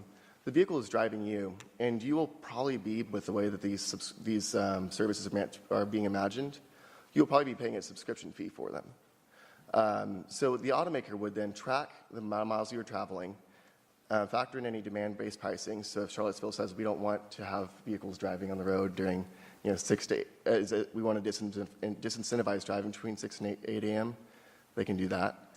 And then carrots and sticks. One good example is if you're sharing the road, if you're sharing your vehicle, maybe you would pay less in your road use fee. There are ways to incentivize this and to sort of tinker with this. Last part is think about parking. Curbside space is always under contention, how we use it in our cities. And as Donna mentioned earlier, about 1/3 of traffic is caused by non-recurring incidents. I used to be a Uber and Lyft driver in 2015. I did what any good millennial would do. I quit my job as a lobbyist where I was very comfortable. And I called my mom and I said, "Mom, I'm going to be a blogger." She said, "Oh, okay. What are you going to blog about?" "Well, self-driving cars." "How are you going to pay the bills?" "I guess I'll drive for Uber and Lyft or something." And so I did it full-time for 6 months. But one of the things that I always had trouble with was finding a place where I could pick up passengers in Washington, D.C. There's no curb space. And what happened was, inevitably, I would get a call, and I would pull up to the location. The person obviously wouldn't be outside yet. And I'd have to just put my hazard lights on and just sit there. Cars honking behind me, taxi drivers just making obscene gestures at me. And one of the things that I realized was that we're not looking at how our use of curb space is shifting. Uber and Lyft drivers need to be able to pick folks up. E-commerce means that there are even more deliveries happening with FedEx and UPS, et cetera, and Amazon now at this time. And then AVs are going to change sort of the trip structure. So if we look at it, this is Gramercy Park in Manhattan. You see there are 45 spaces for parked cars and then 3 for commercial trucks. And then there is a bicycle lane going down here. Now you can see all these spaces are full. And this red zone is just commercial loading. But if you look closely, you can see right where the red line starts, there is also a commercial truck parked in the middle of the road, even though there's a loading zone there. It's causing unnecessary congestion. So what if we rethink this? What if we set curb space aside and create some zones, or shared use mobility zones? An Uber and Lyft driver can quickly pull in and drop you off without having to stop in the middle of the road. The truck drivers during the day can do deliveries in that spot. And then when we have AVs, it'll be a lot easier to coordinate those pickups and drop-offs, especially when there isn't a human driver to call you and make sure that you get there. And so that's effectively what this is. It's looking at ways to reimagine how we use our space on our roads. And there's also a great application here for paratransit services, because one of the biggest issues is you have to be able to find a curb space to drop someone off if they're in a wheelchair, and also have to find a ramp. And just an update from Washington, the House recently passed the Self-Drive Act, a bill that will, for the first time, maybe create laws around self-driving cars if this were to pass. And the Senate is now considering the AV START Act, which was just released on Thursday. And this is somewhat similar. I think we're going to have about six or more months until it actually passes, but I would probably defer to David on that one. And then at USDOT, Secretary Elaine Chao recently released sort of this guidance for how cities and states should prepare for AVs. And what this shows is the federal government is looking at it. Virginia is obviously looking at it, as you guys heard from Governor McAuliffe earlier. And cities now should be focusing on what their role can be in allowing AVs to continue to develop. Thank you.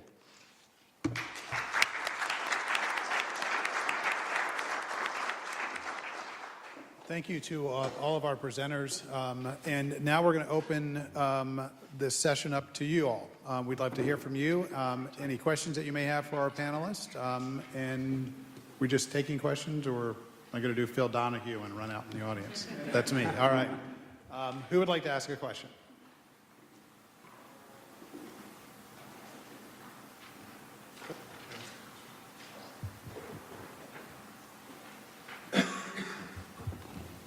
I have a question about parking relative to economy. Economy was the last group, and this group has talked more about parking. And noticing how very many parking spaces in Charlottesville and urban Albemarle are right where businesses are located and people are located. What do you see are the possibilities of the shared vehicles being a boon for economic development in those areas? Should I go first? So I think in our studies that what we're showing is that you won't need nearly as much parking if we all shift towards this shared mobility mode. And you're right, some of the most highly, sought after land in Charlottesville, we have to fill it with some parking spots right now for people to be able to access those businesses. But in the future, you can imagine, we probably will always have some parking, but certainly we can greatly reduce the amount of land dedicated to parking, especially in very high-value zones like the downtown area. Also, if you think about the application, what I was specifically talking about, just the fact that we have all of that parking dedicated to Amtrak right there on West Main in the middle of town, right next to what could be much, much denser development. So I see a very exciting future for that. I think that makes perfect sense. All I want to add is that it speaks to why, planning for bicycle and pedestrian infrastructure at the same time is so critical. Because I think that, part of last mile will be vehicles and part of last mile will be biking and walking. And so, I think that is, an essential part of the same force that's driving us toward driverless, or that we might be able to use driverless vehicles as well to reduce parking needs. That was exactly what I was going to say. The conundrum right now for a lot of localities is making decisions about parking with the pressures that we're receiving from businesses and others. We want to see parking right now. We want to see it close to downtown, but then trying to prepare for that, anticipating that whatever we build now is supposed to last 30, 40, 50 years, but not knowing what type of shift we'll see in parking needs in the future. So it's just something that localities are really dealing with right now.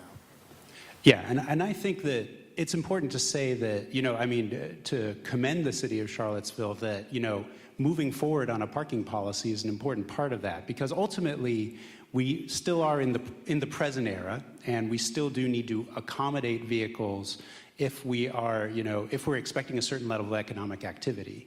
And I think that moving away from vehicles generally is part of that, and then managing the parking as best we can is hopefully a holding action, actually, until 20 years from now. But I think, yeah, how we manage the parking is then the question. Delicate balance. Yeah. Absolutely. Other questions? In the back. Yes, hi. Thank you, Council Manager. My question, you've got the mayor here, you have the city manager here, you have the head of economic development here from the city of Charlottesville. If they could do one thing in the next year, what would each of you recommend?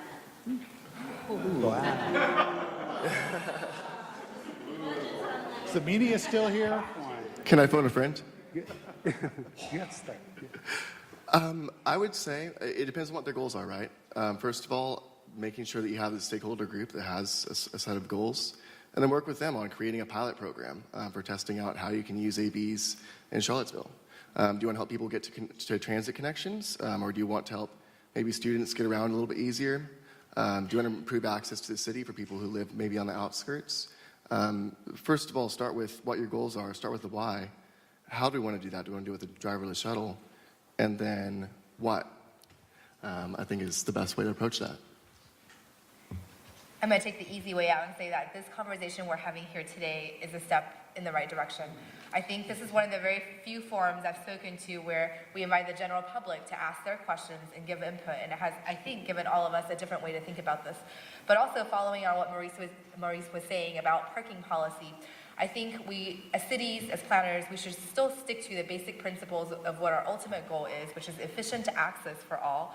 And in this case, even before autonomous vehicles come onto the market, we can start thinking about, stopping to subsidize parking and having people pay what they actually incur as expenses in transportation.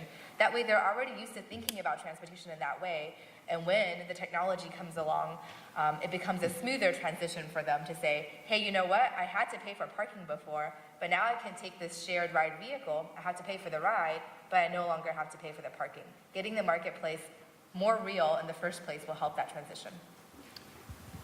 All I would add, and I hope I don't get in trouble with Maurice for saying this, is that there's a comprehensive planning effort going on right now in the city, and I honestly think every chapter in that document should acknowledge driverless vehicles in some way, or look at future mobility rather than current mobility in some way, and make it part of the engagement process as well. And I know that's a lot of work, so sorry about that. With autonomous vehicles, what might a football game at Smith Stadium look like? And then what might an evacuation plan look like for the city as well? Do you want to talk about that? Okay, sure. So let me background this answer by saying that typically we look at transportation planning as a typical day, right? Or we try to satisfy 85th percentile demand. So something like Scott Stadium football game would be 95th, 99th percentile traffic. It would be a special circumstance. That being said, right now for a city like Charlottesville, that is the perfect opportunity to pilot something like shared mobility, where we say, hey, instead of everybody driving their car to the football game, what if we somehow bring you guys onto shuttles and buses that can take you there easier? I think that can be done even prior to the introduction of autonomous vehicles. But certainly if we had autonomous vehicles, the ability to also have them situated in various places to bring then the access to these larger density vehicles can help in that effort. That's one I can already check off. We already offer that on football days. So we have the trolley from downtown that takes folks, have folks park in one of the garages downtown, and we take folks to the game and back at the end. So, yes, ma'am. Over here, I think we have time for one more question, Lois. In the emergency evacuation route. Emergency evacuation route. I think he wanted to touch on that if we could. Yeah, I think that's a question that I don't think has really been thought through a lot quite yet.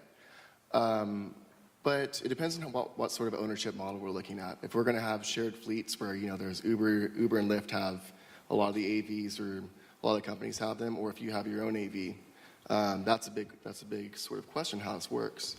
But I think it should be something that the companies maybe could be considering. Maybe that could be part of you having a subscription to your self-driving car service. And there's a potential here for National Highway Traffic Safety Administration, or even, I don't know, FEMA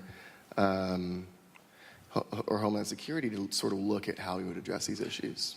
But I haven't heard this discussed very much yet.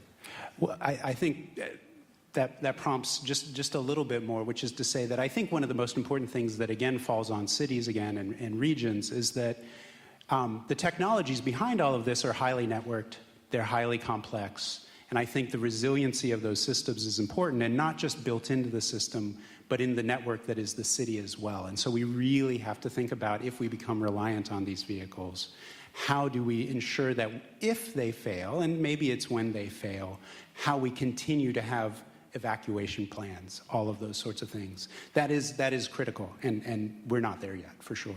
And let me just add one more piece to that, which is the idea that, if we need to have this tie-in to private vehicle ownership to guarantee a baseline performance for something like an evacuation, I can say that's sort of a false sense of security. We know now that if everybody got in their cars and tried to evacuate an urban area at the same time, with even 2 people in a vehicle, there's not enough roadway capacity for everyone to do it. You'll just get stuck on the road. So that already is not a solution. So I think having networked transportation where you have different options, you can take a bus, you can take a shared ride, you can take a shared ride to a train, having more options and having the ability to shift resources from, let's say a statewide model, if we're having, let's say, coastal evacuation from Norfolk, and we can shift resources from other regions towards that area for the temporary evacuation, we will still be better off with a networked strategy than we would having everybody saying, I'm getting my car and I'm getting on the highway.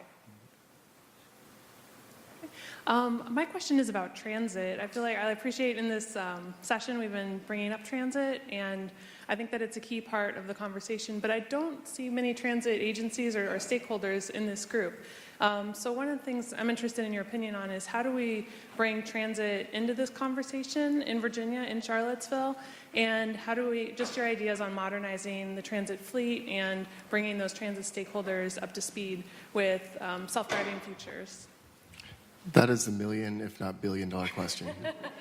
To start off, I think that transit agencies have just in general been resistant to the idea of autonomous vehicles. In some ways, they feel like it could endanger their business model, but some have been very, very proactive about adopting them. Contra Costa, California is testing driverless shuttles on it.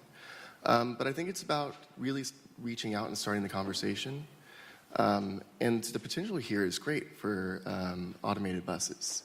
The technology is going to be there to where we can have a dedicated lane, and we can basically have bus rapid transit services for autonomous buses way earlier than most of us could actually buy our own fully self-driving cars. And it's also a challenging workforce question. There are definitely some unions who are concerned about losing a lot of those drivers' jobs, but I like to say that we could think about how the career of a bus driver might change, be more of a transit concierge. That person, their driving is really only 10% of their job. The other 90% is taking care of passengers. It's helping people with disabilities get on, collecting fares, et cetera. I think it ultimately becomes a financial question and a question of cities and cities' responsibilities to their population to some degree. And I think that if we think that mobility, subsidized mobility is important, then that is transit in some way. And if it's in an automated vehicle, a connected automated vehicle, or a fixed route, whatever makes the most sense to supply the most people is probably what we should do. But then we have to think about how we spend our money. And I think it gets to your question about striping the roads. I don't think we always know how to pay for striping the roads. So I think it's a matter of public priority setting for how we spend money. And I think that, hopefully we continue to care about providing mobility to those who can't afford it in a private context. What it looks like, though, could be many different things, I suppose. And I would also like to add to that I think we are making perhaps baby steps in that direction. So I, for one, have been attending the Virginia Transit Technology Roundtable, and this is a point of discussion, though it's still a little bit off perhaps not immediate. But I think we could start with these pilot programs. So in Seattle, which I showed the demos, the reason why we were doing that work for them is because the transit agencies there are starting to have partner pilot programs with Uber and with Lyft to resolve that very problem I was talking about. But again, it has to be financially driven. For them, it was the expense of maintaining those park and ride lots that drove them to say, we need a different solution. So in that case, they were looking for perhaps just a very limited solution in addressing how do we address this expensive parking problem. But really the solution is much more expansive than that. It includes shared mobility as a whole. So I think perhaps more conversations like this and maybe an organized strategy to say, hey, let's look at what shared mobility options could there be to complement your service. I think there is a lot of interest. I think we're all just a little unsure as to where to start in terms of pilot programs. Hi, yes. I wanted to piggyback on the great question about what should we do next year, but I also wanted to piggyback and kind of add to that, to Greg's comment, I think, about I think with this type of technology, it's very tempting to think that we won't be able, who knows, how can we possibly predict what might happen, and to kind of take a very kind of passive approach to being prepared, whereas Greg said, we actually already have prototypes of what it's like to have a self-driving car when we take Lyft and Uber, even just taxi cabs and stuff. So I'd actually like to say, while we have people like Maurice and people here, what are the 3 prototypes we could try next year in Charlottesville to simulate some radical rethinking of our downtown suburban spaces, transportation options, to get a sense of what it might be like, what works, what doesn't for different groups of people within Charlottesville. And is this for just the future of mobility in general, or for AVs or for AVs alone? Well, I think that was my bad. Yeah. What I took as the point was, don't wait, you don't have to have driverless cars to prototype and propagate what it would be like to have a very different shared use, like what it means to not own your car as much, or have different parts of the city operate very differently. What are 2 prototypes, 3 prototypes, whatever Maurice thinks we have time for, next year that could really give us a sense of that future right here in Charlotte? Yeah, a lot of the solutions to our transportation problems look a lot like AVs because they basically are, could be AVs. The example is trying out just having a bus rapid transit system. You have a dedicated lane for a bus going both ways, and then you see what that looks like, and then you see what the frequency is, and you see how the city reacts, and you see if people actually want to use it. Second one is using driverless shuttles, like the Easy Mile one that I showed earlier, to have those transit connections. And the third one, I mean, I'm just going to push my own idea here, but try out some zones, see if it works for you. I mean, all I would add to that is that we should make sure then we're doing, if we're looking for experiences that model the future, we should also be, trying to close streets more often and have festivals and do the sorts of things that a future with driverless vehicles, we should want out of that future. So yeah, I think that's a great idea. I think at a local level, I've had some conversations with Jaunt because they have basically kind of a mobility on demand, though it's reserved 24 hours in ahead kind of model, to see whether there are any synergies between a service like that and having sort of this automated feature that could really help them be more efficient. All very good ideas, things that a number of those things are ideas that we've actually had some conversations with here in the city and with our friends in Albemarle County as well, bus rapid transit being one, especially the possibility of doing something like that on 29. It is wonderful to have those types of conversations in rooms like this, but when you go outside, you tend to get some opposition and pushback, and so that's part of that discussion that we have to have as a community. Where do we want to be in the future? What are we willing to give up at times in order to get there? And that's certainly an important conversation that we will have as a community, as a shared community with Charlottesville and Albemarle County and the whole region, especially on the issue of transit and the future of transit in our community as well. And we're having that discussion right now. Just a couple of weeks ago, the City Council met with the Board of Supervisors and agreed to a regional transit partnership where we're going to study these issues and develop a partnership that will be, I think, very proactive in looking at all of these types of issues and the impact it's going to have in our community, not just in the next 2 or 3 years, but the next 5, 10, 15, 20 years. And it goes well beyond Charlottesville and Albemarle. We're having discussions with folks in the Shenandoah Valley about commuter efforts between Waynesboro, Stanton, Harrisonburg, and Charlottesville and back. So a lot of really important communications between these localities that are happening right now, and I'm looking forward to them because it is a very exciting time to talk about these issues. So thank you to our panelists for being here, and thank you.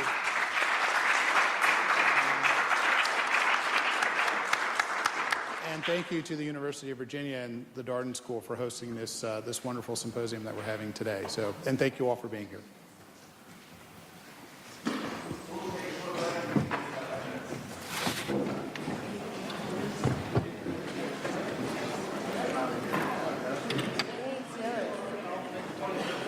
I know. Hit a pun.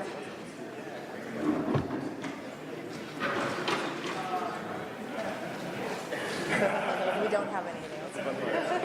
We just investigated.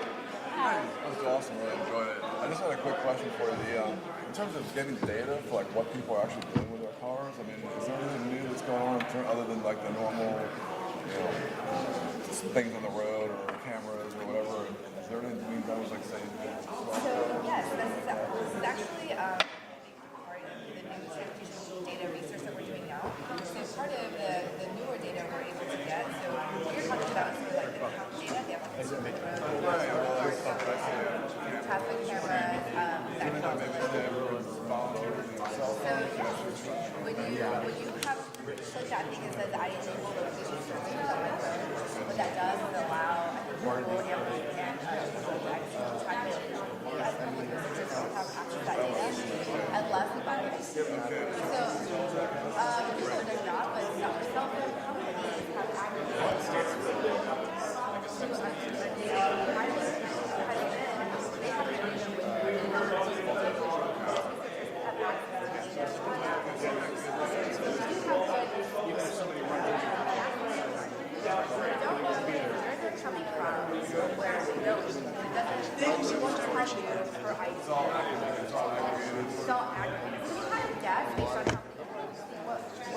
When you have some time, I'd like to kind of invite you to join Vincent. Oh, absolutely. Would love to. It would be an honor and privilege. Couple weeks. Well, I'm pretty sure. I think I'm not a horrible lawyer this time. I usually don't have my card. Let me give you my card. I think I already have it, but please reach out. Okay. Would love to. Okay. Yeah, I'll send the email to you. Fantastic. Have a group of people have a discussion. Would love to. Keep you updated what we do.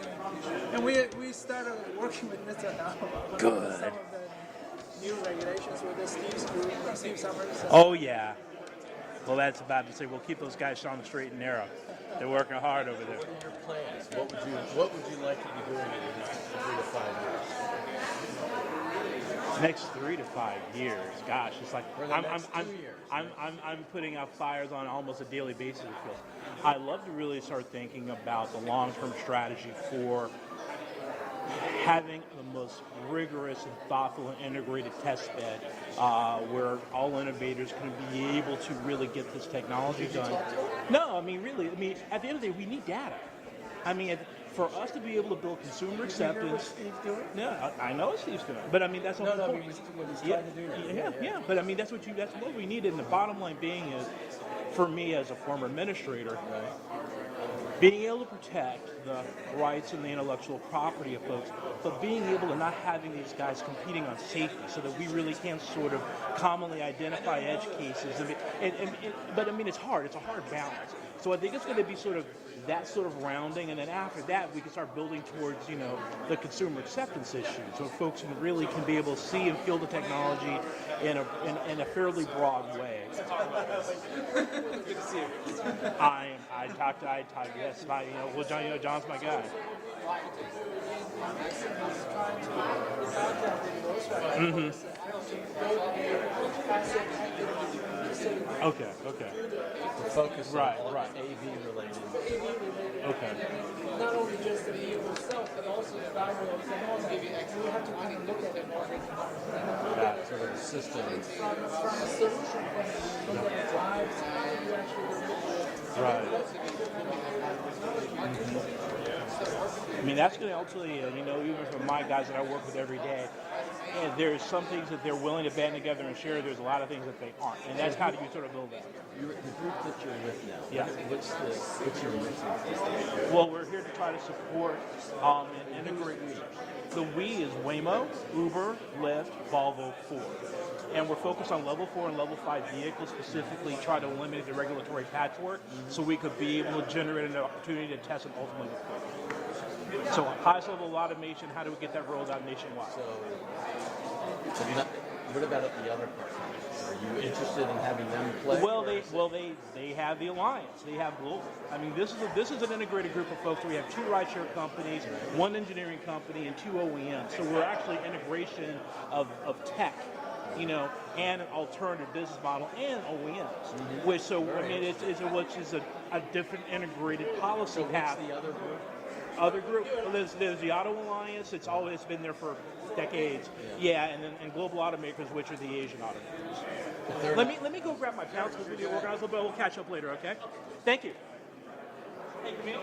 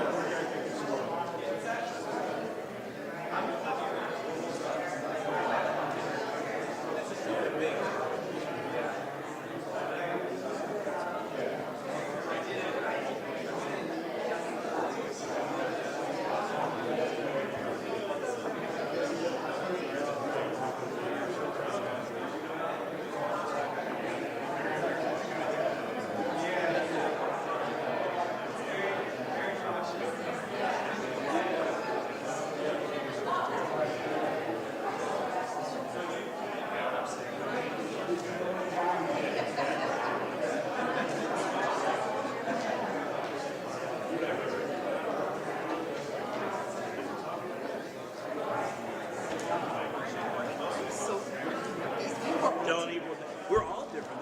That's going to be the beauty of our panel. Okay. I'm just going to talk about that. Okay, this is my. Please let them know that because it's not. Yeah, I'm not a techie person. No, so, that is, believe me. I'm talking about health and all these other things. I got your back. Couple questions. Are we still doing Jenny, Tanya, then your wrap up, and do you have? I'm the first. You're going to be first. Okay. I'm Are you first, still going to have then Jenny, Okay.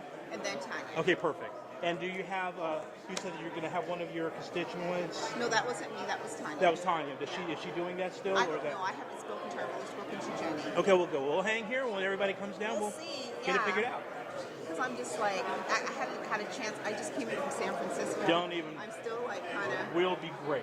Yeah, I think it'll be fine. Oh no, I have zero.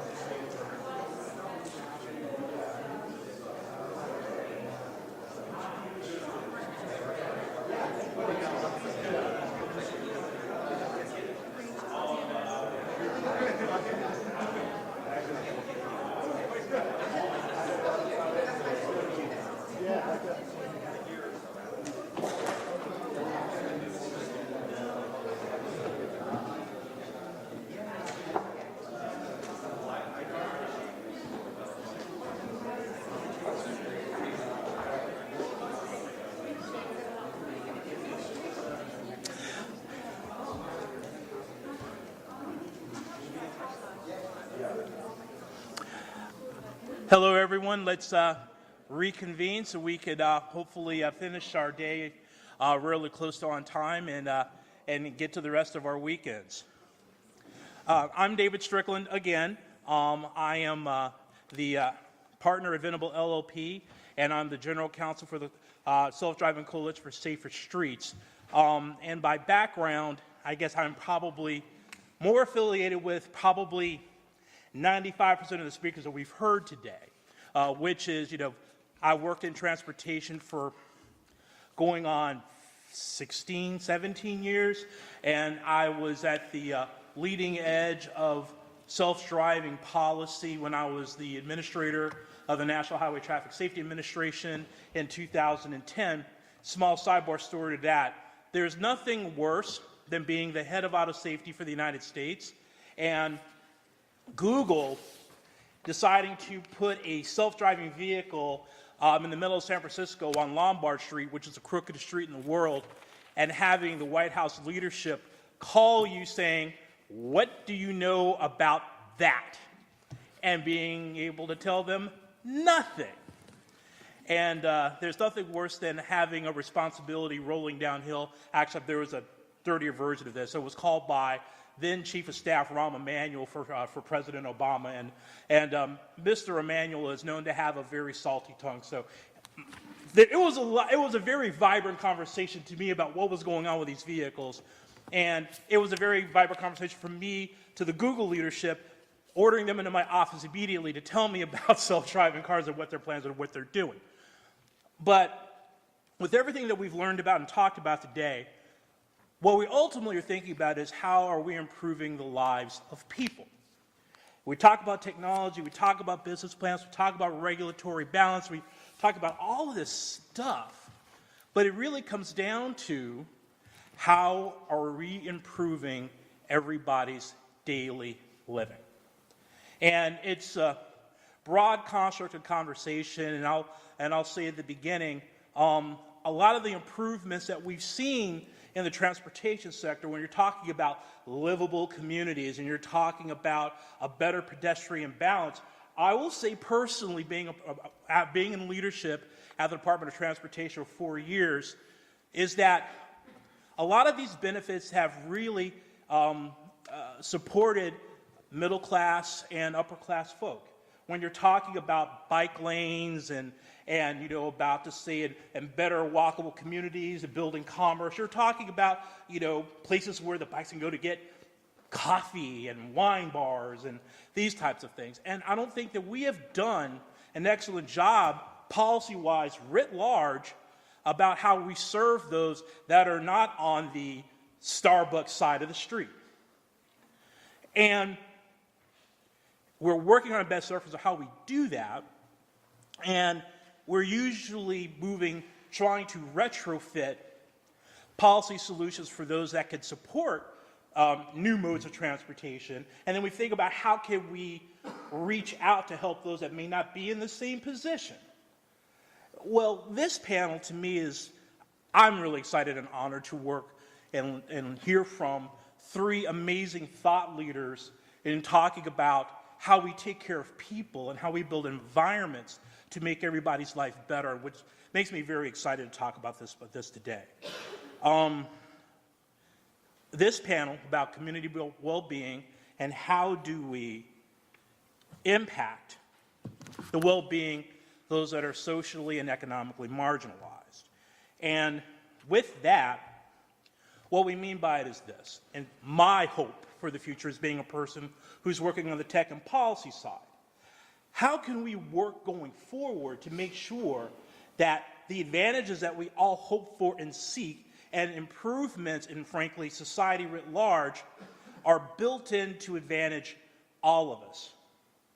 And how do we communicate with, build policy structures to, build infrastructure for those people that have always had fewer transportation choices and limitations which have impacted them in a number of ways in terms of being able to get to jobs, being able to get to a broader variety of schooling for their children, and frankly building a stronger future for everyone. So that's what this panel is going to be talking about today. So These three scholars, they're not tech people, they're not transport people per se, but they frankly have the most important interface. How do we help and support those that we are not reaching down effectively today? And how do we make plans for the 20 or 30 or 40-year future of self-driving so that we can advantage these communities? How we can help the disabled? How can we help those that are economically marginalized? How can we sort of pull this all together so that all boats rise with the investments and the thoughts we're talking about? That being said, let's talk about our presenters for today. Going first will be Camille Burnett. She is the Academic Director for Community Engagement and Partnerships and is an assistant professor and a scholar with extensive professional experience in public health, public management, and on population health-related boards at the international, national, and local level in public health research and consulting. Dr. Burnett's program of research examines policies related to violence against women and the impact that contextual and structural influences have in shaping policy as enacted. Our next speaker will be Tanya Dekla Cobb. She was appointed as the director of the Institute for Environmental Negotiation in 2015. Ms. Cobb is a seasoned mediator and facilitator of environmental public policy, an author, and a teacher. Throughout her career, she worked for the federal government, the state government, and was among the first certified in 1993 by the Virginia Supreme Court to mediate court-referred cases and conduct training in mediation. She is a senior practitioner at the National Roster of Environmental Dispute Resolution and Consensus Building Professionals. Last but certainly not least is Ms. Jenny Rowe. Ms. Rowe is the Mary Irene DeShong Professor of Design and Health and the Director of the Design and Health Center and the School of Architecture here at UVA. She is an environmental psychologist exploring the relationship between people and place with particular expertise in restorative environments and mental well-being. With that, actually, let me switch. I apologize. Camille will be going first, Tanya will be going last, and Jenny will be going second. But first, please welcome to the stage Dr. Burnett.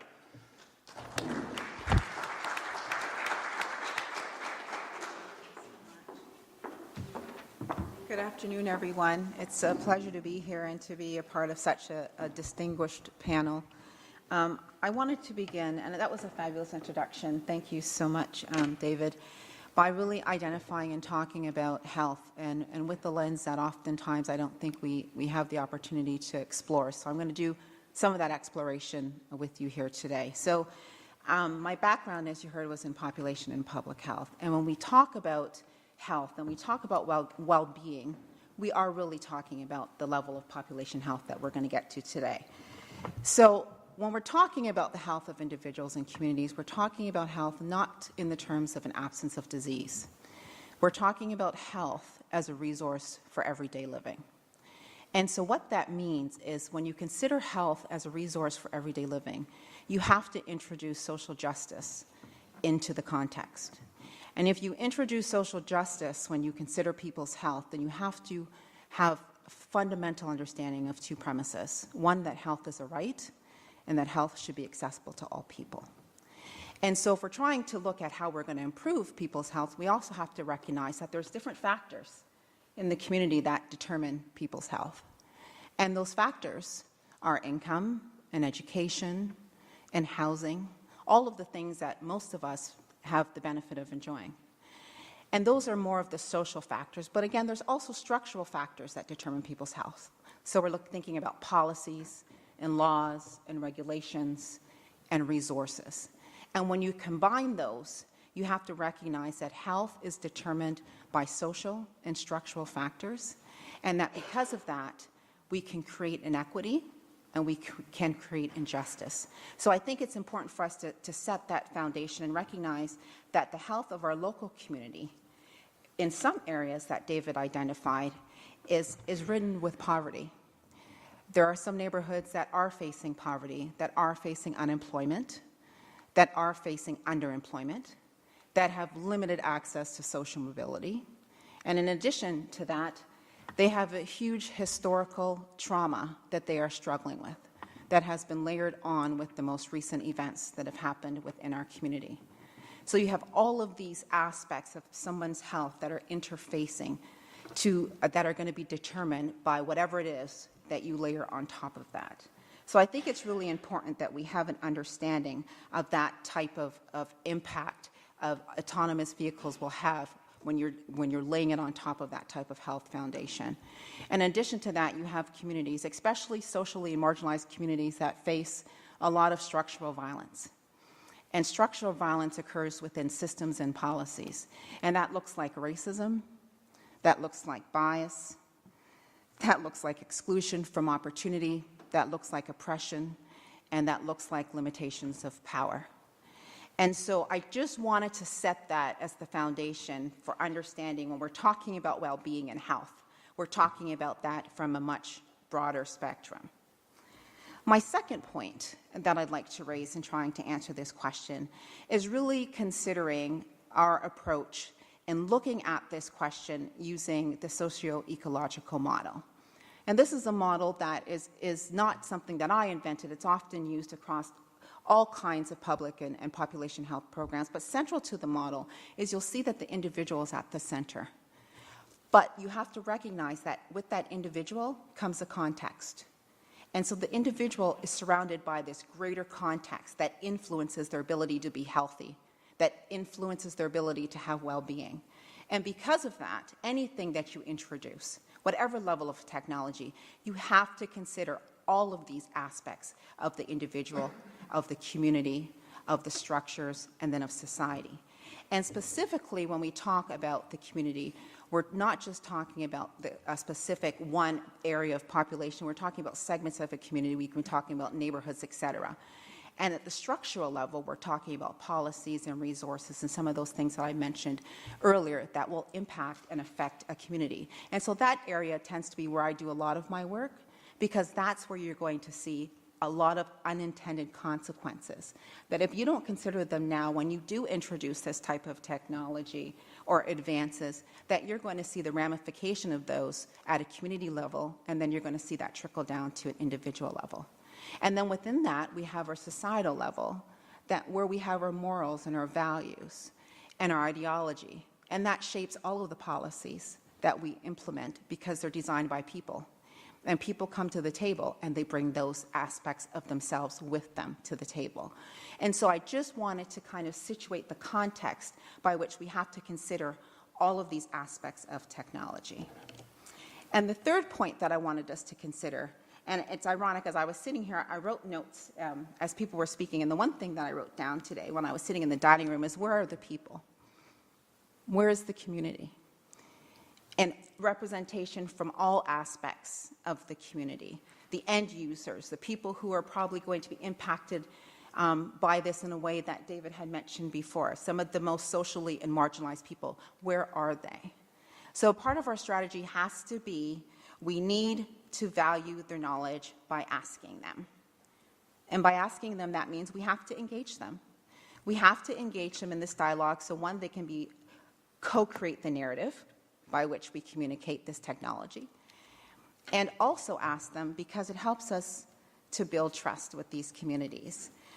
And doing that is important for us to engage community partners. And many of the partners, and I'm not talking about traditional partners, so we have a lot of technology people, we have a lot of design people, we have city people, and I think that's fabulous. But I'm also talking about some of the non-traditional partners, the people who are deeply, deeply rooted and entrenched in these communities with those who are socially and economically marginalized. They should be our partners at this table when we're looking at how it is that we're going to introduce this technology. And they have already built the trust with these communities. And I'll tell you, we have many nursing students who go into some of the areas that I would consider being socially and economically marginalized. And trust building within these communities are paramount before you can do anything else. And so I don't want us to overlook that as an aspect that we can just negate and assume that, yes, of course we want this technology to be introduced and we want it to have a positive impact and we think it's really going to be beneficial to individuals' health. But unless we start to build that trust, we're not going to get anywhere with the community. And so I'll leave you with some more questions that were raised for me than answers. And I wish I could have come here and answered this for you, but I think my answer is to pose more questions and to make you think a little bit more critically and contextualize the impact that this potentially could have. So one of my bigger questions was to identify upfront what are some of the potential intended and unintended consequences of introducing autonomous vehicles into our community. And how can we upfront start to mitigate that in a proactive way, not run around and react at the end of it and trying to help other people. Let's build them into the conversation and try and think about that upfront and think about how we can start to mitigate some of those impacts. And then what we have to do is we have to use that insight to help guide our decision making. Because if we identify what these things are, there should be an expectation that we do something about them. And we do something about them up front, and we do something about them in partnership with the community. The other aspect that I think really needs to be explored further is really looking at what the health implications are across different settings. And again, using that broader different definition of health, what are the implications within a rural community versus an urban context? Because how that rolls out will look very, very different across those settings and across the populations that are socially and economically marginalized within those geographical spaces. I also wondered, what would success look like? What is health and well-being? What does that look like, and what does that look like according to the community? And how are we going to measure that? How are we going to evaluate it? How are we going to identify that? What are we striving for? What is that benchmark? I think we need to know these things up front before we move a little bit too quickly ahead of ourselves. And I'd also want to know what are the strategies that we're going to use to really address some of the structural violence that might be an unintended consequence of bringing in this level of technology, and what are those strategies that we can identify, again, proactively. And finally, with my population and public health hat on, I often think about many of the strategies that are already in place, where we talked about building walkable communities, we talk about the built environment and all these other strategies, and how will these two very different paradigms come together to coexist. I think we have to explore that, because if we're looking at having people accessing more transportation, but we know that a lot of the initiatives that we've done in the past to create these walkable communities, to have better built environments, have really been to combat the epidemic of chronic disease prevention.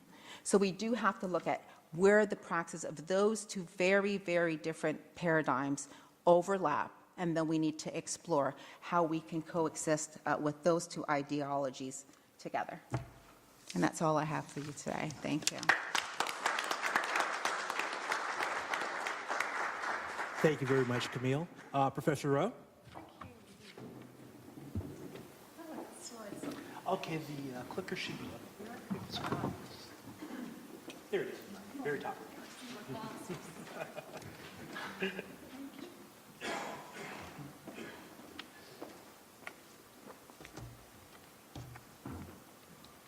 Oh, so. Good afternoon, and thank you very much, David and Camille, for that very thought-provoking presentation. I'm an environmental psychologist. My interest is really in how the world shapes human behaviours and how we shape that world. I'm going to talk quite a lot about human behaviour in relation to technology adoption. I don't, as David said earlier, know a lot about driverless cars, but I do know a bit about behaviour and human behaviours. So I'm going to start off with an old English proverb. You can lead a horse to water, but you can't make it drink. So people, like horses, will only do what they have a mind to do. We all make choices that sometimes go against our self-interest and our health and well-being. We know in this room, I think there are many potential benefits to health from this driverless technology. It can make getting from A to B less stressful, particularly if you're used to driving on the other side of the road. It will result in improved air quality, reduced carbon dioxide emissions, improve respiratory health issues, asthma, increased safety, and so on. But we also know that ideas and technologies introduced often fail to take hold because the individuals and communities that they are designed to benefit never really truly embrace them. So what I'm going to do over a relatively short presentation is introduce you to some frameworks that can help us tease out how we might change behaviours in the types of communities we're talking about today. So, altering any behavior, be it a health behavior, a technology behavior, requires three things. It's called the CALM model, tried and tested in many fields, including health. We need capability, opportunity, and motivation. Within the transport sector, capability might mean, say, personal mobility, cognitive functioning, and agency. Very important. Agency is our ability to act. It's really about having control within us to take those actions. And we know in the types of communities that Camille has been talking about, agency and empowerment and self-control is pretty poor. So we have to learn how to build that first of all. You have to have the opportunity, obviously, to access the technology. The previous presenters were talking about that opportunity, about the need for the system to be available, easy to access, safe, about the time constraints possibly in using that system. So you have to have all of those things in place. And finally, you have to have motivation to use the technology, or there has to be, with respect to transport behaviours, a destination and a personal intention. Now, we know with behaviour change drivers, if those intentions are intrinsic, i.e. if they're driven by internal rewards rather than external rewards, the uptake of the technology will be greater. So you have to start with that model. And then there are 93 ways in which to change behaviour. We could be here all afternoon talking about those 93 ways. Fortunately, some clever folk at University College London have factored those down to 16 core components. And I began to start thinking about what some of those core components, behaviour change techniques we call them, might look like in relation to driverless cars. So, of course, you can, the top four actually are the four behaviour change techniques most frequently used and most often used in tandem. So the first, you can also offer or you can provide disincentives. So you make it more difficult for people to actually use their private car to get into the city. This generally penalises the poor and supports the wealthier in our society. So I'm not suggesting that's what we do, but it's commonly used.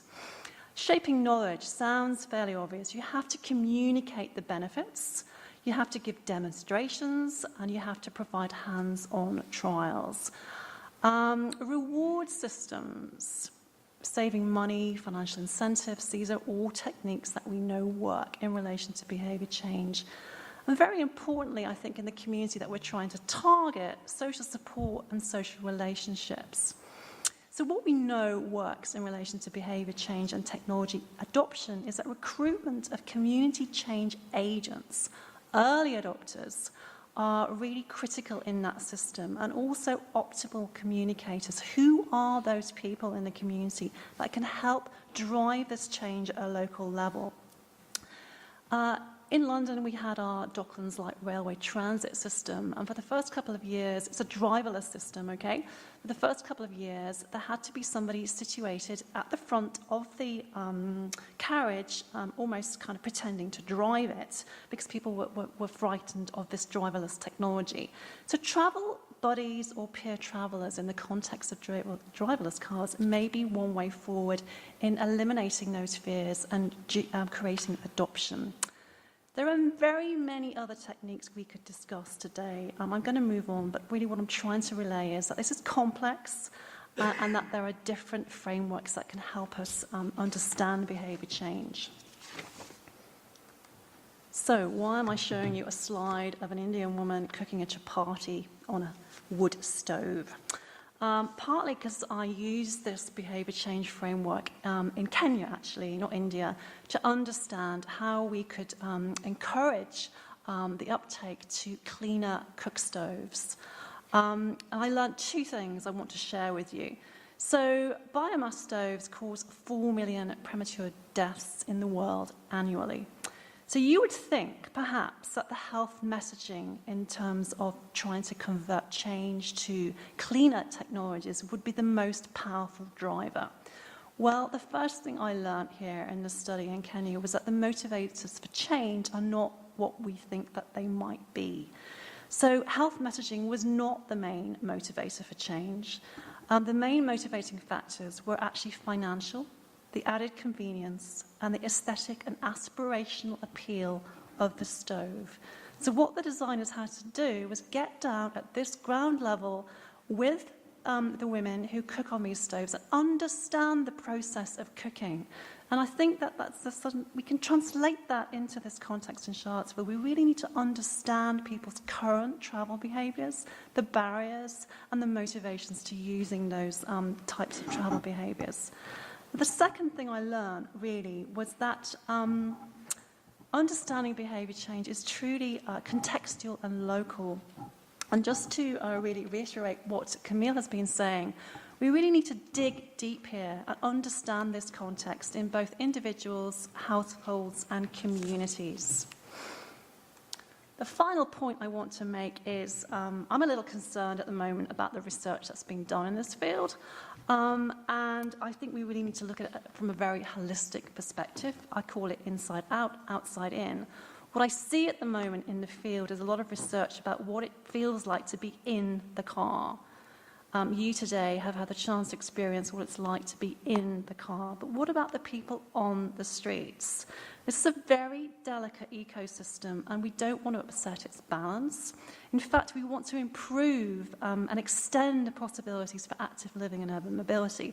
This is what a lot of my research is designed to do. Andrew was also talking about this earlier. So am I, as a mother, going to let my 9-year-old child cycle down a road with a driverless car? Am I, as a 90-year-old, stepping out off the curb into the pavement, going to feel confident to do so? So we need to look at this from a holistic perspective. And then finally, we were asked to throw out some research questions. Camille has already spoken about the need to build trust, so I'm going to park that question because it's already out there. How do we confront the fear of the unknown? And what are the gender and the age barriers? We know a little bit that there are barriers by age and gender. We need to tease those out and also understand where are the opportunities. How do we identify and use these change agents in a community? Who do you think they are? They're very likely going to be our young people, the people who are used to technology and fearless of technology. And finally, how do we make access inclusive and diverse whilst also avoiding stigma? As somebody has used the public transport system in Charlottesville, I sense that there's a kind of stigma to using the bus, and that we really need to try and avoid this in relation to making accessible driverless cars to particular sectors. So those are my thoughts and reflections on how we might build health from the bottom up, really focusing on behaviour and behaviour change as the way to build health. Thank you.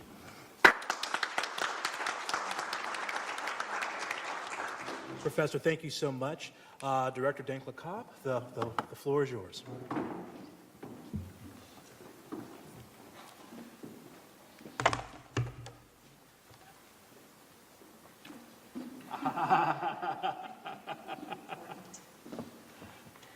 Great, thank you. It's a real pleasure to be here today. I think I feel very at home with this panel. Dr. Burnett was talking about how are we actually improving people's lives, how do we do it? And one of the things that you said is we ask. Well, I was asked to ask. So I'm here to report on what I learned.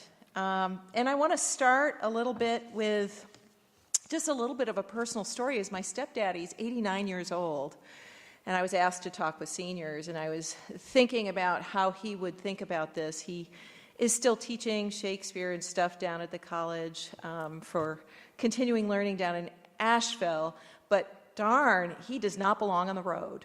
Right? He does not. But he has said, and I won't say the expletive deleted, but he said, you know, pounding the table literally in front of us, that nobody's going to take my car away because it is his independence. It is his sense for his generation, probably not the millennials we heard this morning, but independence and his identity, his identity is wrapped up with his independence, right? So I'm thinking about this and going into the focus group for seniors, which was, we were fortunate enough to be able to pull together a group of 8 seniors who are at the Mary Williams Community Senior Center at the Jefferson School, and thinking about what is it that is important to them, and really hoping that we could elicit some of this. And I think I have some things that may surprise you, that may interest you. Certainly I was surprised along the way.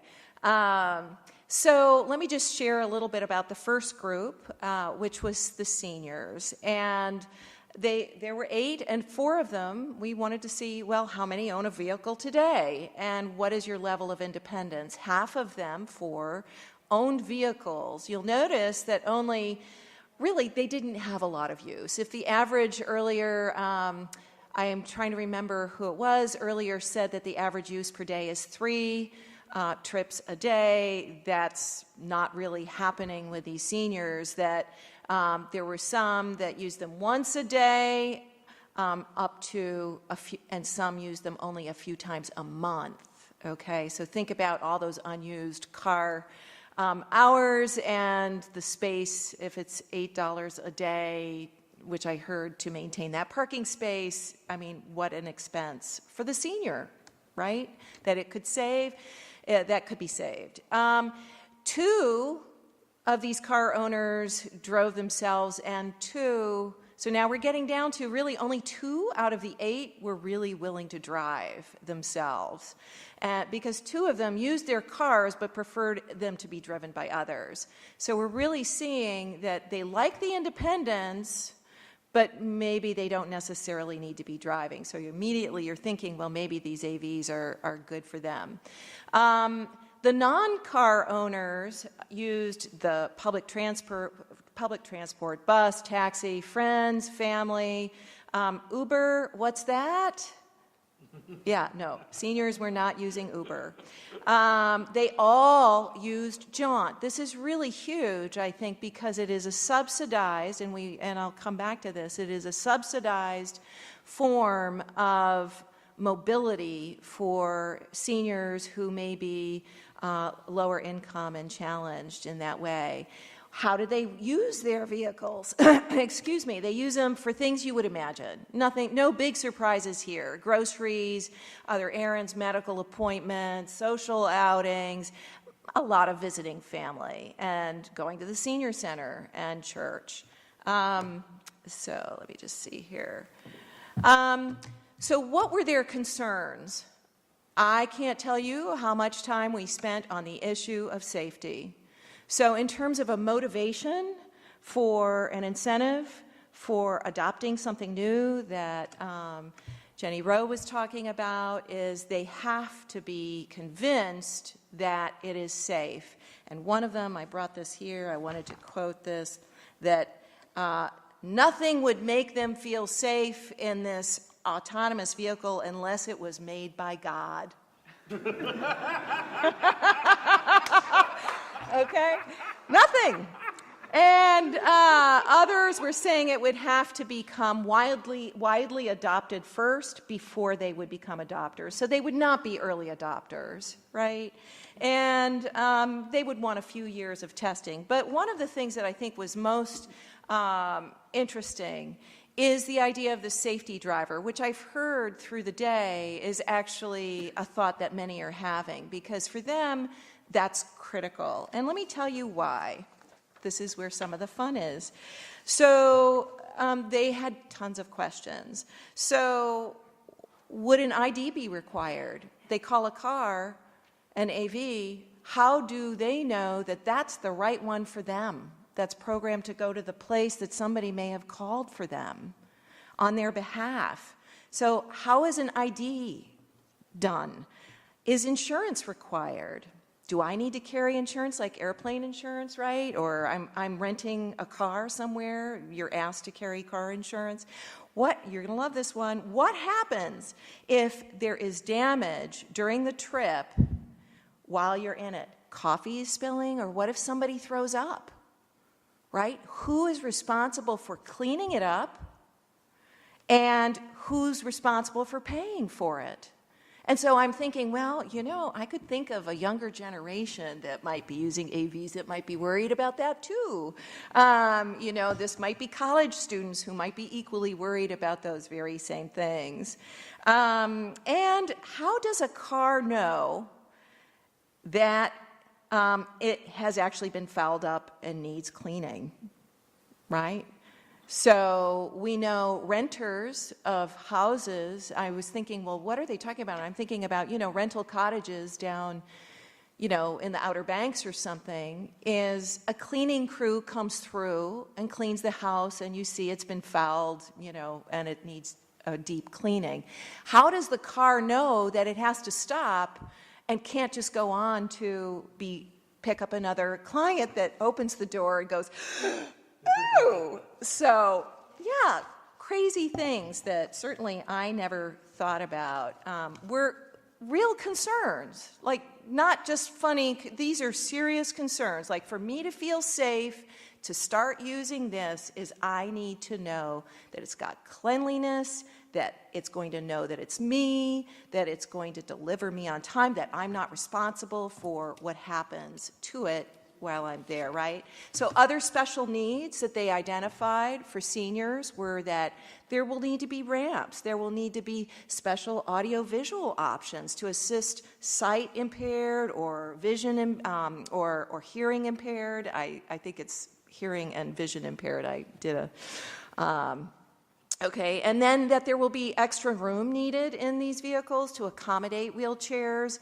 and most importantly for seniors in terms of their safety, still safety is paramount, is what happens if something happens to me medically? How can I call? How can this car know that maybe it needs to change its route and take me to the hospital, or that somebody needs to come and get me so that when it goes to its next stop, there isn't somebody finding me on the floor of the car?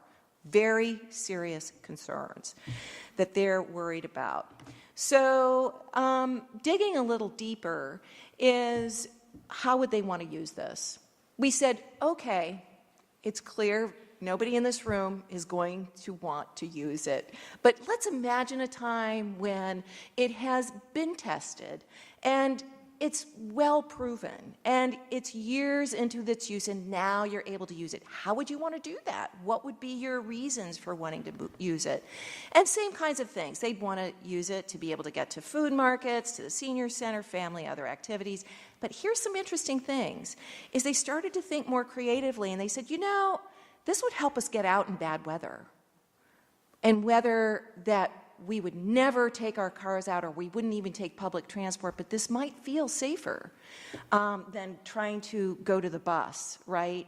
And so it might also help us after business hours. It also might help us get to a destination that now we can never imagine going to, like New York City or even DC, really dense and difficult to navigate, that maybe we could do these occasional jaunts to places we couldn't normally get.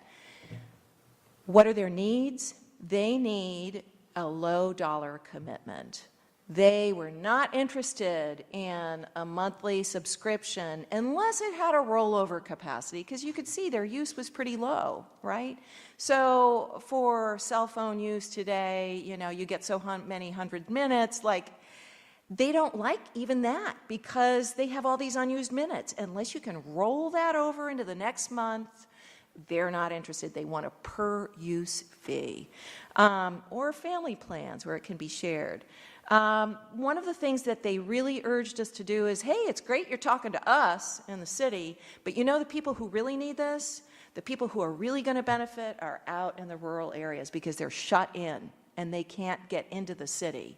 So that's who you need to go talk to. Pets, one of the biggest surprises, pets. Will we be able to use these to send our pets on their own to the vets? Right? Why not? And of course, you think about it, because for them it's a big problem to get out and to go there. And maybe it's a bad day for them, but the dog needs to go or the cat needs to go. So thinking about that is is big. All right. So the next group that I was asked to ask was single working parents. And I think that this is really getting at some of the issues of our disadvantaged, our challenged, our low-income population is, frankly, I was not able to do that because after August 12th in our community, this segment of our community was really tapped out. It was a trauma, as you talked about, Camille, and our social services were tapped out in trying to handle this aftermath. So we tried to think creatively, so we talked with people who serve the single working parents. But I will make a couple comments before I close on some thoughts of what we might want to think about going forward in terms of asking, which is huge and important. But first, let me share with you the few things that we were able to elicit. One is safety was not the biggest concern, like the seniors. The most, as you might imagine, the biggest concern is affordability, that it's got to be less than or equal to public transport. And they've got to have the ability, so their need is, one of the issues you'll see was protecting their jobs. Many of these single working parents are, in fact, Uber drivers. That was a surprise for me. This is how, and we heard it from an earlier speaker, that they might be doing 10 to 15 hours a week to supplement their income to help fill out, their needs of what they need to pay for. And so what was really heartening to me was hearing that we would not be losing jobs, is we might actually be gaining different types of jobs. And so thinking about how, when we transition to this, how can it serve the needs of single working parents, because they have the need to be able to transition frequently between jobs and different shifts. So they're pulling lots of shifts, different strange hours of the day. They need to be able to get to different places quickly and reliably. And how can they do that? Their biggest interests will be, can I use this to transport myself and my children? So one of the big questions is, what's needed, and the seniors raised this with regard to their grandchildren, is will we be able to put children into these cars and know that they're safe? So will it be like childcare? Do there need to be certified childcare drivers on board watching the children, making sure that nobody else is getting on board, that the kids are getting off where they need to get off? All of those very important safety issues.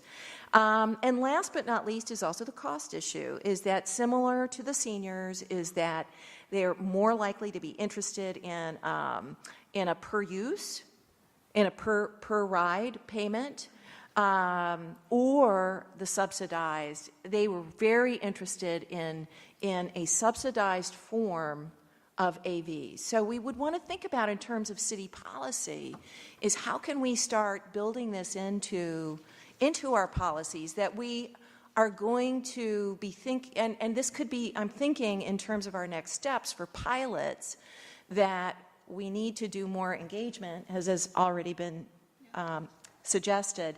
And in the pilot maybe should be thinking about piloting it with some of these very challenged members of our community who are stressed because of low income, stressed because of special needs, et cetera.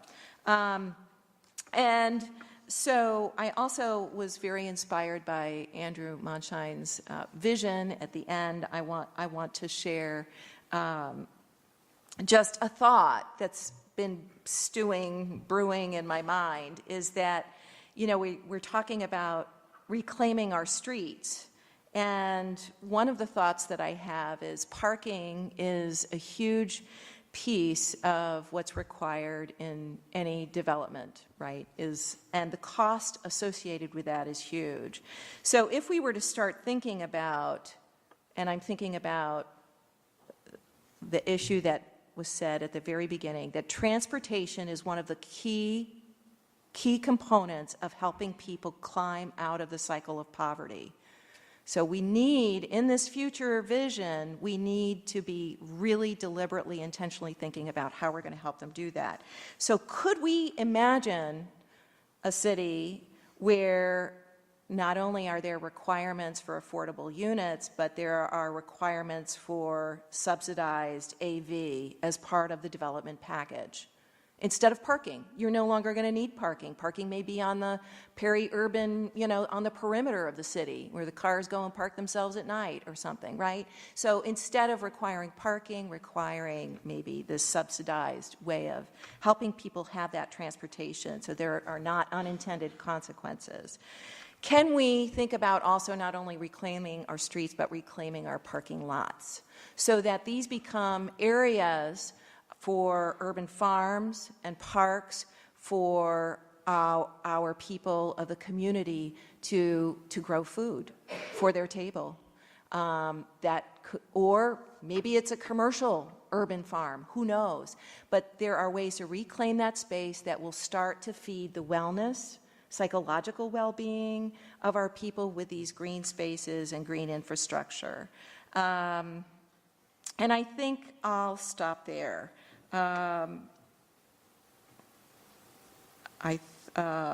Yes, the main thing I wanted to leave on is that we have to be thinking about increasing mobility for our low-income, single working parents, for seniors as a way of breaking the cycle of poverty, and for seniors for making sure that they stay connected for their health and well-being. Thank you.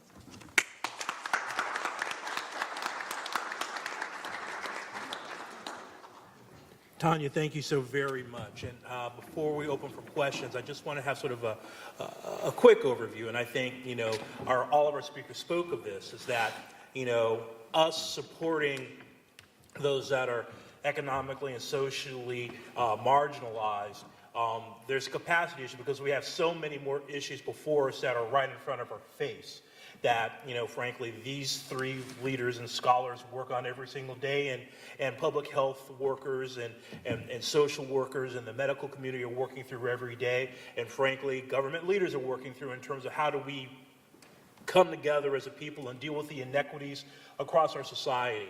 And especially for this very beautiful and special community, what happened on August the 12th. While it does seem a little, futuristic to be able to talking about public health and wellness and economic opportunities in a futuristic way, in a beautiful campus, in a beautiful business school.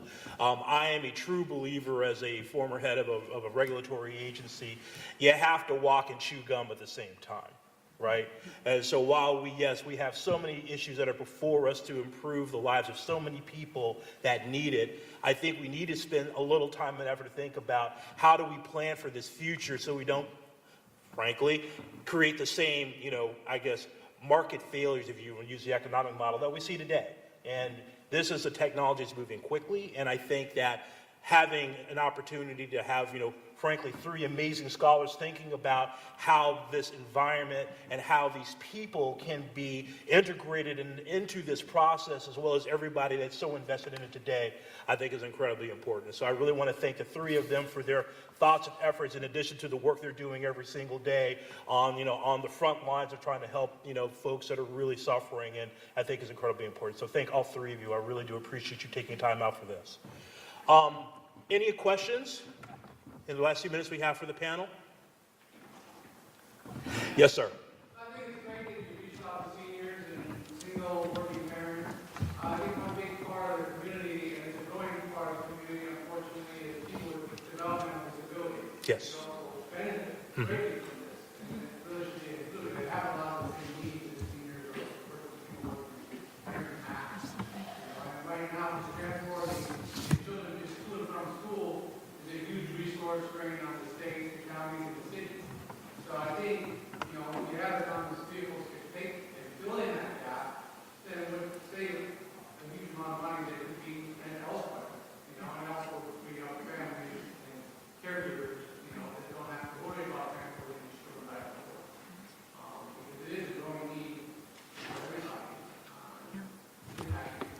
Yeah, I think that's right. And another, I think that's right on. And another part of the community, we really tried hard, and we were almost there 3 times, but we just couldn't connect, is the IRC, our refugee community. And so I think that they also would have probably slightly different shades of interests and needs for the AVs that need to be explored, still need to be explored.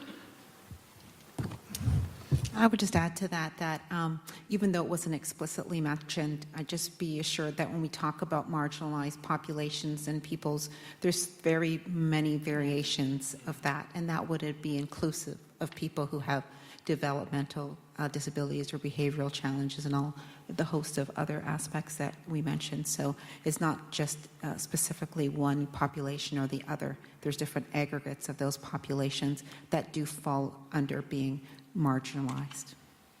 Thank you. And just as a carryover, I mean, being the not smart but technical end of our panel,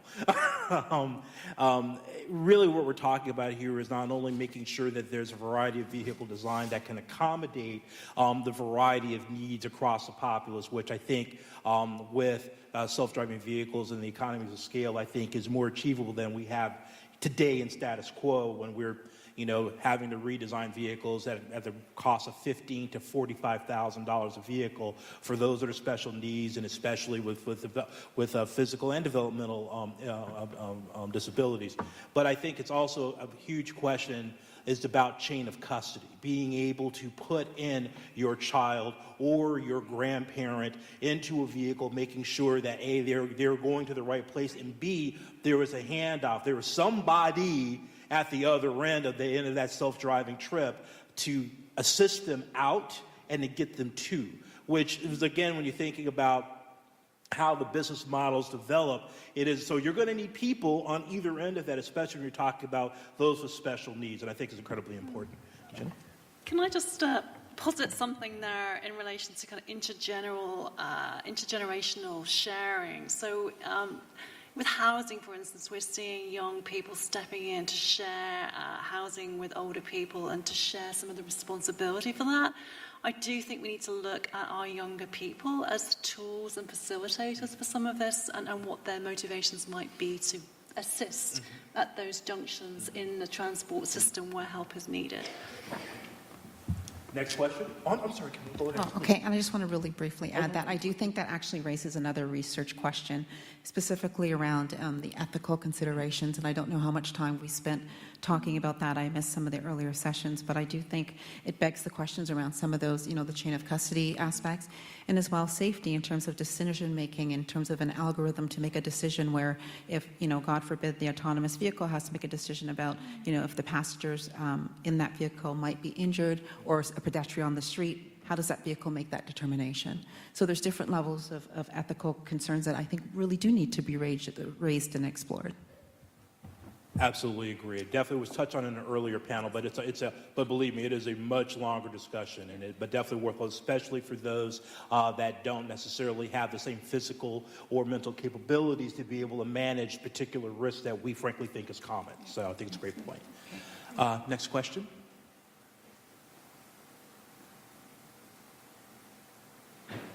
Oh, yes, ma'am. There's just an interesting, we kept talking about all the lost jobs of bus drivers, and it really does seem like there's going to be, at least for quite a while, a job as a concierge. Yeah. That it's kind of like when we went for self-operating elevators. Oh, yeah. And for a while there, we still needed the elevator operator because people were afraid to use this push-button elevator that didn't have anyone in it, and they would be unsafe, and they'd be alone, and what if they got sick, and what if, et cetera. All the same fears that were there during that interim period, and so there may be an interesting new job opportunity for transit concierge that pays attention to the children in the vehicle and to the older adult.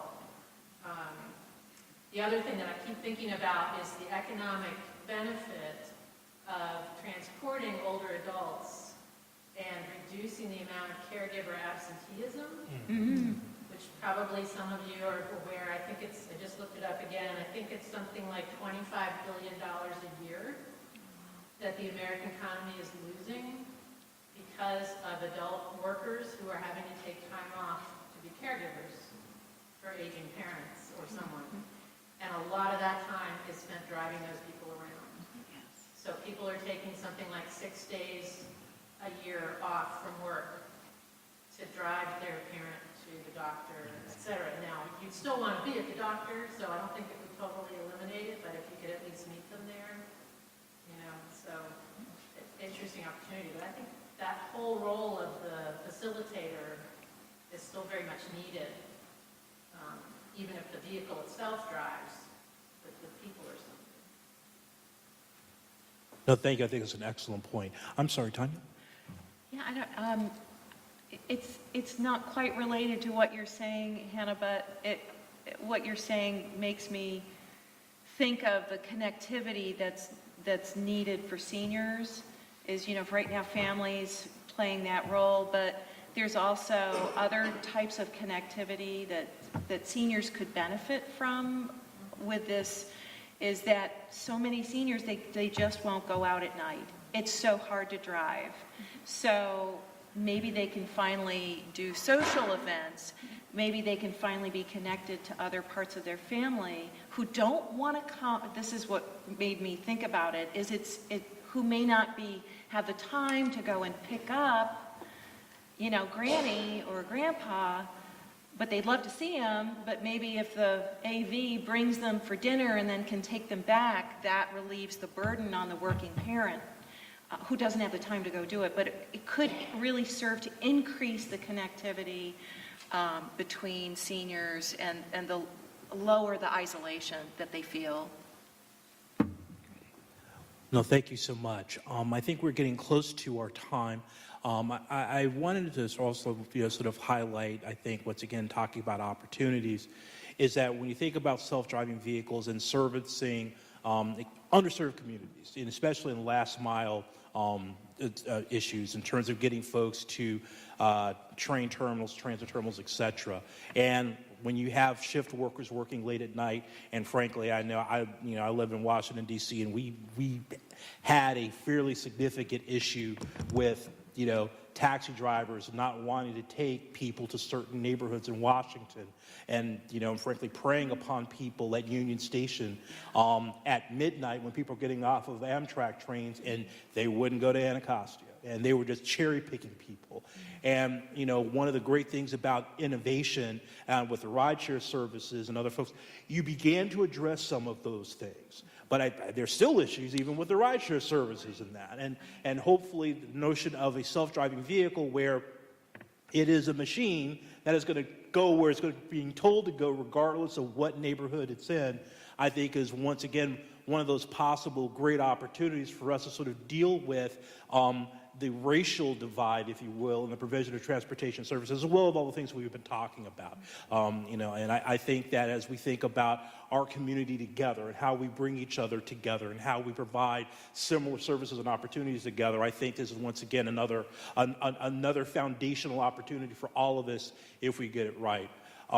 Ladies, thank you so much for your leadership and your thought, and frankly, and we're going to need you a lot more as the months, weeks, years go on as we develop this technology, making sure that we are bringing all the constituencies to the table and making sure that we really do have, a transformation in our society based upon better opportunity in transportation. Thank you so very, very much.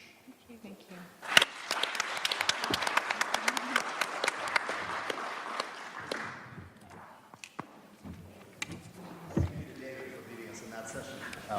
I really appreciate that. I'm going to let you all, if you don't mind.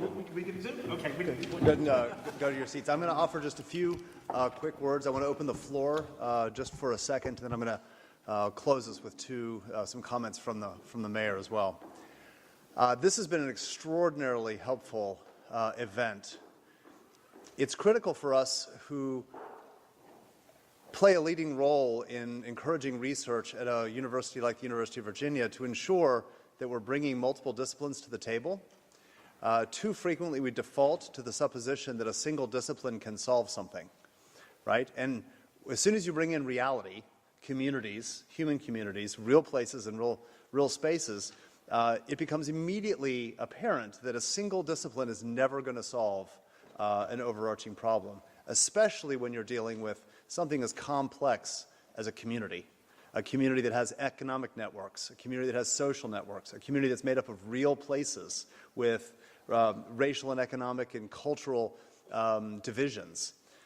So I'm enormously encouraged by some of the conversation about the capacity for gradual transition towards and market forces to be able to accommodate those things.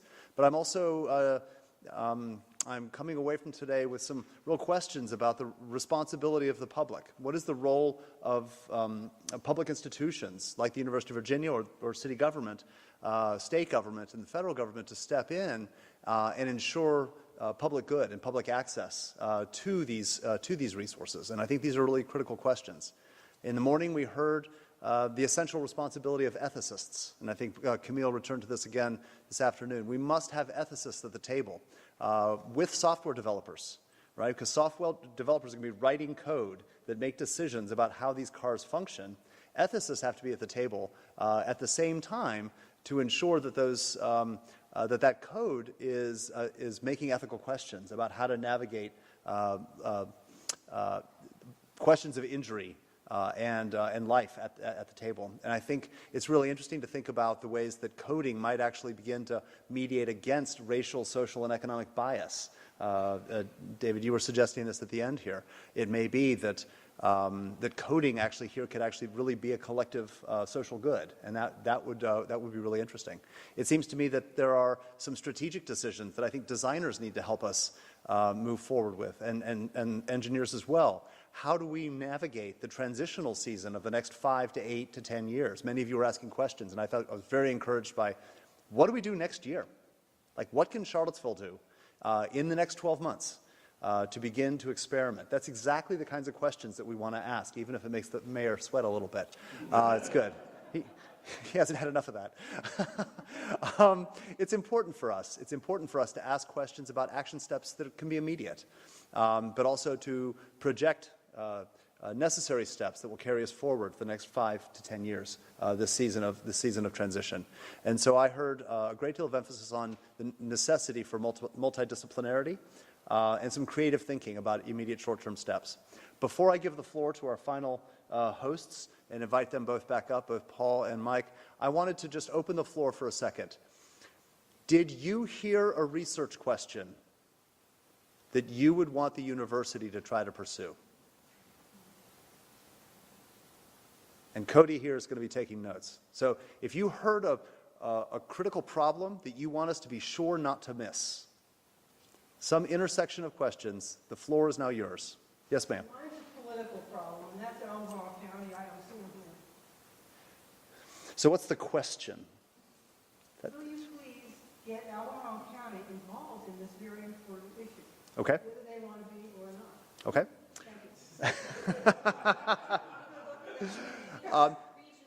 It's critical that we bring a regional approach, not just a local government approach. I agree with that entirely, and there's no question about that. And in fact, I was chastised that on my way to the men's room as well, so you're not the first person to say this. This has come up before. Yes, ma'am, in the back. Yeah, this goes for the marginalized seniors out in rural areas. Mm-hmm. Be particularly isolated because the roads, especially in Albemarle, are gravel and dirt. There are no line markings in 80 parts of the on them. So that is even more than a software problem if you need to have a line. Maybe it paint on gravel or something. But the rural area. That's a great question. All right, I'm going to leave that for someone who may be able to answer that, because I certainly can't, and maybe it'll remain unanswered for the short term. But that's a great question. What happens when you move out of the more where you have weaker infrastructure in remote country roads? Other critical questions. Yes, sir. I just take that a step further. You hear a lot of people talk about rural and urban in general, and you look at the political maps and what's happening in elections, and not just what you can do with autonomous vehicles, but what can the urban planning people do to make things, maybe move things out of the city into more like transitional rural areas. Mm-hmm. The autonomous vehicles can then bring people in a shorter distance. Mm. I mean, like you said, it's multidisciplinary. There's so many different pieces of the puzzle, but Mm-hmm. that seems like almost the key source of Mhm. a huge number of the problems we're experiencing in our Mhm. country right now, and the communication between rural and the Mhm. ability to get to know people who are from different areas, Mhm. kind of you're saying, and how do you put all that together into a research question where you can solve that fundamental, Yeah. it seems like the fundamental Yeah. problem in Okay. our society right now. So some really creative, I think maybe even design work. I'm looking at Lucia here, thinking about some really creative design work that might be able to create infrastructures that bleed back and forth between city and county as a way of helping to break down some of those political and economic divides. I love that. Great. Yes, ma'am, in the back.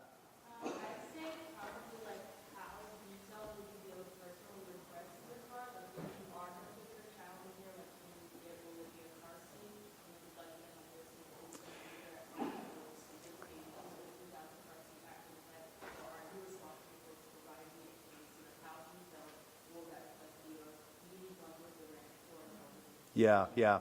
Yeah, so certainly this final session, but it started to emerge even before the final session, the critical responsiveness. So much of the conversation, I think, on the national stage is about the transition of the Uber to the driverless Uber, right? Which presupposes a healthy single individual, a healthy, fairly economically well-off single individual moving around an urban environment. But that's not entirely what Charlottesville is. And so trying to think about transfer of younger children, as you've just pointed out, how do these systems properly accommodate the elderly and the physically disabled, developmentally disabled? I think these are really critical questions that it may be there that policy and creative policy making needs to step in on that front to help substantiate that this is not just a system or a technology that's available for people like yourself and myself.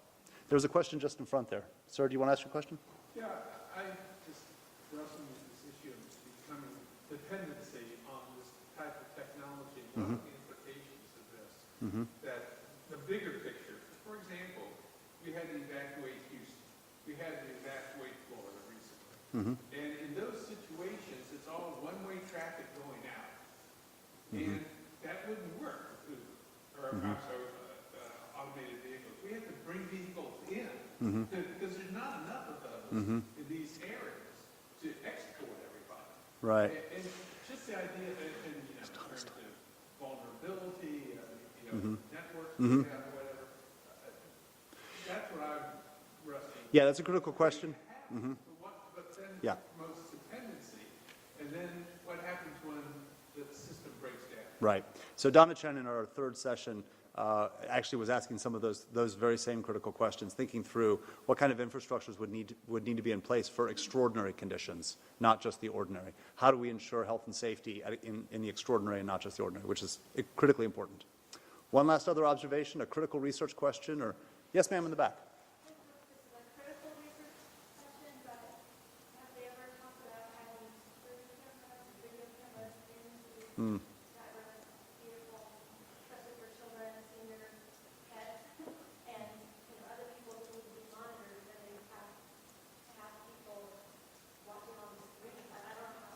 Yeah, that raises a really interesting question about both surveillance, privacy, but also security and safety. Absolutely. And there we need some policy interactions. Yeah. The one that came up in the focus group that I didn't mention is how is priority, especially in emergency situations or really big event situations where the neighborhood or the city or the community is overwhelmed with need, how is priority identified? Right. And that also becomes both an ethical question as well as a equity policy question. I think that's right. Yeah. Yeah. And can you program priority? That's also another question. And that came up in our first session. Yes, ma'am. And this will be our final one. Yes, ma'am. So I was just thinking about all the questions everybody asks, is the safety one running the car. How about bringing two technologies together? Self-driving and AI. That sort of artificial intelligence with camera, with some kind of a Watson, right? And talk to that person without talking to a real person, but acting like a real person. How about bringing different technologies together? I'm sure people are beginning to think about that, but that's well beyond my pay grade. Yeah, absolutely. Different group of technology that goes Yep. together to make it all That's great, absolutely. All right, so with that, I'm going to ask Paul to come up. Is there anything to offer some kind of concluding comments, and then I'll ask Mike to come up as well.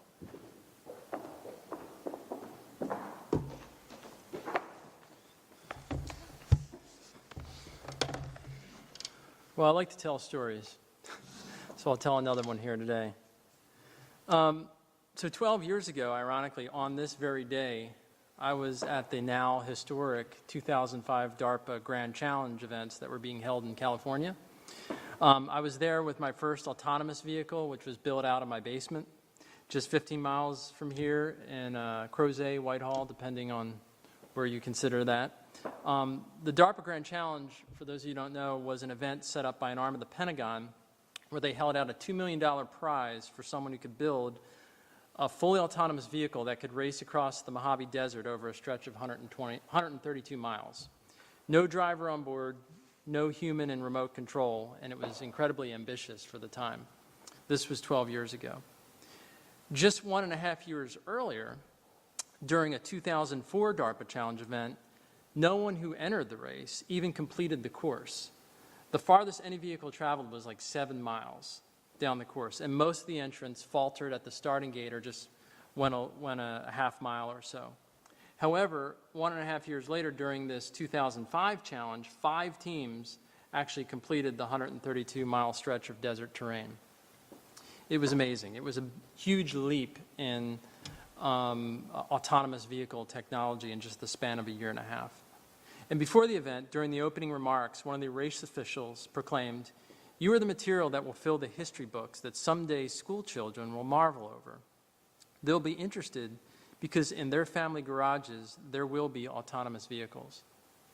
And I led one of the 40-odd teams that were invited to the events in Fontana, whittled down from 400 and so initial applicants over the course of the year.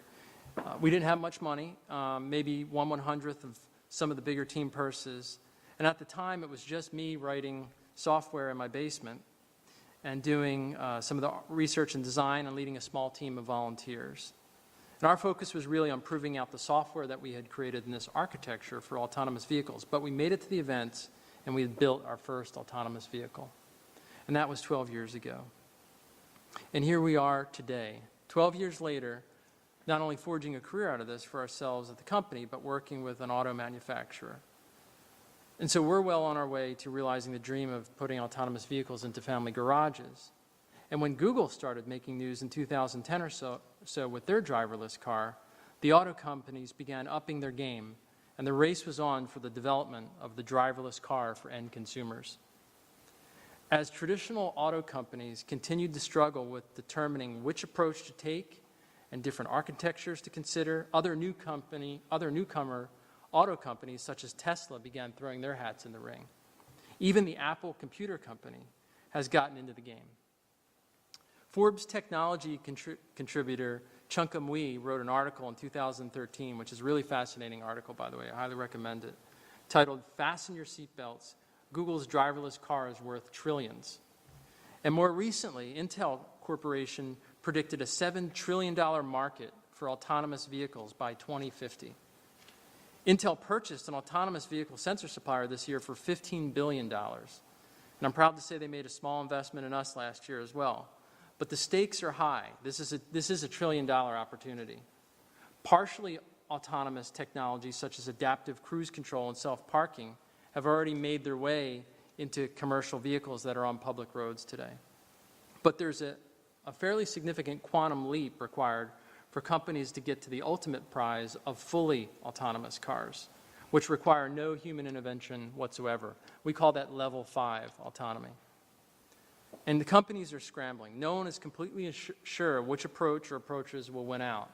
And as a result, there are enormous acquisitions occurring and huge investments. And with such money, coupled with the complexity of the problem to be solved here, there are unfortunately many questionable claims being made with slick marketing, looking to get rich, and some companies getting burned along the way. Nevertheless, with the money being spent, full autonomy is coming to a public road near you and coming fast.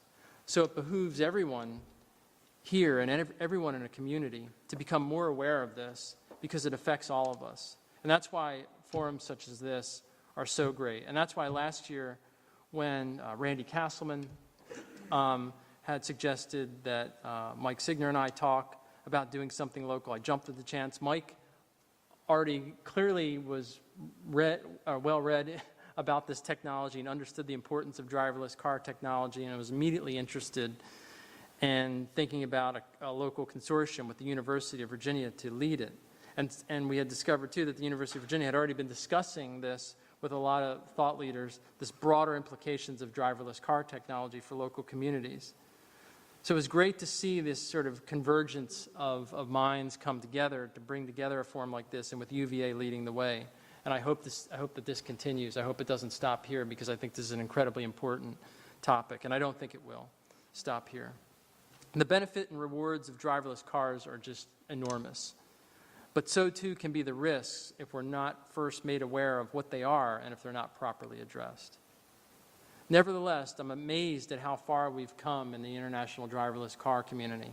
And in over 12 years, just in my own small company as well here in Charlottesville, we've managed to create vehicles that drive to a destination wherever you are, see and avoid people along the way, navigate intersections, merging, pacing behind vehicles. And we're pleased to be doing all of this here in Virginia. Our specific region here offers prime conditions for the development of autonomous vehicles. We've taken advantage of the region's natural resources of affordable land relative to places like Silicon Valley, and for the establishment of test tracks next to a large workshop and an office. The region also has a tremendous natural local talent and, of course, a rich R&D environment at the University of Virginia.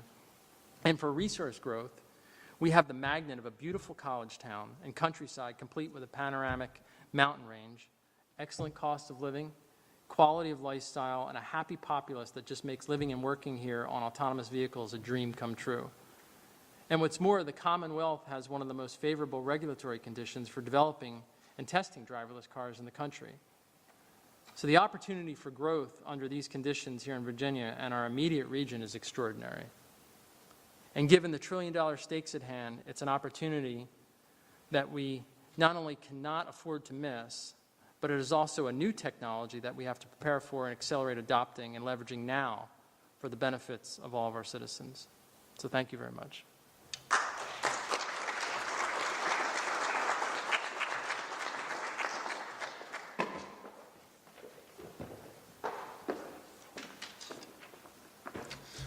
All right, well, thank you all very much. I just want to reiterate again, thanks to Perrone Robotics and Paul for being a private sector partner in this, the University of Virginia, the Office of the Provost, the Governor's Office, Secretary of Technology, and also the City Manager's Office. There are resources and partnerships coming in through all those to make this possible, and I understand it is being filmed, and all of this talent and discussion will be available to bigger audiences, which will be terrific coming up soon. So just to kind of close out this discussion, the cities are a very interesting place right now. It was said by Justice Brandeis a long time ago that states were the laboratories of democracy. In a particular way, cities have become a new kind of laboratory for democracies around the world. You've seen a lot of interest with the increasing dysfunction of the federal government and the log jams that you see. And this is not to discriminate against counties. Counties are wonderful places as well. But there has been a move back to cities demographically. So cities have taken a lot of energy and a lot of dynamism, and a lot of innovation are happening in cities. So when I hung out at the U.S. Conference of Mayors, for instance, there's a ton of energy around that new sphere of activity, and mayors are kind of seen as the front line of a lot of new ideas. That creates challenges and it creates opportunities as well. Cities like Charlottesville specifically, which are kind of hot cities, population is up 12% in the last 6 years, population value is increasing, a lot of attention, even when we don't have international scandals once or twice a year. There's a lot of attention to cities like Charlottesville, so people think about them a lot, and they move here, and they focus on issues in cities a lot.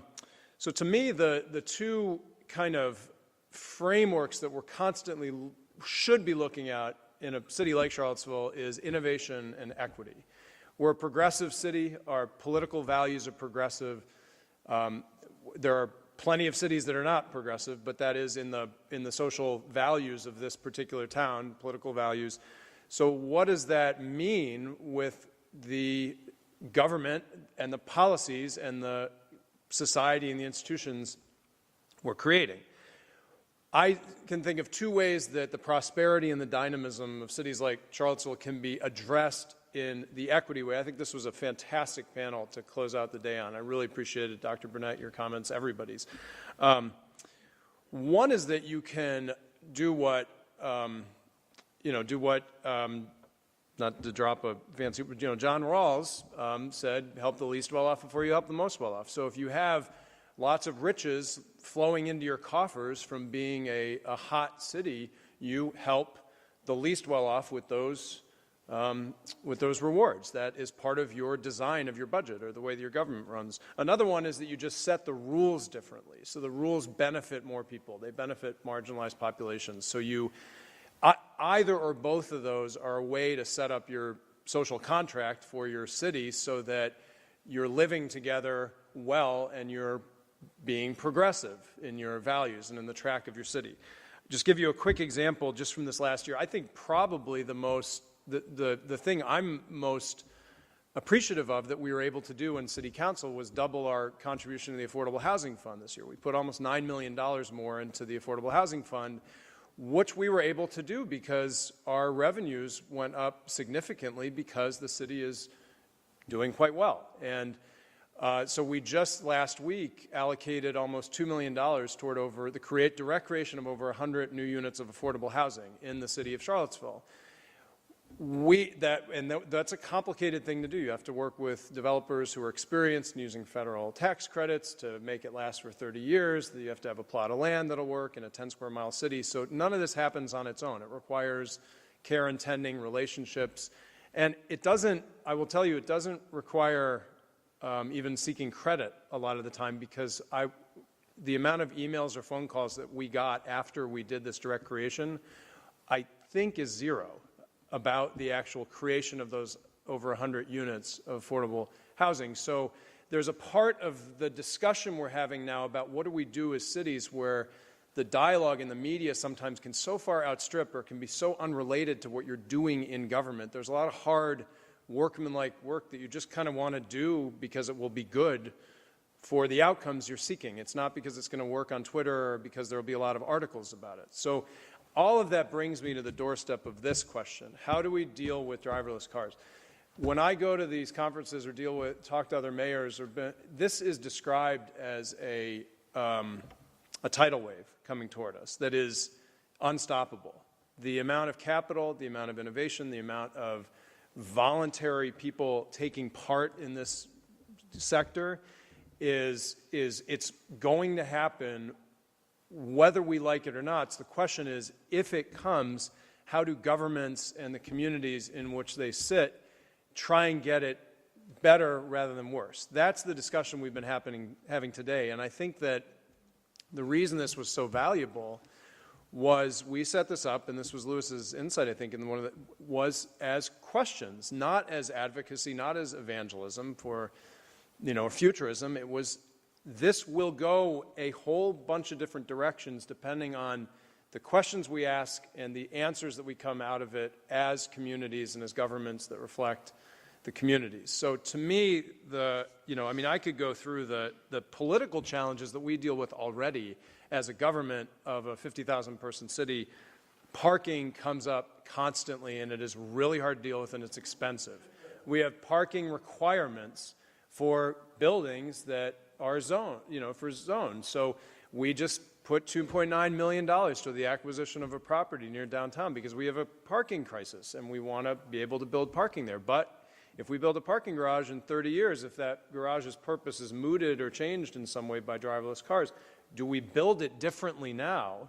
Does it become more manipulable or changeable into something else? That's a capital question, that capital budget. That's a building architectural planning question. It really matters, and we could get it really wrong. Zoning, sustainability, transit. To me, so these all open up questions for us as a government, and but they create opportunities too, based on our values. And that's why transit equity, which has been coming up a lot, I think that was the original question that we wanted to do this on. Progressive community, get this question right. Don't just be here as evangelists for millennials who want to be able to drink more and get, back and forth from their brewery more easily to their house. Who cares about that? The really interesting thing is how could this wave be adapted to suit the social purposes of communities like this? And it is a real problem when somebody has 2 or 3 part-time jobs and a situation with a kid and a situation with a parent, and they live in the outskirts of town, and it's hard, and they can't afford, either they have a beat-up car, or they have to borrow one, or they can't afford their own car. Transportation is a huge issue for them, and it really sucks having to take a bus for an hour and a half between 3 or 4 different spots, and then go and take the bus to go do your shopping, go to the food line.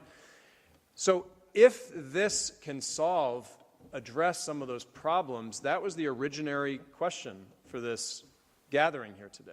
These opportunities we have based on our values to not just take this technology purely on its own, and that creates municipal opportunities because we do subsidize transit, we do have public transit, we do have all kinds of public-private opportunities. Who knows how this is going to go, but I think that so many of the questions that were raised here, that's just the transit equity piece is one, but we got into all kinds of really important questions about the design of our city, the way that streets feel, the experience of somebody on the outside of these. How are we intending for Charlottesville to get a handle on this tsunami coming toward us in a way that will make our city even more world-class, even more attractive, and more charming? We were just ranked #1 charming city in the country. So claims credit. Also AAA bond rated, Virginia's lowest unemployment, a couple of, and spend money in our restaurants today. But so I just think that the benefits are, as Paul said, they are so sweeping and important for society writ large, setting aside cities like Charlottesville. Reducing 35,000 people not dying a year from these accidents, environmental benefits, erasing this excess of parking acreage that we have to have, that is huge, and then the opportunity for transit equity. But I think that we've talked about some really important flip side questions like the job loss that we're worried about. Some other big questions that I would add, what's the experience like of being in these cars? If the car becomes a pod, what do you do in that car? What's that part of your life when you're sitting in a car and it surrounds you? And how does that fit into our new lives? That's a very interesting question. But I think that for me and where I end on this is this still ends up in collective choices through governments, through social action, through the social contracts we have to live together as communities. And I think that this conference has not just asked a lot of questions, but provided a lot of folks here and people who watch later some beginnings of some answers to how we can collectively get the best of this technology for where we want to go as a society. So thank you all very, very much. I think we're right at 4 o'clock. Thank you. Really appreciate it.